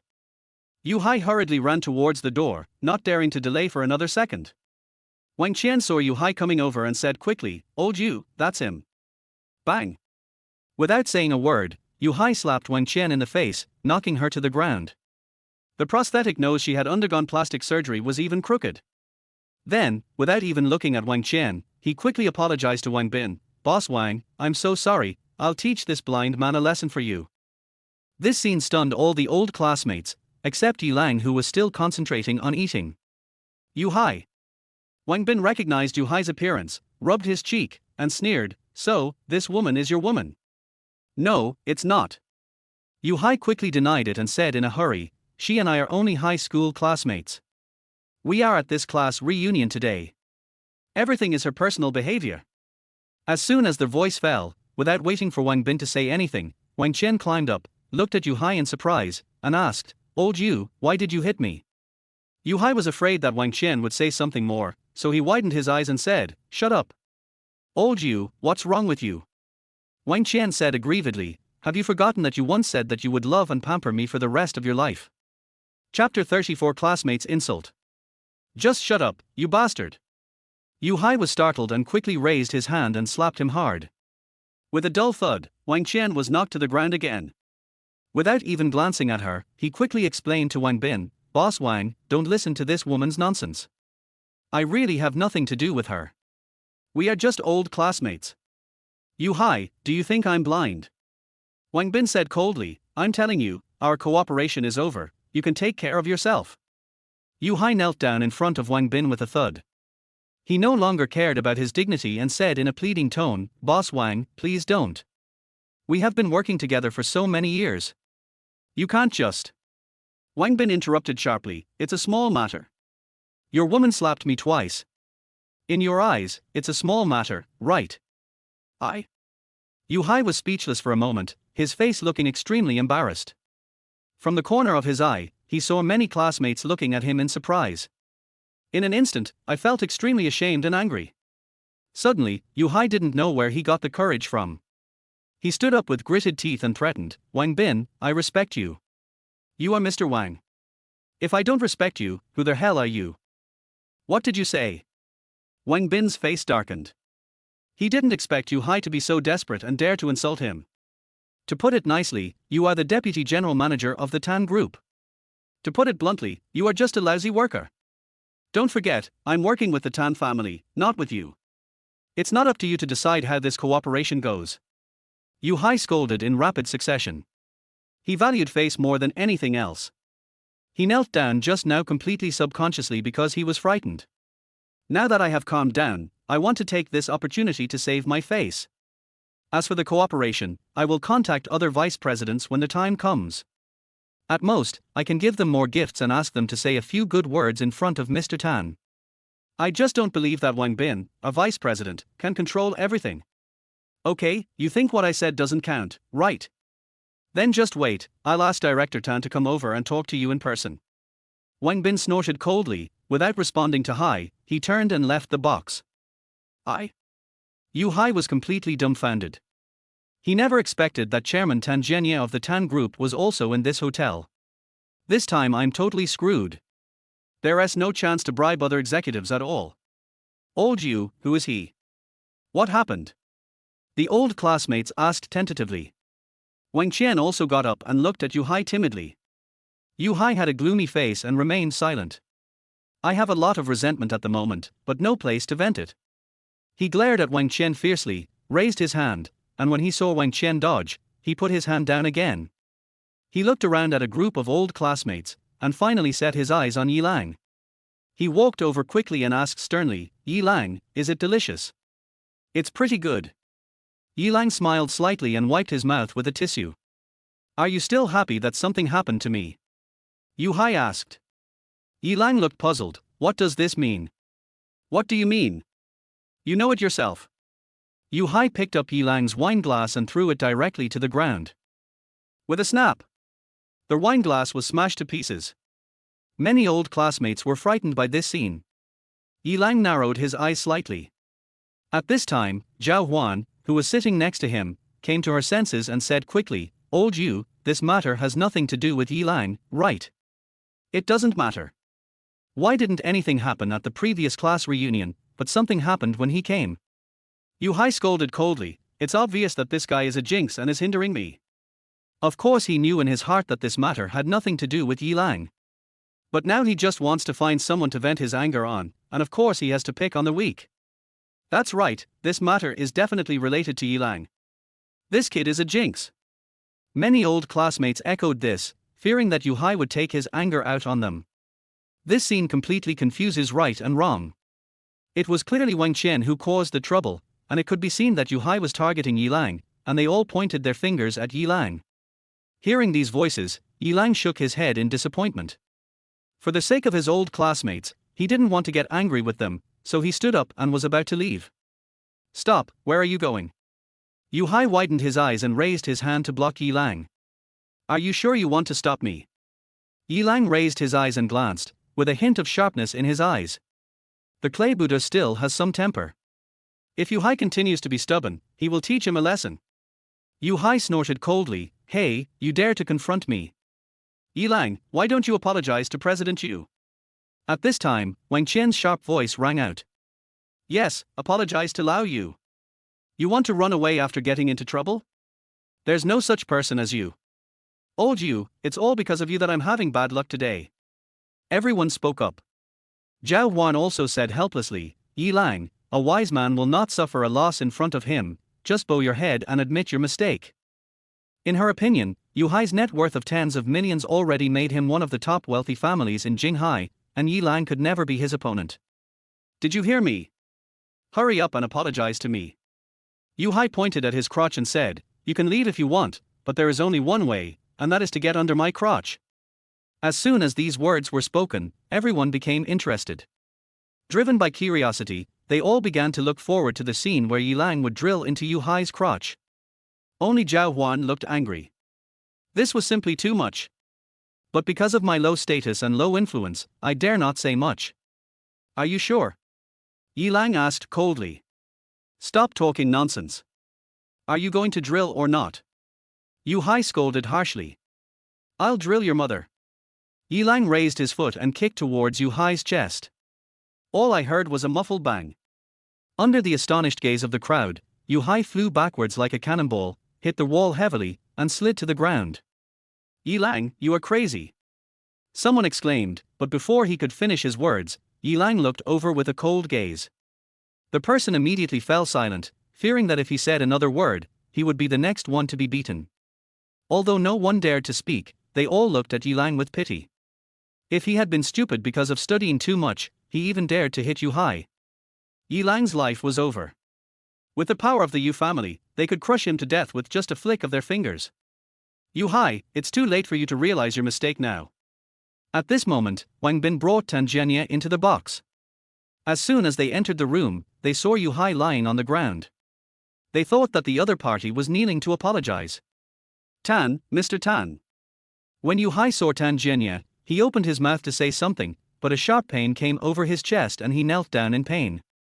Tan Zhenya looked down at Yu Hai from a high position and said coldly, "Kneeling is useless, I tell you." Before he finished speaking, he caught a glimpse of Yi Lang standing next to the round table. He was startled and forgot what he wanted to say in an instant. "Yi, Mr. Yi." Chapter 35, 10 million check. Under Yu Hai's surprised gaze, Tan Zhenya walked quickly towards Yi Lang. "Mr. Yi, I'm so sorry, I didn't expect you to be here too." Boom. As soon as these words were spoken, it was like a bolt of thunder, shocking everyone in the audience. Wang Bin was extremely surprised. He didn't expect that there was such a big shot among Yu Hai's old classmates. Looking at the old classmates again, they all had expressions of shock. What was going on? Why was the big boss, who even old Yu was afraid of, so respectful to Yi Lang? Could it be that Yi Lang is not a useless person who has accomplished nothing, but a hidden great man?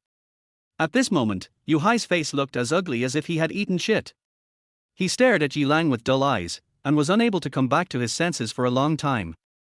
"Who are you?" Yi Lang frowned slightly and asked back while looking at Tan Zhenya. "I don't remember ever seeing this person before." "You don't know me, but I know you." Tan Zhenya bowed slightly, his attitude very respectful. He had just seen Yi Lang's photo, and Yi Lang's appearance was deeply imprinted in his mind. He was afraid that one day he would meet Yi Lang and end up in big trouble, just like his son Tan Bin. "But I didn't expect to come across this giant Buddha so soon. My name is Tan Zhenya, and my son is Tan Bin. He had the honor of meeting you before." Tan Zhenya spoke again and introduced himself with a wry smile. Yi Lang was stunned, and his first reaction was that Tan Bin's father was going to cause trouble for him. But on second thought, I felt that it was not right. If I was looking for trouble, I shouldn't be so polite. So he asked directly, "So, you are looking for me?" Tan Zhenya's attitude was extremely respectful. "Thank you for your education of my son before. I was thinking of thanking you in person. I didn't expect to meet you here. It's simply fate destined by heaven." Hearing this, Yi Lang frowned slightly, and was a little confused for a moment. His son was beaten by him, but instead of making trouble, he was grateful. Even if it's reasonable, it's a bit too much. By the way, this is 10 million, please accept it. Tangenya took out a check and handed it over. This move caused an uproar in the audience. A check worth tens of millions, just sent like that. You know, Yuhai's total net worth is only tens of millions. Many brave old classmates stood up and stretched their necks. I have never seen so much money in my life. I want to see what a check for 10 million looks like. Yilang declined, forget about the money. I won't accept any reward without any merit. Hearing this, Tangenya's mind raced, and he thought of a reason. He said with great trepidation, you must accept this money. Just think of it as tuition for educating my son. If you don't accept it, I will always feel guilty. I hope you can help my son more in the future. All right. Yilang took the check with a smile and put it in his arms. I remembered that this morning, Tanbin had threatened me, saying that this matter was not over yet. Unexpectedly, his father sent him money that afternoon. In a way, it's not over yet. This family is really interesting. Old classmate, I was wrong just now. Please, for the sake of our friendship as former classmates, say a few good words to Mr. Tan and ask him to forgive me. Suddenly, Yuhai's pleading voice was heard. Following the sound, I saw him kneeling on the ground, moving towards Yilang little by little. Please stand up quickly, Mr. Yu. I believe what happened just now must be a misunderstanding. Without waiting for Yilang to speak, Tangenya smiled and said, as Mr. Yi's old classmate, Mr. Yu would never do anything that would harm the world. As he spoke, he quickly walked over and bent down to support Yuhai. But at this moment, Yilang's cold voice rang out, Mr. Tan, what you said is not right. Although we are old classmates, he is him and I am me. Hearing this, Tangenya paused. Having been in the business world for many years and having become quite a shrewd person, he knew what this meant. He immediately straightened his back and changed his words, but there are exceptions to everything. I didn't expect that Mr. Yi's old classmate would be a scum like you. Our cooperation is over. You can take care of yourself. No, Mr. Tan. Yuhai's face turned pale and he begged desperately. Tangenya turned his head away and ignored it. Yuhai quickly looked at Yilang and begged, old classmate, I was wrong just now. I shouldn't have said that to you. I apologize to you. Please, forgive me this time. As he spoke, he was about to drill into Yilang's crotch. I'll drill into your crotch, please forgive me. Yilang took a step back with a look of disgust. Tangenya noticed Yilang's expression, and immediately raised his foot and kicked Yuhai, cursing, get out of here, who do you think you are? If you dirty Mr. Yi's clothes again. With a bang. Yuhai was kicked to the ground and fell flat on his face. Take him away to me, so as not to spoil Mr. Yi's fun. Tangenya gave another order, and the bodyguards immediately stepped forward and dragged Yuhai out of the box. Afterwards, Tangenya looked at Yilang, his expression becoming respectful again. Mr. Yi, please continue your dinner, I won't disturb you. After saying that, he turned around and left with Wang Bin and the remaining bodyguards. After going out, he closed the door gently and his every move was extremely respectful. Just now, when Tangenya was here, everyone held their breath and didn't even dare to breathe. Now that Bao and Tangenya had left, there was an immediate commotion in the room. Old classmate, I've already seen that you are not an ordinary person. You forgot, we used to sit at the same table in high school. No matter how successful you are now, you must help your brother.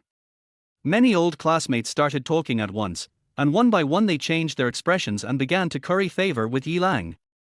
Yilang shook his head, too lazy to listen to the flattery of these fence-sitters, and strode towards the door, ready to leave. At this time, Wang Qian swung her slender waist and stood in front of Yilang. She deliberately pulled down her collar, revealing her proud cleavage, and said in a pretentious voice, Yilang, I knew it. Yilang interrupted coldly, don't tell me yet, go to the hospital as soon as possible, your face is already deformed. Wang Qian was stunned, and quickly found her bag and took out a small mirror.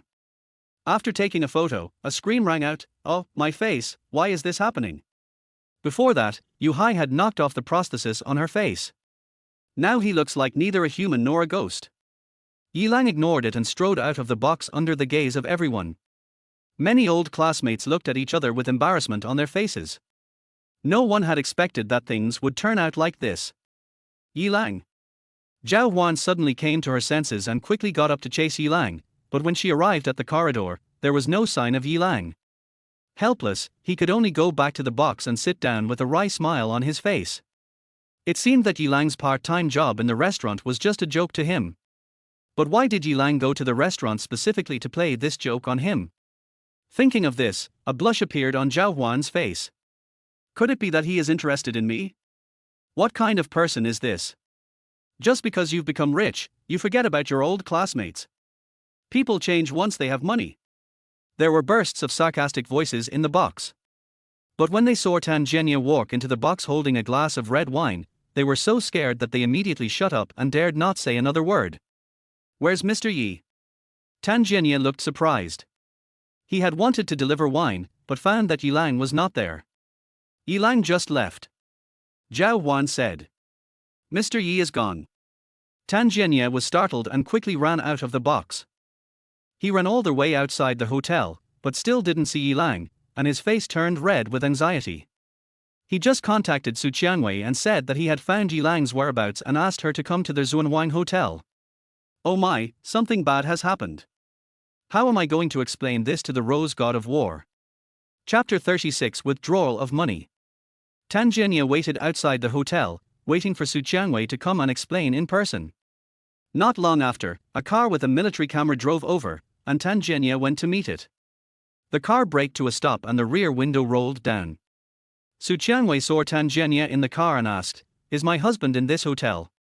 Yes, Mr. Yi was in the box just now, attending a class reunion, but... Tan Zhenya hesitated to speak, a look of deep embarrassment appeared on his face. But what? Su Qianwei asked. Tan Zhenya hesitated for a long time, and said with a stiff upper lip, but... Mr. Yi has already left. What? Su Qianwei was stunned, and then a burst of rapid coughing was heard. Lord God of War, please spare my life. Upon seeing this, Tan Zhenya was so frightened that he immediately knelt on the ground, trembling. Tan Zhenya, you really are. Lu Yu gritted his teeth and wanted to curse a few words. Su Qianwei raised her hand and interrupted, "Forget it, Xiaoyu, it's not his fault." Then, she asked, "Do you know where my husband is?" "No, I don't know." Tan Zhenya responded with a trembling voice. "All right." Su Qianwei sighed, slowly raised the car window, and said lightly, "Xiaoyu, let's go." It's the eldest lady. Lu Yu immediately started the engine, drove out of the hotel and headed towards Yunhai Xinju. Su Qianwei said, "Don't go back, let's go find Yi Lang." "Miss, your body." Lu Yu frowned slightly, "Let's go back to Yunhai Xinju first and let Xinye Jiyu help you recuperate. As for finding Yi Lang, I can do it by myself. I'm fine." Su Qianwei's tone was calm, but it was impossible to refuse. Can. Lu Yu hesitated and sighed softly. She had already seen from the rearview mirror that Su Qianwei's handkerchief was stained with blood. But she also knew Su Qianwei's temper. No one could change what she had made up her mind. Her stubborn character could not be pulled back even by 8 horses. Helplessly, he could only do as he was told and drove around the streets like a headless fly, searching for Yi Lang.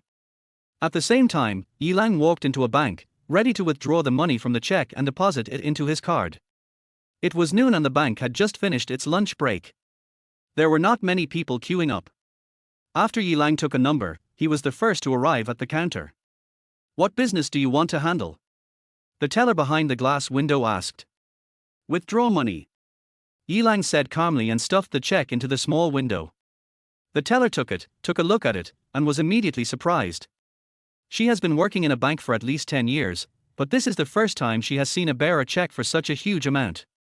It's not because there are no big customers in the bank, but because the big customers all handle their business in the VIP area. Such huge amounts of money will never be processed at the business window. After being surprised, a hint of suspicion flashed in the teller's eyes. He looked at Yi Lang through the glass wall. Seeing that the other party was dressed ordinary, even shabby, his suspicion intensified. "Did you bring your income certificate?" the teller asked. Yi Lang was stunned. "Proof of income?" "Yeah, without proof of income, how do I know the money is yours?" the teller asked back, a hint of impatience in his tone. "But this is a bearer check. It doesn't require the recipient's signature when withdrawing the money, right?" Yi Lang asked helplessly. The teller frowned and a hint of contempt appeared at the corner of his mouth. This kid knows a lot. Each bank has its own regulations. I don't care about other banks. Here, you must provide proof of income. The teller said in a tough tone, without proof, I can't withdraw money for you. Bearer checks do not require the signature of the payee. This is a national regulation. Can your bank's regulations be more important than the national regulations? Yilang asked speechlessly. Stop talking nonsense. I have the final say here. Without proof, who knows where this money came from? The teller snorted, what if you stole it? This money was given to me as a gift from others, so it is my legal income. Yilang said coldly, let's take a step back. Even if I stole it, the owner would report it lost immediately and the money would not be withdrawn. Look, you admitted it. The teller looked triumphant, sure enough, this check was stolen by you. It's unreasonable. Yilang lost his patience, give me back the check and I'll go to another bank to withdraw it. Return it to you.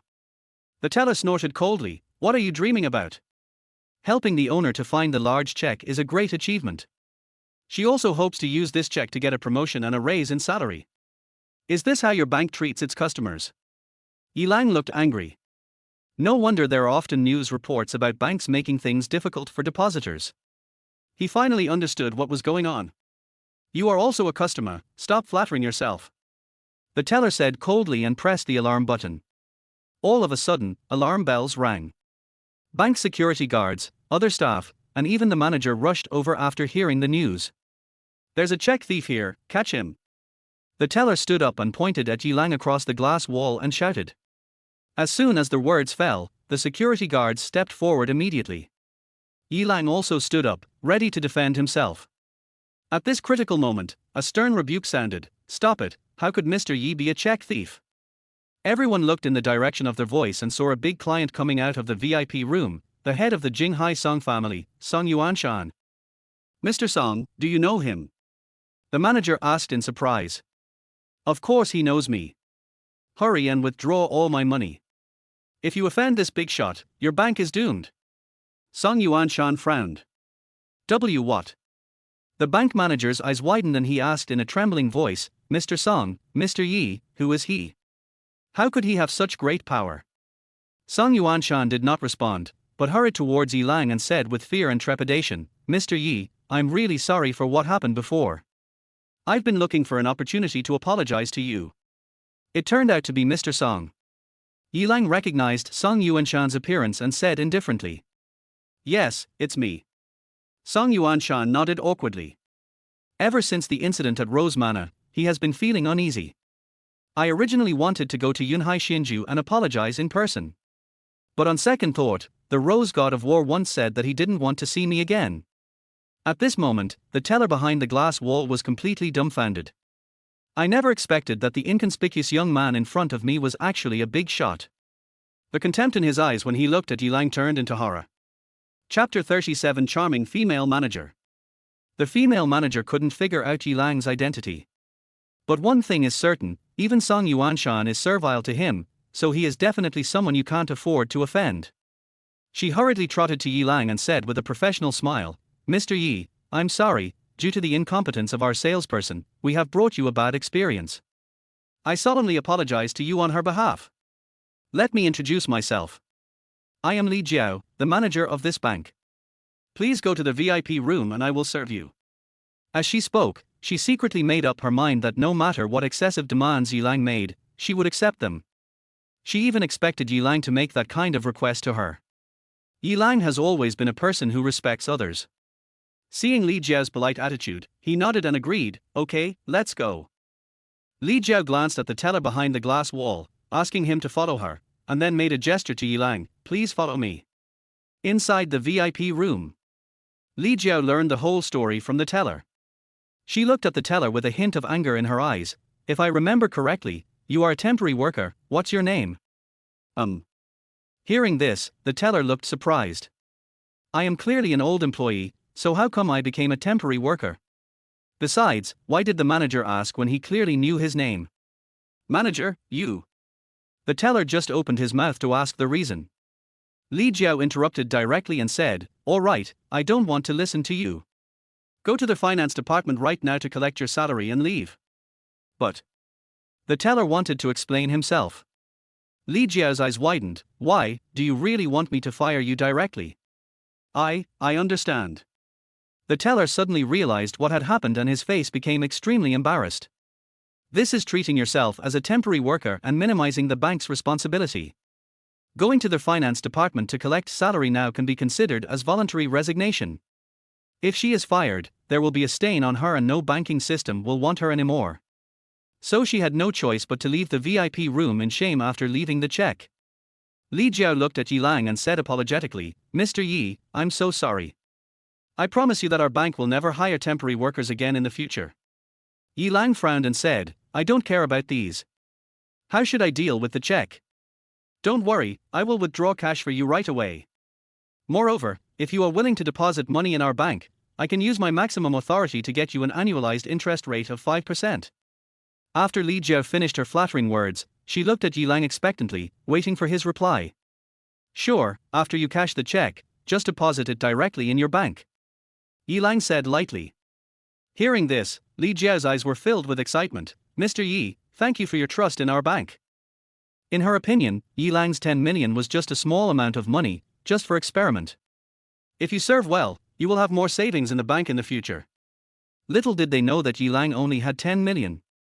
Mr. Yi, is there anything else you need? Li Jiao spoke again, smiling charmingly, as long as you ask, I can satisfy you no matter what you ask for.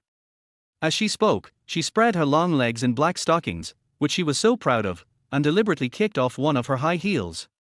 Although Li Jiao was not a top beauty, she had a pretty appearance and a hint of charm. Coupled with this ambiguous and suggestive behavior, any man with poor self-control will surely fall for it. But Yi Lang just said calmly, handle the check business as soon as possible. Li Jiao was stunned. I didn't expect that no one would take the bait. He is indeed a knowledgeable and experienced person. Okay, wait a moment, I'll prepare the contract for you.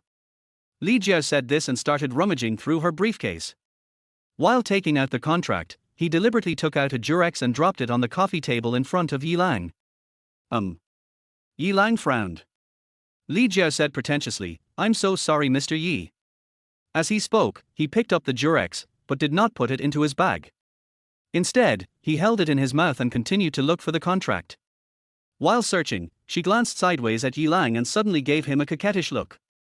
I thought, he will eventually take the bait this way, right? Unexpectedly, Yi Lang's face darkened and he said, since the contract is so hard to find, I'd better go to other banks to handle the business. After saying that, he was about to get up and leave. Li Jiao was startled and opened her mouth wide, letting the Durex fall to the ground. How could she dare to trick him any further? She immediately took out the contract and said anxiously, Mr. Yi, wait a moment. I found it. Well, let's do business as soon as possible. Yi Lang said in a cold voice. Good. Li Jiao looked extremely embarrassed. She quickly helped Yi Lang finish the business and watched him leave. Seeing Yi Lang walking away, she finally breathed a sigh of relief and collapsed on the chair. Her shirt was soaked with cold sweat, revealing the faint lace bra. She could feel that if she continued, not only would she not be able to get close to Yi Lang, but she would make him angry and get into trouble. Jinghai, when did such a young and important figure emerge? Yi Lang put the bank card with 10 million in it into his pocket and walked out of the bank. As soon as I went down the stairs, I saw Song Yuanshan walking towards me. Mr. Yi. Song Yuanshan greeted him with a wry smile and a respectful tone. Yi Lang glanced at them lightly. He still remembered what the Song family had done. He didn't have a good impression of the old man in front of him. He asked in a cold voice, What's wrong, Mr. Song? Is there something wrong? Song Yuanshan smiled awkwardly, Mr. Yi, I still want to express my apologies to you for what happened before. Do you have time? Yi Lang interrupted directly, No time. Mr. Yi, I know you are still angry with our Song family. Song Yuanshan said helplessly, But Mr. Song, I know why you did this. You just think that I am the husband of the Rose Goddess of War.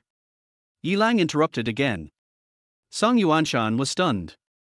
He didn't expect Yi Lang to speak so bluntly and not give him any face at all. Actually, there's no need. Su Qiangwei and I have no relationship anymore. It's just a marriage certificate. It doesn't mean anything. After Yilang finished speaking, he left without looking back.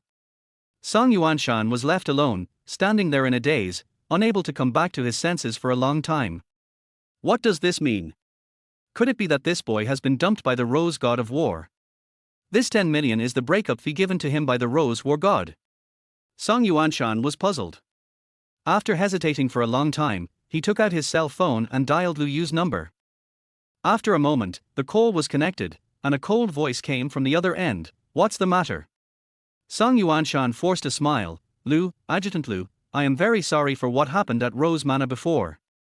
I have been looking for an opportunity. Lu Yu stopped him and said, okay, stop talking so much nonsense, I'm very busy now. By the way, if you see Yilang, contact me as soon as possible, and don't discuss other things. Song Yuanshan was stunned. Adjutant Lu, I just saw him,